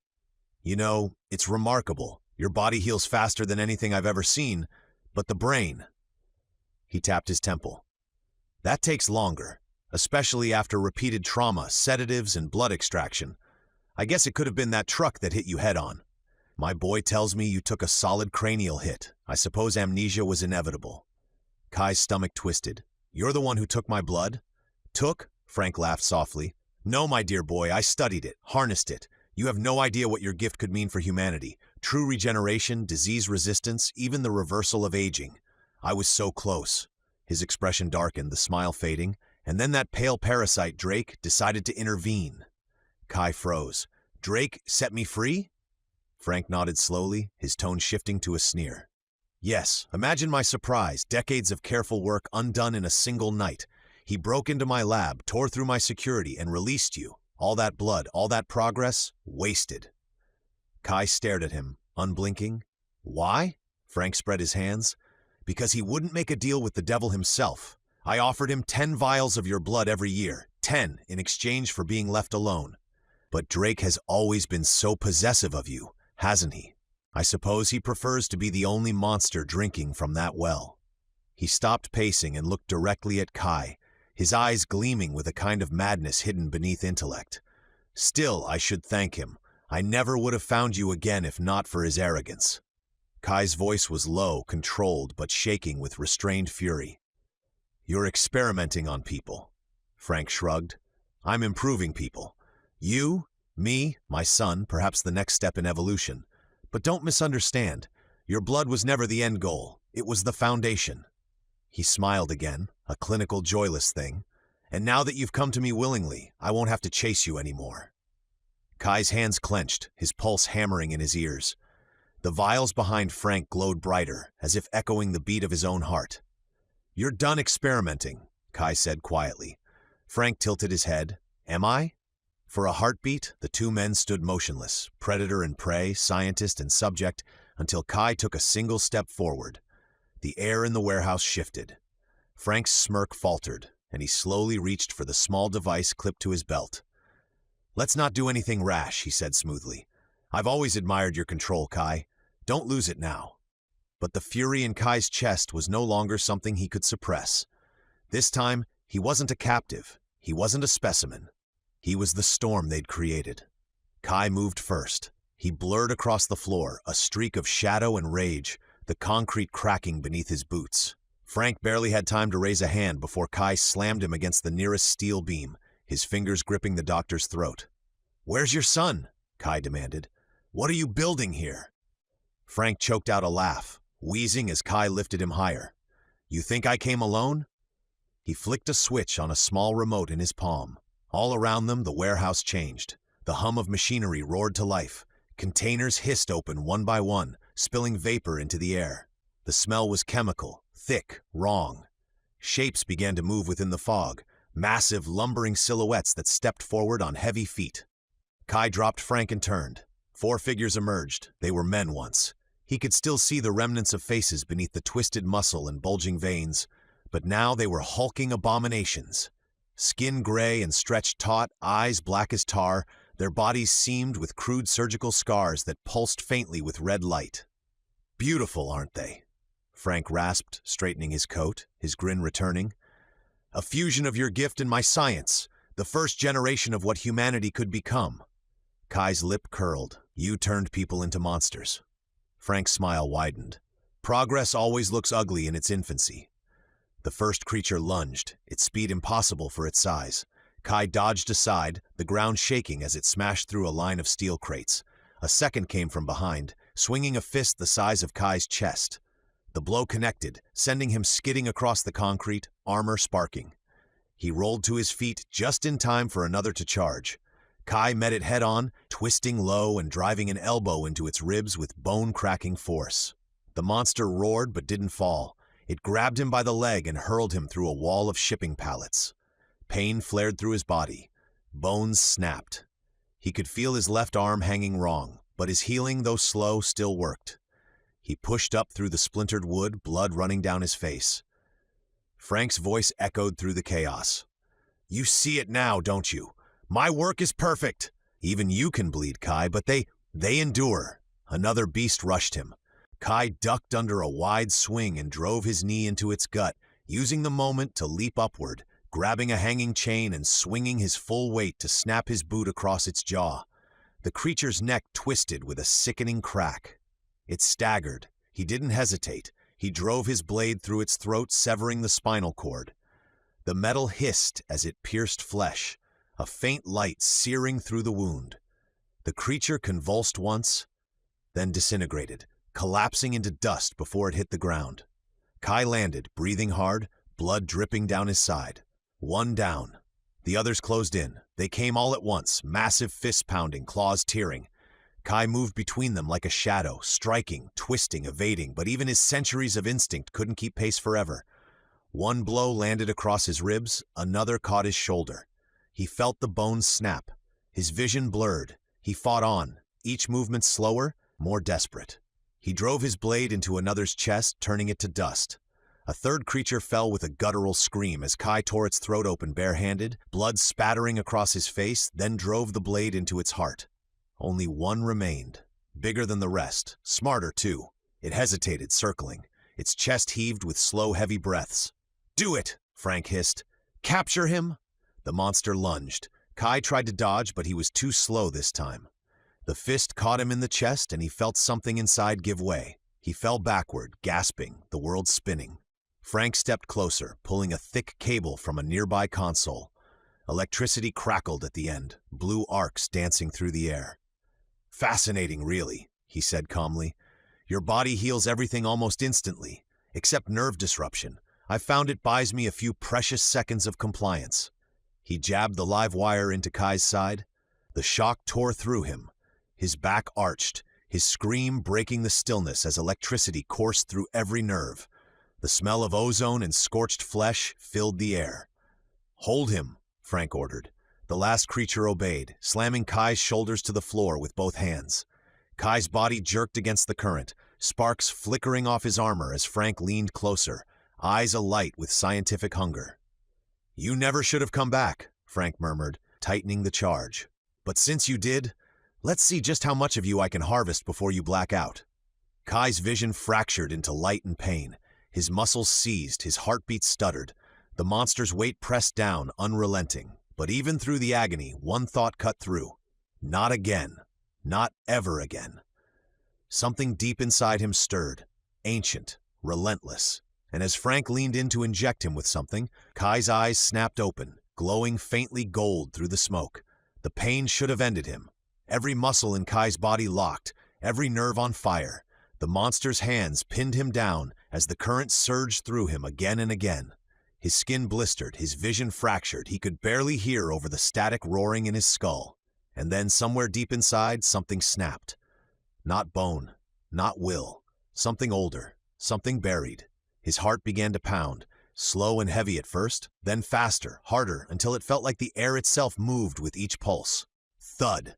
The electricity sparked across his body, then bent away, the arcs fading as his veins lit faintly beneath his skin. Thud. Frank took a step back, eyes wide. What are you doing?" Kai's head dropped forward, his breath coming in ragged gasps.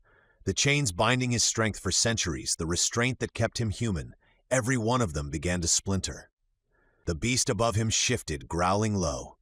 It pressed harder, but the tremor in its arms betrayed the truth. It could feel it too. Power, pressure, rage. The cables feeding electricity into Kai's body began to hum and glow red. The air shimmered with heat. Kai threw his head back and screamed. It wasn't pain anymore. It was release. His body convulsed once, the energy inside him exploding outward. The creature's grip shattered, the floor cracked like ice beneath him, and a shockwave blasted through the warehouse, papers, debris, and loose metal swirling outward in a storm. When the air cleared, Kai was on his feet. His chest heaved. His eyes burned with a feral intensity. Every wound, every fracture, gone. The last monster took one staggering step forward. Kai moved faster than sight. A blur, a whisper, then impact. He drove a fist into the creature's ribs.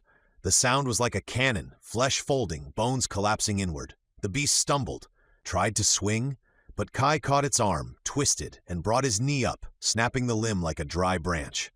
Before it could scream, Kai's hands slammed into its throat and his grip tightened. The creature's black eyes bulged. Its body began to disintegrate, turning to dust in his grasp.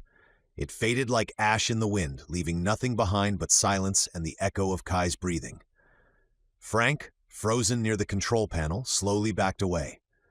"Impossible," he whispered. "You can't. No one could resist that much." He reached for his coat pocket, fingers shaking. "You leave me no choice." Kai turned toward him just as the doctor whipped out a small canister and sprayed. A burst of fine mist hit Kai's face. Cold, metallic, burning instantly. He screamed as the acid ate into his skin, his vision searing white. He staggered back, clutching his eyes, the pain piercing through even his accelerated healing. The floor tilted, the world spinning into chaos. When he dropped to one knee and blinked through the haze, Frank was gone. The back door hung open, swinging in the night wind. Kai staggered to his feet, his breathing ragged. His healing was working, but slow. The burns crawled across his face, knitting tissue cell by cell. His sight returned in bursts, blurred and raw. He turned to the rows of crates, the vials inside still pulsing faintly with that crimson glow. His blood? His curse. He took a step toward them, then another. His fingers flexed once, then he drove his fist through the first crate. Glass shattered. The glow splattered across the floor. He moved methodically, destroying each one, every container, every last trace of what Frank had made. The air filled with the sharp smell of metal and chemicals, the liquid hissing as it hit the ground. When it was over, the warehouse was burning. Kai stood in the center, surrounded by flames, his chest rising and falling slowly. He didn't look back. Outside, the night wind carried the smoke up into the sky. From miles away, it looked like the city itself was exhaling. But somewhere out there, in that same darkness, Frank was already moving again, his hands trembling, his eyes wild, and in his pocket, a single intact vial of Kai's blood glowed softly against the glass. Chapter 17, Family Ties. The city had begun to change. The crime rings that once ruled the streets were unraveling, slowly, methodically, as though something unseen was dismantling them piece by piece. To the police, it was chaos. To the people, it was hope. To Kai, it was war. He moved like a shadow between the forgotten corners of the city, following Frank's network of corruption outward from the warehouse. Every lead led to another stronghold. Bars, old factories, condemned buildings with lights still burning in the basement windows. Each time, the pattern was the same. Humans running operations they didn't understand, and among them, the ones who didn't die easily. Immortals. Drake had called them his family. Frank had called them experiments. Kai knew what they really were. Remnants. Fractures in the order of nature, same as him. But unlike him, they had chosen this path. He showed mercy to the humans who still had their souls intact. He would disarm them, knock them unconscious, tie them up for the police to find. But when he met another of Frank's creations, one of those things that refused to die, he showed no hesitation. He fought them as only an immortal could, and when he struck the final blow, his voice carried softly through the dark. From the dust you came, and to the dust you shall return. Each time he spoke the words, something deeper stirred within him, a current of power, ancient and cold. When his blade found their vital organs, their bodies would seize and crumble, the centuries they had stolen collapsing in an instant. Flesh and bone aged to ash, the air filled with the faint scent of decay and the whisper of time reclaiming what was stolen. He hunted through alleys, across rooftops, into tunnels beneath the city. Everywhere Frank's syndicate spread, Kai followed. There was the woman with eyes like obsidian and claws that could tear steel. He found her leading an underground cage-fighting ring. There was the twin pair who fed on adrenaline, who moved so fast they blurred together in the dark. He caught them mid-theft, their laughter turning to screams as they dissolved in his hands. And there was the old priest who had once been human, preaching resurrection while extorting souls for Frank's experiments. His prayers turned to dust on his tongue. By the time dawn crested the skyline, the air itself felt cleaner. The pulse of evil in the city had quieted, temporarily. But the deeper Kai dug, the clearer the truth became. Frank's reach went further than this city. There were cells in other towns, other states, perhaps across the world, each one experimenting with variations of the same thing: immortality. Kai stood atop a rooftop overlooking the river as the first light of morning burned through the fog. His armor was scarred, his knuckles raw. He'd fought for so many hours. He was beginning to lose track of time.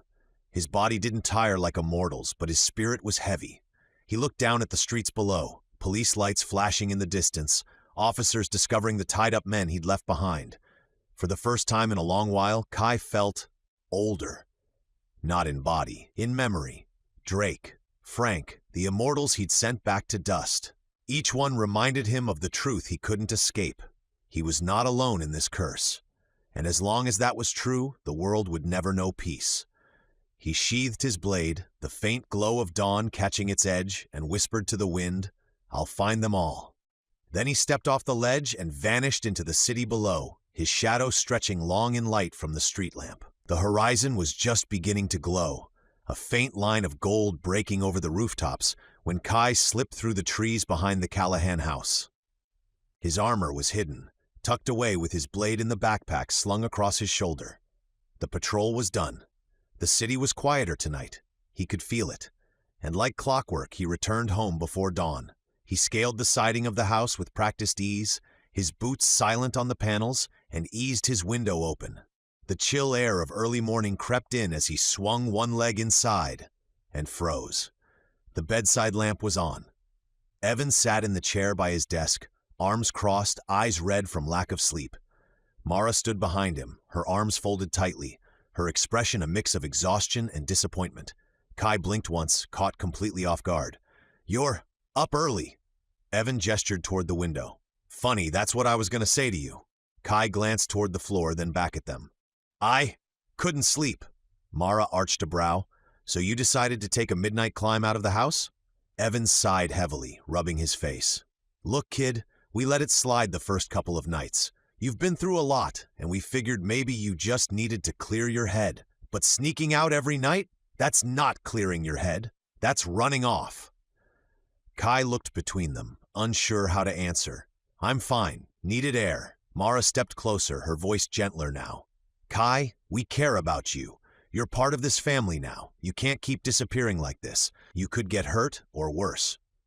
I can handle myself, Kai said softly. Evan gave a short laugh. Oh, we know that. You handled yourself right through a second-story window. His tone was more weary than angry. Look, if you're in some kind of trouble, you can talk to us. We'll figure it out together. It's not trouble, Kai said quickly. Evan narrowed his eyes. Then what is it? A girl?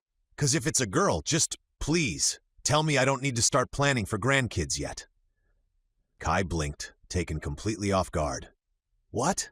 No, it's nothing like that. Mara sighed, her expression softening with both relief and lingering worry. Then help us understand, sweetheart. Where are you going at night? He hesitated. The truth perched on his tongue like a blade ready to cut, but impossible to speak. How could he tell them that he spent his nights hunting monsters, killing men who wouldn't die, cleaning up the rot that spread through their streets? So instead, he said nothing. Mara exchanged a look with Evan. Evan leaned forward, elbows on his knees. All right, you don't want to talk, fine, but this has to stop. You're grounded. No more late-night wandering, no sneaking out, no excuses. Kai frowned slightly. Grounded? Yep, Evan said. Classic punishment. Still works. We'll check in every night before bed, and if I have to, I'll nail your window shut. Mara gave him a look. Evan? He held up a hand. Figure of speech. Mostly. Mara knelt beside Kai, her tone softening again. We're not angry, Kai. We're scared. You've been through enough already. Let us help keep you safe. Kai looked at them both, their tired eyes, their worry, the strange mixture of frustration and love. For a moment, he felt something deep and old stir inside him. He'd probably known rulers, soldiers, kings, but family seemed rarer than all of it. He gave a faint nod. All right, I'll stay. Mara exhaled, relieved. Thank you. She reached up and brushed his hair back, a mother's reflex she didn't even seem aware of. Now get some sleep. You look exhausted. Evan stood and yawned. And if you decide to go all exploring again, at least wait until we're awake so we can supervise. Mara swatted him lightly on the arm as they left the room. Kai sat on the edge of his bed as the door closed behind them, listening to their footsteps fade down the hall. Grounded.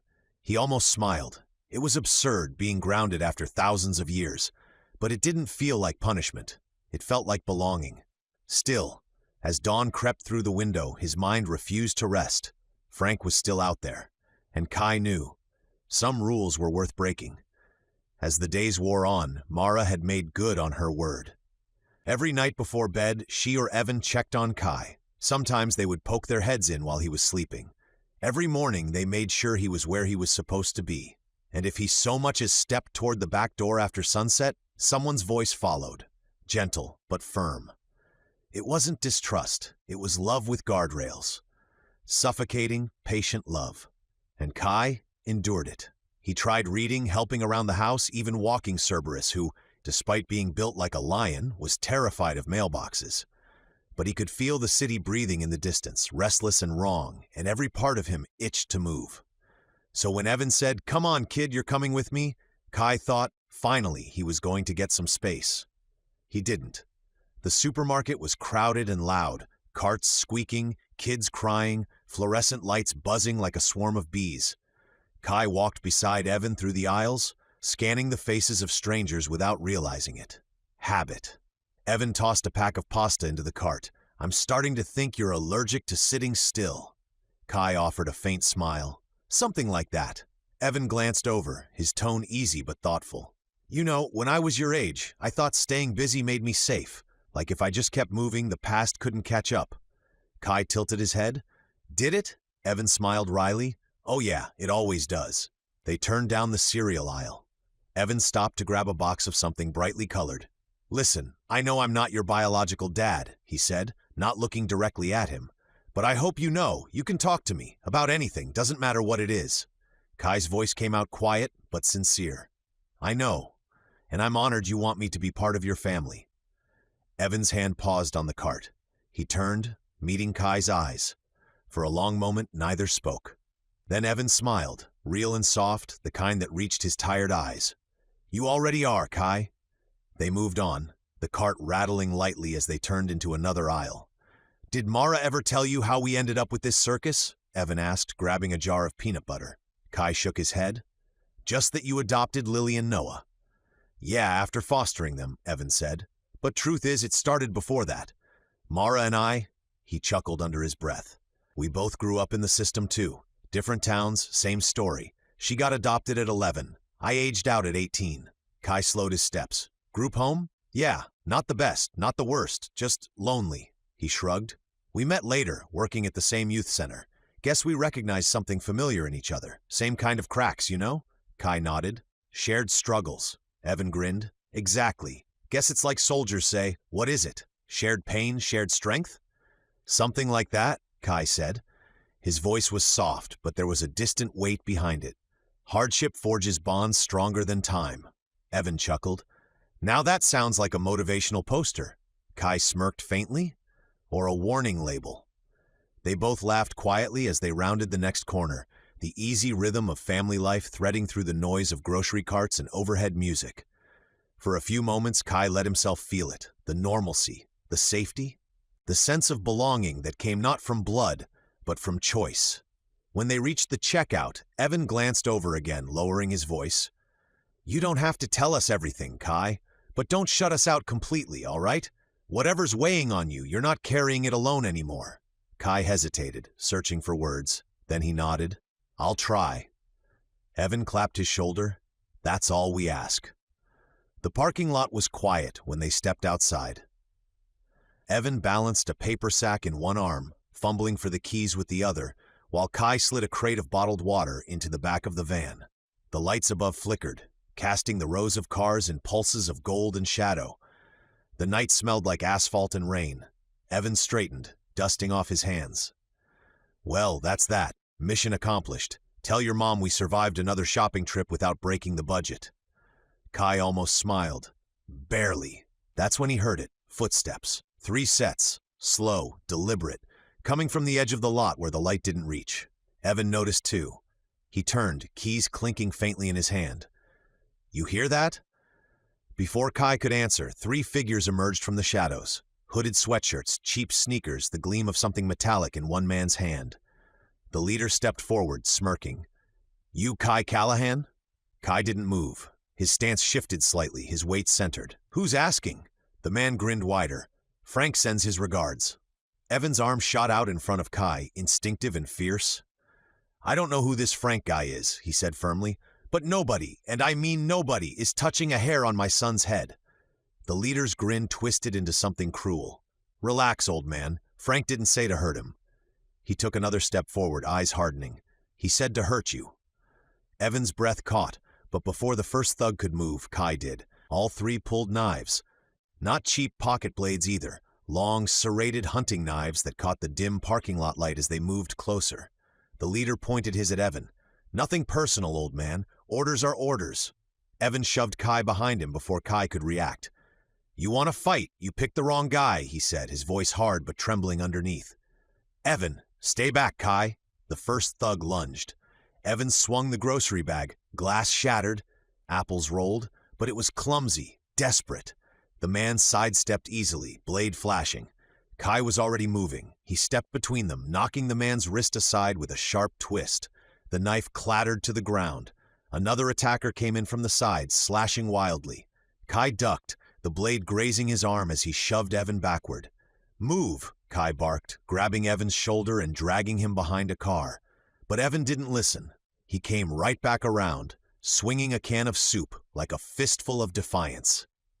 "You're not hurting my kid!" The distraction nearly got him killed. One of the thugs lunged straight for his ribs. Kai intercepted the strike with his forearm, twisting the knife from the man's grip and using the same motion to shove him into another. Both hit the pavement hard. The last one hesitated, then tried to flank them. Kai pivoted, grabbed Evan by the jacket, and pulled him down just as the blade swept overhead. Evan hit the ground with a grunt, the knife slicing air where his head had been. Kai caught the man's wrist mid-swing and slammed it against the side of a car door, once, twice, until the knife fell. A final, sharp elbow sent the man staggering back. All three regrouped, breathing hard, realizing they were outmatched. The leader spat blood, eyes burning with hate. "You're dead, kid. You and your hole." Kai stepped forward once, silent but dangerous. That was enough. They turned and ran, disappearing into the dark the same way they came. For a long moment, the only sounds were their fading footsteps and Evan's ragged breathing. He straightened slowly, wiping sweat from his brow. You all right?" Kai nodded. "You?" Evan looked at the shattered groceries, the dents in the car door, then back at Kai. "I've been better," he said, then let out a shaky laugh. "Where in the world did you learn to move like that?"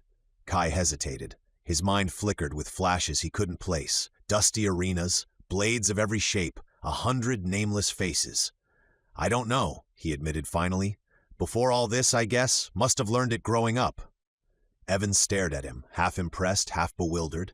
Then he gave a short laugh. "Well, you must have been raised by Bruce Lee." Kai almost smiled. Evan's face grew serious again. "We can't tell your mom about this," he said firmly. "She'll lose it. She's already worried enough about everything else. If she finds out 3 guys tried to jump us in a grocery lot, she'll have us both wrapped in bubble wrap till Christmas." Kai nodded. "Agreed?" Evan put a hand on his shoulder.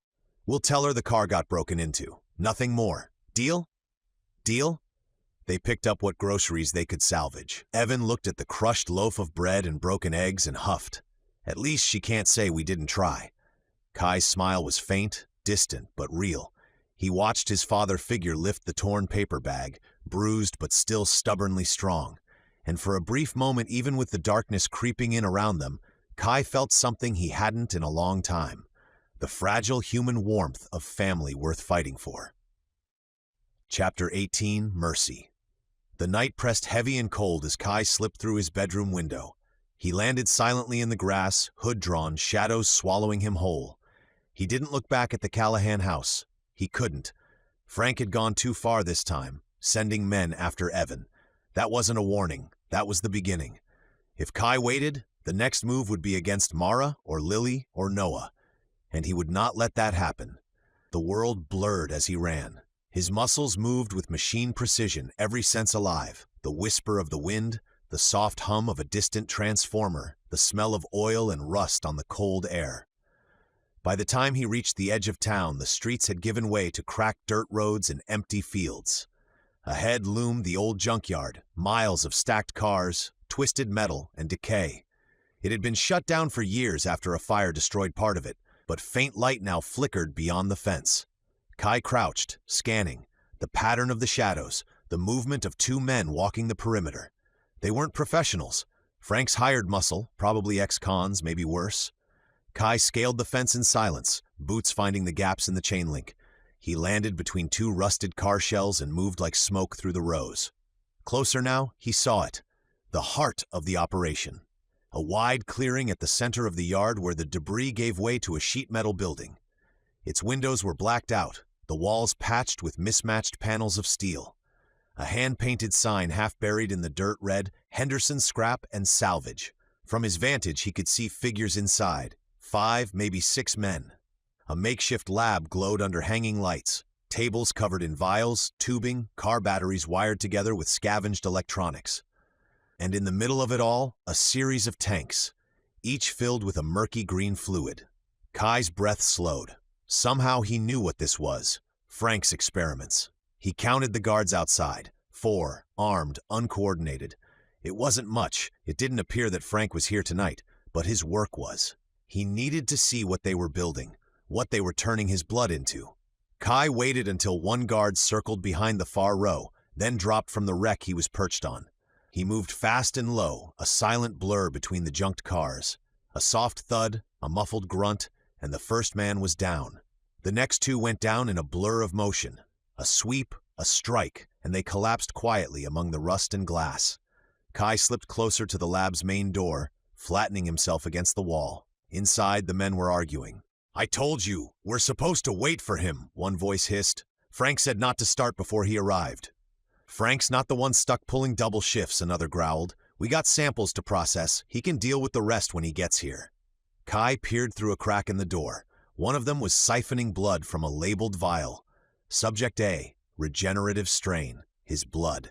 Across the room, another man adjusted a dial on the largest tank. Something moved inside it, a twitch beneath the green haze. Kai's chest tightened. This wasn't science, it was desecration. He slipped inside, silent, controlled, but every part of him burned with rage. The smell hit first, formaldehyde and rot, mixed with something electric and wrong. He crept closer, eyes scanning the workbench littered with syringes and blood bags. Then he saw the sketches on the wall, muscle diagrams, bone structures, regeneration tests, and at the bottom of each page in Frank's neat handwriting, "If a god bleeds, then it can die." Kai's jaw clenched. His hand hovered over the nearest tank, the shadow of something humanoid floating within it. He had hoped to find Frank, but this was just the beginning. He could already feel the energy stirring inside him, the old power waking, the instinct to destroy, to end this. But he forced himself to breathe. If he leveled this place tonight, Frank would only build again. No, he needed answers first. He stepped deeper into the lab, ready to strike. He wasn't leaving without knowing exactly what Frank had done and how far the monster was willing to go to find him again. Kai froze. The hum of machinery filled the silence. Steady, rhythmic, unbroken, until a faint crackle rose from above. Then Frank's voice came through the loudspeakers. Smooth, confident, too calm for someone who should have been afraid. "You can come out now, Kai. We caught you on the surveillance system about 10 minutes ago." Kai's stomach dropped. He glanced toward the corners of the ceiling. Tiny red lights blinked from security cameras mounted high along the beams. He cursed himself silently. Of course, in an age where children carried HD cameras in their pockets, he'd walked into a lab like it was the Dark Ages. He'd been alive long enough to survive swords, arrows, and executioners, but not a security feed. He straightened slowly, stepping into the open. The men in the room turned as he approached, startled, uncertain. Frank's voice came again, this time accompanied by a low, echoing laugh. "You really haven't changed, have you?" A heavy metallic clang sounded as one of the side doors slid open. From the darkness beyond stepped Frank himself, silver-haired, still wearing a pressed lab coat over black clothes. His glasses gleamed under the hanging lights. He wasn't armed. He didn't need to be. Kai's jaw clenched. "Frank!" The doctor spread his arms. "The one and only." He gestured toward the center of the floor where a massive shipping container loomed, chained shut, its steel surface marked with old biohazard warnings. "You really are predictable," Frank said. "Even after all this time, just like a few decades ago when we had that little incident with young Harold." Kai's fists tightened. "Don't." Frank's grin widened. "Oh, I remember it clearly. We told you to get in the van or we'd kill him. And what did you do?" He leaned forward slightly, eyes glinting with delight. "You did exactly what we wanted, just like tonight." Kai's breath caught. The memory flashing bright and sharp. Harold's face visible through the kitchen window. The muzzle of a rifle pointing at him from outside. The freezing metal of the van's floor as they slammed the doors shut behind him. Frank laughed softly. "You see, Kai, you're a creature of habit. All we ever have to do is threaten your precious mortals, and you come crawling out of the dark. You've spent centuries pretending you're one of them, but you're not. You never will be." Kai took a step forward. "And what are you then? A man who tortures and kills in the name of science?" Frank chuckled, tilting his head. "No, Kai, I'm a man who evolves. You and I, we're on the same path. I just don't let morality slow me down." He turned and patted the side of the shipping container, the hollow thud echoing through the room. "And as for this, well, let's call it my latest contribution to progress." Kai's eyes narrowed. "What's in there?" Frank smiled. "Why spoil the surprise?" He stepped back and nodded to one of his men. "Open it." Chains rattled, bolts clanked, the heavy doors began to creak apart. Kai shifted his stance, ready for anything almost. Almost. The bolts screeched loose one by one. A hiss of pressure escaped the container, followed by a heavy metallic groan. The smell hit next. Chemical rot and ozone, like something preserved too long and brought back from the grave. Kai's instincts screamed. He took a step back, every muscle coiling in readiness. Then the doors burst open. The thing that stepped out filled the room, 7.5 feet tall, shoulders broad enough to blot out the light, muscles layered on muscles, stitched, scarred, reinforced with strips of metal and dark veins pulsing with a faint blue current. His skin looked pale, grayish, wrong. His chest rose and fell with deep mechanical rhythm, each breath accompanied by a soft whir, like pistons firing somewhere deep inside him. Frank beamed like a proud father. "May I introduce," he said, spreading his arms, "my son Adam." Kai's jaw tightened. "Adam, of course." Frank smirked at the recognition flickering in his eyes. "You've heard of him, haven't you? The legend's been rewritten so many times. A tragic monster, a creature born of man's hubris. They made me the villain and turned him into folklore, but I prefer the truth." He glanced at the towering brute beside him, the creature's eyes glinting faintly with electric light. "The truth is, he's the greatest scientific achievement in human history." Kai's gaze flicked to the network of scars across Adam's body, to the uneven seams that pulsed faintly beneath the skin. "You did this to him." "For him," Frank corrected. "He's the bridge between mortality and eternity, between man and God.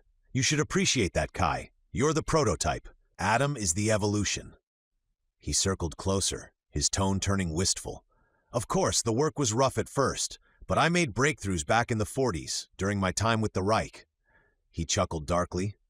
"They may have been a bit off-balanced, but they took science seriously. The pursuit of perfection doesn't come without sacrifice." Kai's hands curled into fists. "You think mutilating your own son makes you a god? None of us are gods." Frank smiled faintly, stepping back toward the shadows. "No, but it makes me immortal by legacy." He snapped his fingers. "Show him, Adam." The brute flexed his fingers, and the light caught the gleam of steel. Bolted through the knuckles were thick, sharpened spikes, crude, deadly, and very real. Adam's chest expanded, a deep rumble rising from within. Then he moved, and for all his size, he was fast. Kai barely had time to brace before the monster lunged. The impact shook the floor. Kai blocked the first swing, but the sheer force sent him flying backward into a stack of crates. The wood exploded around him in a shower of splinters. Frank's laughter echoed through the loudspeakers. "Oh, don't look so surprised, Kai. I told you. I've made some improvements. Muscle grafts, reinforced tendons, synthetic nerve pathways, and a little touch of you in his blood?" Kai rolled to his feet, vision steady despite the pain burning through his ribs. Adam was already on him again, each strike like being hit by a wrecking ball. He ducked a swing, countered with a kick that would have sent a man across the room. Adam barely staggered. Kai moved fast, precise, his centuries of instinct taking over. He struck, dodged, pivoted, drove his elbow into the creature's neck, but Adam caught him by the arm mid-motion and threw him through a metal railing. Steel groaned, snapping under the weight. Frank's voice rose, exultant. "You see, Kai? Perfection. Not bound by conscience, not slowed by hesitation. I've made him everything you could never be." Kai stood, breath ragged, blood running down his cheek. He looked at Adam, not as a monster, but as a victim, a man trapped in his father's madness. "Then you failed him," Kai said quietly. Frank frowned. "What was that?" Kai stepped forward, eyes cold, shoulders squared. "If you made him without choice, without a soul, then you didn't make perfection. You made a prison." Adam roared and charged again, the ground trembling under each thunderous step. Kai didn't run. He met him head on. Steel and flesh collided in an explosion of motion and sound, and the night filled with the war cry of something ancient, unstoppable, and furious. Adam's roar filled the entire chamber, rattling the lights overhead. Kai's blade flashed through the air, a precise arc meant to end it, but when the sword connected, it stopped before passing through the monster's chest. Kai blinked in disbelief. He twisted the hilt, driving harder, feeling the vibration of steel biting into something unnatural beneath the flesh. Then he saw it, threads of black fiber woven under the skin, glinting faintly beneath the blood. Kevlar, sewn into the muscle itself. Before he could react, the wound began to close. The grayish flesh knitted over the cut, sealing it shut within seconds. Kai stumbled back, heart pounding. His sword, his ancient weapon, forged with Archimedes' own designs, had drawn blood but not victory. Frank's voice rang through the echoing space, full of smug pride. "Beautiful, isn't it? Your blood gives him life, Kai. But my design gives him resilience." Kai charged again, driving his blade upward this time. Adam caught it in one hand. The edge bit into his palm, blood dripping thick and dark. But the monster only grinned, the faint electric current beneath his skin flaring brighter. "Adam, finish him!" Frank barked. The creature lunged, grabbing Kai before he could retreat. The sound was like bones creaking under pressure as Adam's arms wrapped around him in a bear hug that could crush stone. Kai's ribs screamed, his lungs burned. He twisted, elbowed, tried to force an opening, but Adam's grip was unbreakable. His massive forearms locked together, the Kevlar beneath his skin flexing like armor. Kai's breath came in ragged bursts, each one shallower than the last. He could hear his own pulse hammering in his ears. "Crush him into submission," Frank shouted. "Do it slow. I want him conscious when he breaks." Adam obeyed. The pressure increased, gradual, methodical. Kai felt his ribs bow, then snap, the edges grinding against one another. Pain lanced down his spine. He tried to draw on that same force from before. The surge, the energy that had once exploded from his chest like the roar of a storm, but it didn't come. Not this time. Instead, he felt himself fading. The vice-like grip around him squeezed the air from his lungs. His heartbeat slowed, and with it the world began to dull at the edges. Frank's voice was faint now, distant and mocking. "You see, Kai? Even gods have limits. You can't live forever if you can't breathe." Kai's vision tunneled. He could see Adam's eyes inches from his own, flickering between rage and confusion, a trapped animal forced to obey. Kai's fingers twitched weakly at his side, brushing the hilt of his blade still trapped between their bodies. He tried to push, but his strength was bleeding out with every second. His heart staggered in his chest. Slowing, he couldn't feel his legs. Move. He tried again. Move. The world dimmed, the edges dissolving into shadow. And still, Frank's laughter echoed, the sound of a man who believed he'd finally broken the unbreakable. Kai's world narrowed to two things: the iron weight across his ribs and the small, ragged patch of skin beneath Adam's jaw. For a breath, he clung to that sliver of absurd hope, that even monsters needed mouths to roar, and mouths had to be held somewhere flesh remained mortal. He brought his helmeted head up and rammed it into Adam's chin. The impact was bone against metal. Adam bucked, a thunderous wail ripping out of him, and for a beat the giant's grip loosened, as if the animal within had been startled awake. Kai hammered again, headbutt, hard and precise, until the brute's arms slipped, and Kai fell, sliding free into the slick of his own blood and sweat. He didn't wait. If he couldn't find the heart, he could reach something that mattered. He rolled, planted his feet, and drove his blade upward beneath the monster's jaw, aiming like a man who had practiced the motion 1,000 times. The point found purchase and then bone, and with a brutal, sickening pressure, the sword punched into soft, hot tissue. Adam screamed, a sound that started human and shredded into something other. Flesh at the wound smoked where the blade met living tissue. Then, impossibly, the gray of the creature's natural flesh began to crumble. It didn't bleed so much as fall away, turning to powder that sifted through Kai's fingers and puffed into the air like ash. Bits of synthetic tendon and metal shuddered, disconnected from whatever animate will had driven them, and collapsed in a clatter of gears and bolts. The augmented pieces, servos, plating, welded spikes, clanged to the concrete and slid into a spreading, mechanical ruin. For a second, Kai just stood there, chest heaving, watching electricity gutter from Adam's dead eyes. What was left of the giant's mouth hung open, and in that hollow, the thing that had been a man finally stilled. Frank's laugh had turned thin. "You?" Frank began, backing toward the exit, his hands moving for a pocket as if instinct would summon another canister or another device. He lashed out with words instead. "You butcher! You destroy my work! You'll never stop what I've started. Legacy, science." His voice cracked like a man reciting a litany he no longer believed. Kai didn't wait for the rest. He crossed the floor in 3 long steps, grabbed Frank's wrist as he raised the canister, and with a single decisive motion severed it. The doctor's hand came away in Kai's grip, leaving the spray canister clattering to the floor. Frank howled, half instinctive, half cowardice. "You'd better finish what you started." Frank spat through clenched teeth, clutching at his stump. "I found you. The others will find you too. They'll come in numbers. They'll tear this town apart to get to you." His eyes were frantic now, the measured arrogance gone. replaced by the raw panic of a man who'd gambled with forces he could no longer control. Kai's thumb found the small tube of vile fragment glass still warm in Frank's pocket, and he pinched it with the same methodical calm that had felled Adam. He looked down at the broken hand, at the smear of blood marking the sleeve, at the ruined trays where vials had once sat like hearts in jars. He could have let him run. He could have watched Frank stumble away and vanish into the fence line, a broken man clutching a ruin of a life. He could have let the sirens sort him out. Kai did not. Frank scrambled to his feet, clutching the raw stump where his hand had been, eyes wide and animal. He made for the yard, for the line of trucks and the patchwork of escape routes that had kept him safe for years.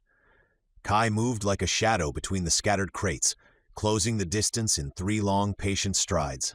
"I can tell them," Frank rasped, voice cracking on fear.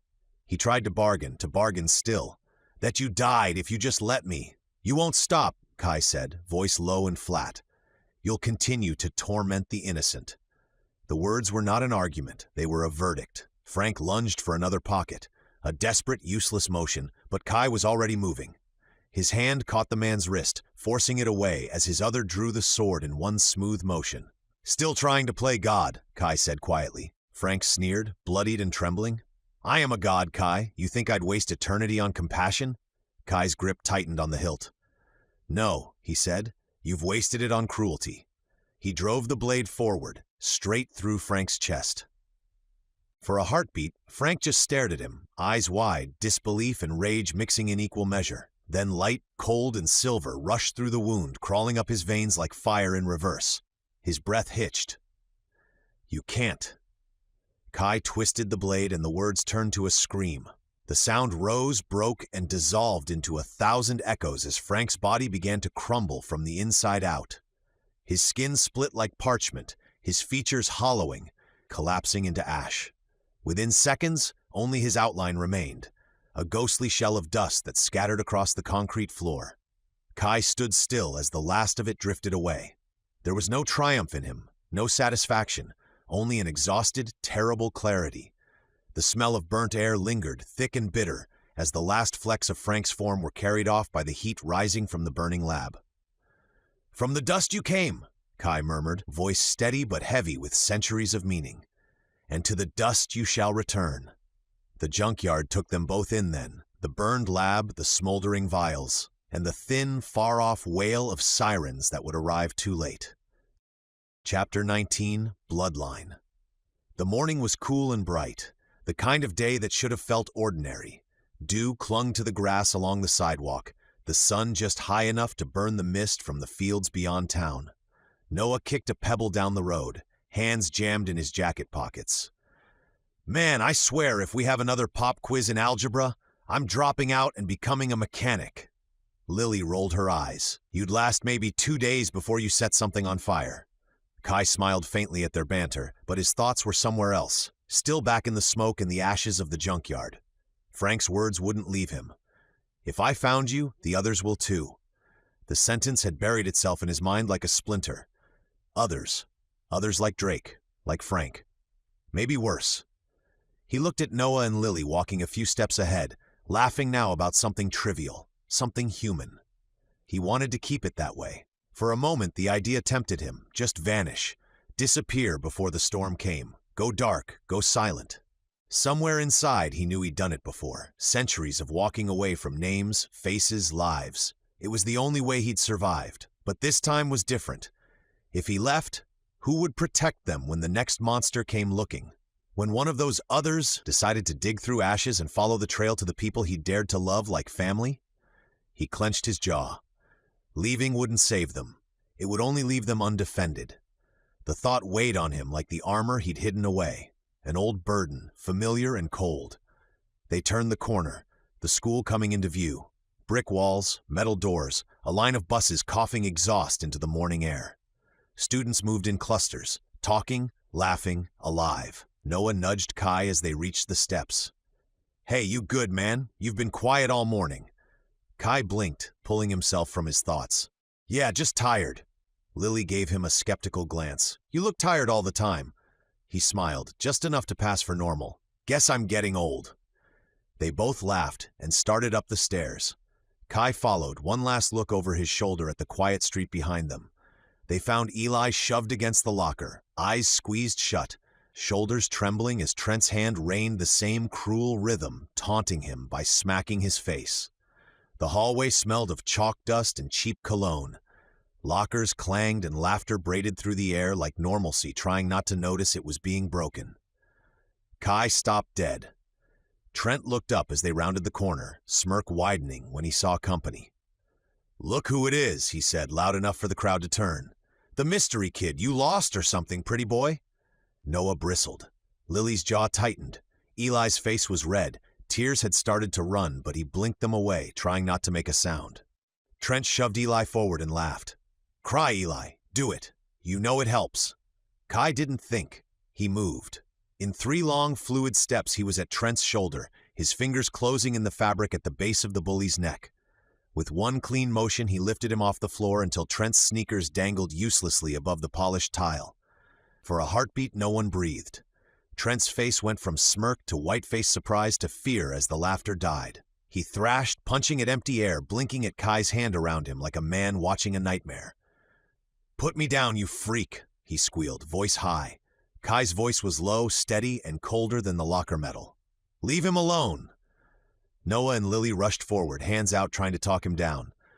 "Kai, don't easy, man," Noah said, half laughing to force the absurdity out of the moment. Trent spat out a weak, desperate taunt. "What are you gonna do, huh? Your mom's a teacher here. You touch me, and she'll—" His bravado cracked as he saw the stillness in Kai's eyes. Kai leaned in until his forehead almost brushed Trent's. He lowered his voice until the words were a thread meant only for Trent. "I'll find the smallest locker in this school and shove you into it. If that doesn't work," he said, the whisper cutting, "I'll hang you from the top of the flagpole by your underwear and paint 'bully' across your chest." The hallway had gone very quiet. Even the fluorescent lights seemed to be listening. Trent's bravado evaporated. He swallowed hard. The color drained from his face. Okay, he choked on the words. "Fine, I'll stop, I swear." Kai set him down gently enough that it landed like a warning instead of a threat. Trent collapsed to his feet and stumbled backward, keeping his eyes on Kai like a man watching a coiled animal. Before anyone could exhale, Vice Principal Martin's office door opened and he filled the threshold, broad, no nonsense, a permanent frown etched into his face. "What on earth is going on out here?" he barked. The crowd shuffled. No one volunteered. Trent's friends avoided looking at him. Eli clutched his books like a shield.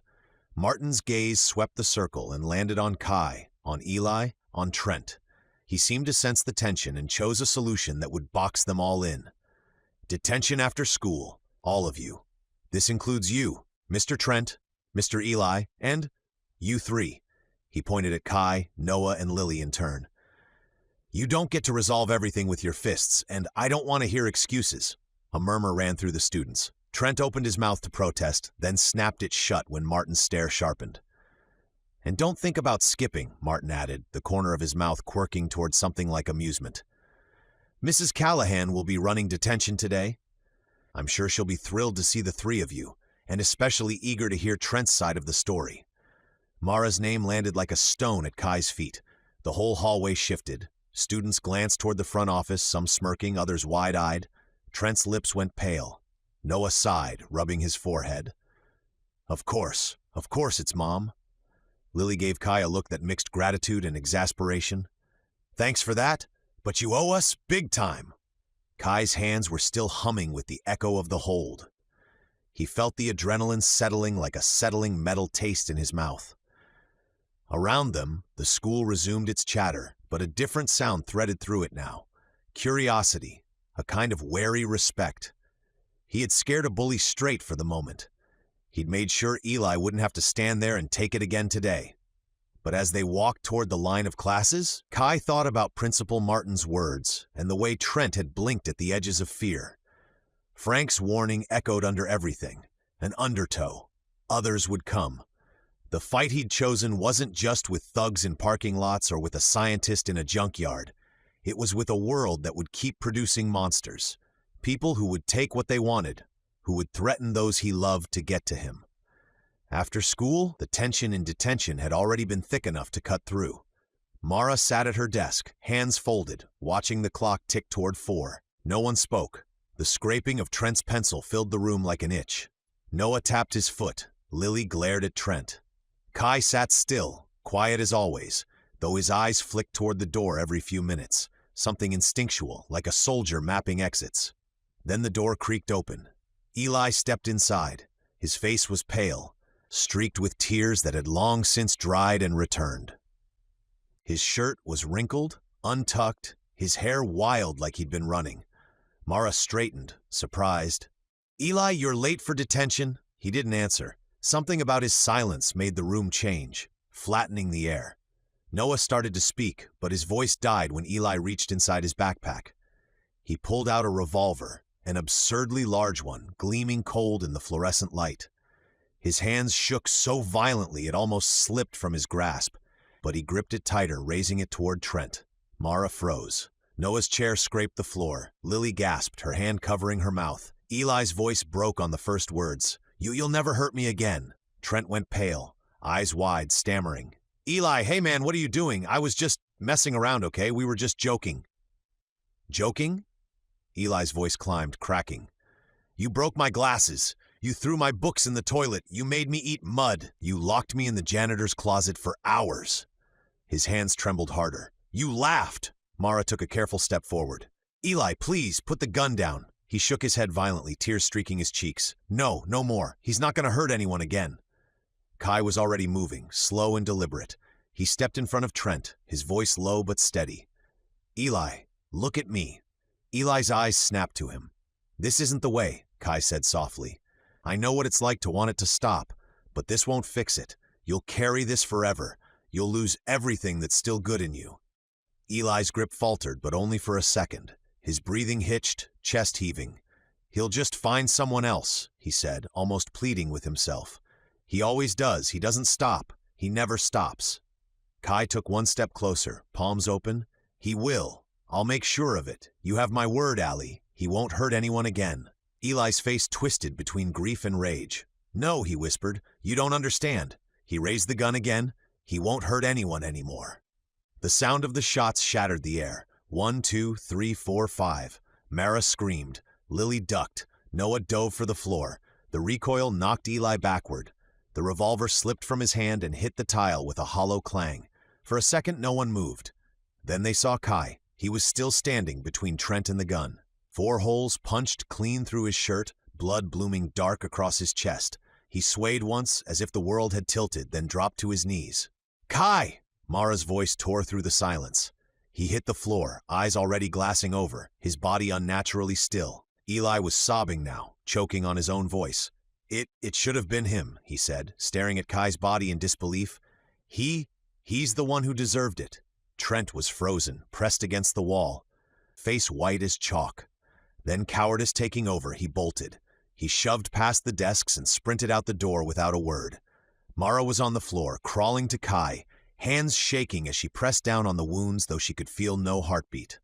No, stay with me, Kai, please." Lily was sobbing, clutching Noah. Noah's face was pale, horrified, unable to move. Eli stayed there a moment longer, looking at the wreckage he'd made, the tears, the fear, the blood, and something in him broke completely. He turned and stumbled out the door, his sobs echoing down the hall. Mara leaned over Kai's still chest, tears falling freely now. "Please, not you." Her voice cracked, collapsing into a whisper as she pressed her forehead to his. The bell rang in the distance, mocking, hollow, like nothing had happened at all.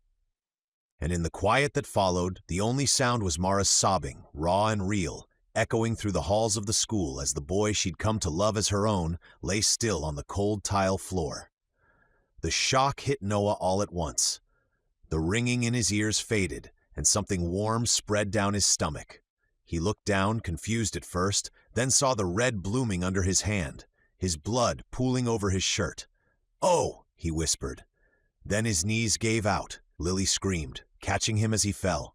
"Noah, no!" Mara's head snapped up from Kai's still form. For a moment she couldn't process it, couldn't make herself move. Then she did. She scrambled across the tile, slipping in blood, reaching for her boy. No, stay with me, baby, please.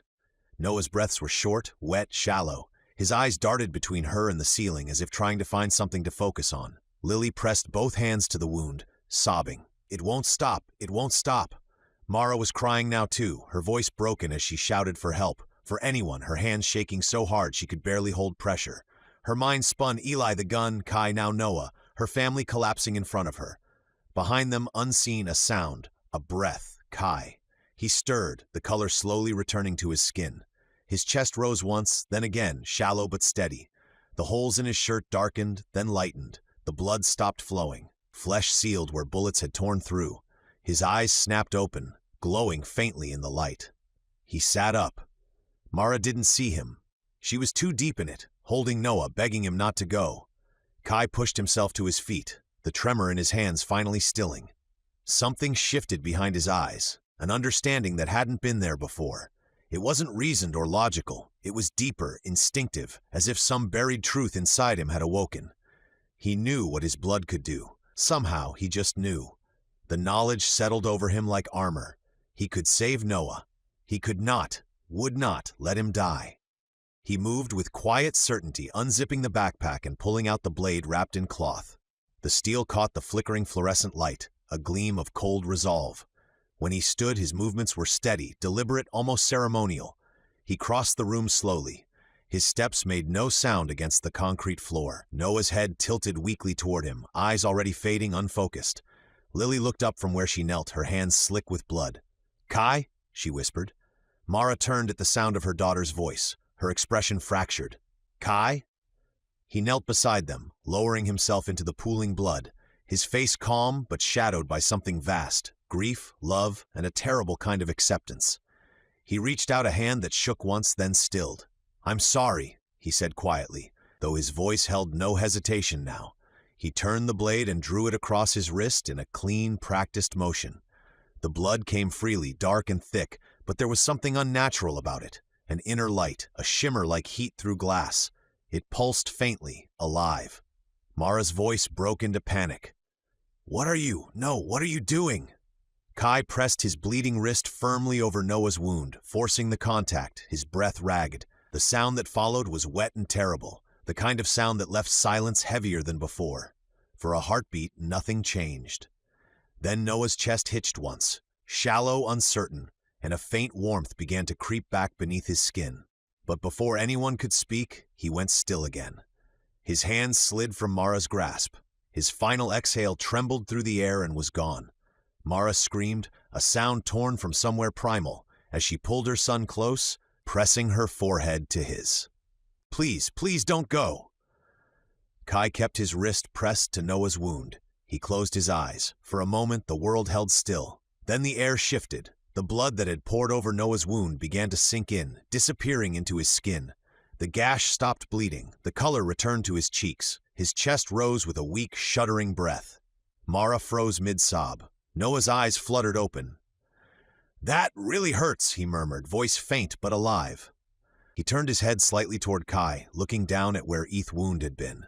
"Guess we're blood brothers now." Kai let out a short, shaky breath that almost passed for a laugh. "Yeah," he said quietly. "Guess we are." Their hands met in a faint fist bump before Noah drifted back into unconsciousness. Lily was crying again, this time in disbelief. Mara stared at Kai, unable to speak, her lips trembling. Her eyes darted between his healed chest, his unbleeding wrist, and her living son. "Kai," she whispered. "How?" Kai wiped his wrist with the torn sleeve of his jacket. The wound was gone, smooth skin, unbroken. He looked at Mara, the weight of centuries flickering behind his eyes. "I have a lot to tell you," he said quietly. He looked toward the door, toward the world outside that no longer felt quite as safe as it had yesterday. "You and Evan both." The sirens rose in the distance, a hollow reminder of how fragile everything still was. Kai didn't move. He only sat there in the red-stained light, holding the ones who had become his world. Whatever the cost, he would protect them. That was his promise now, and his purpose.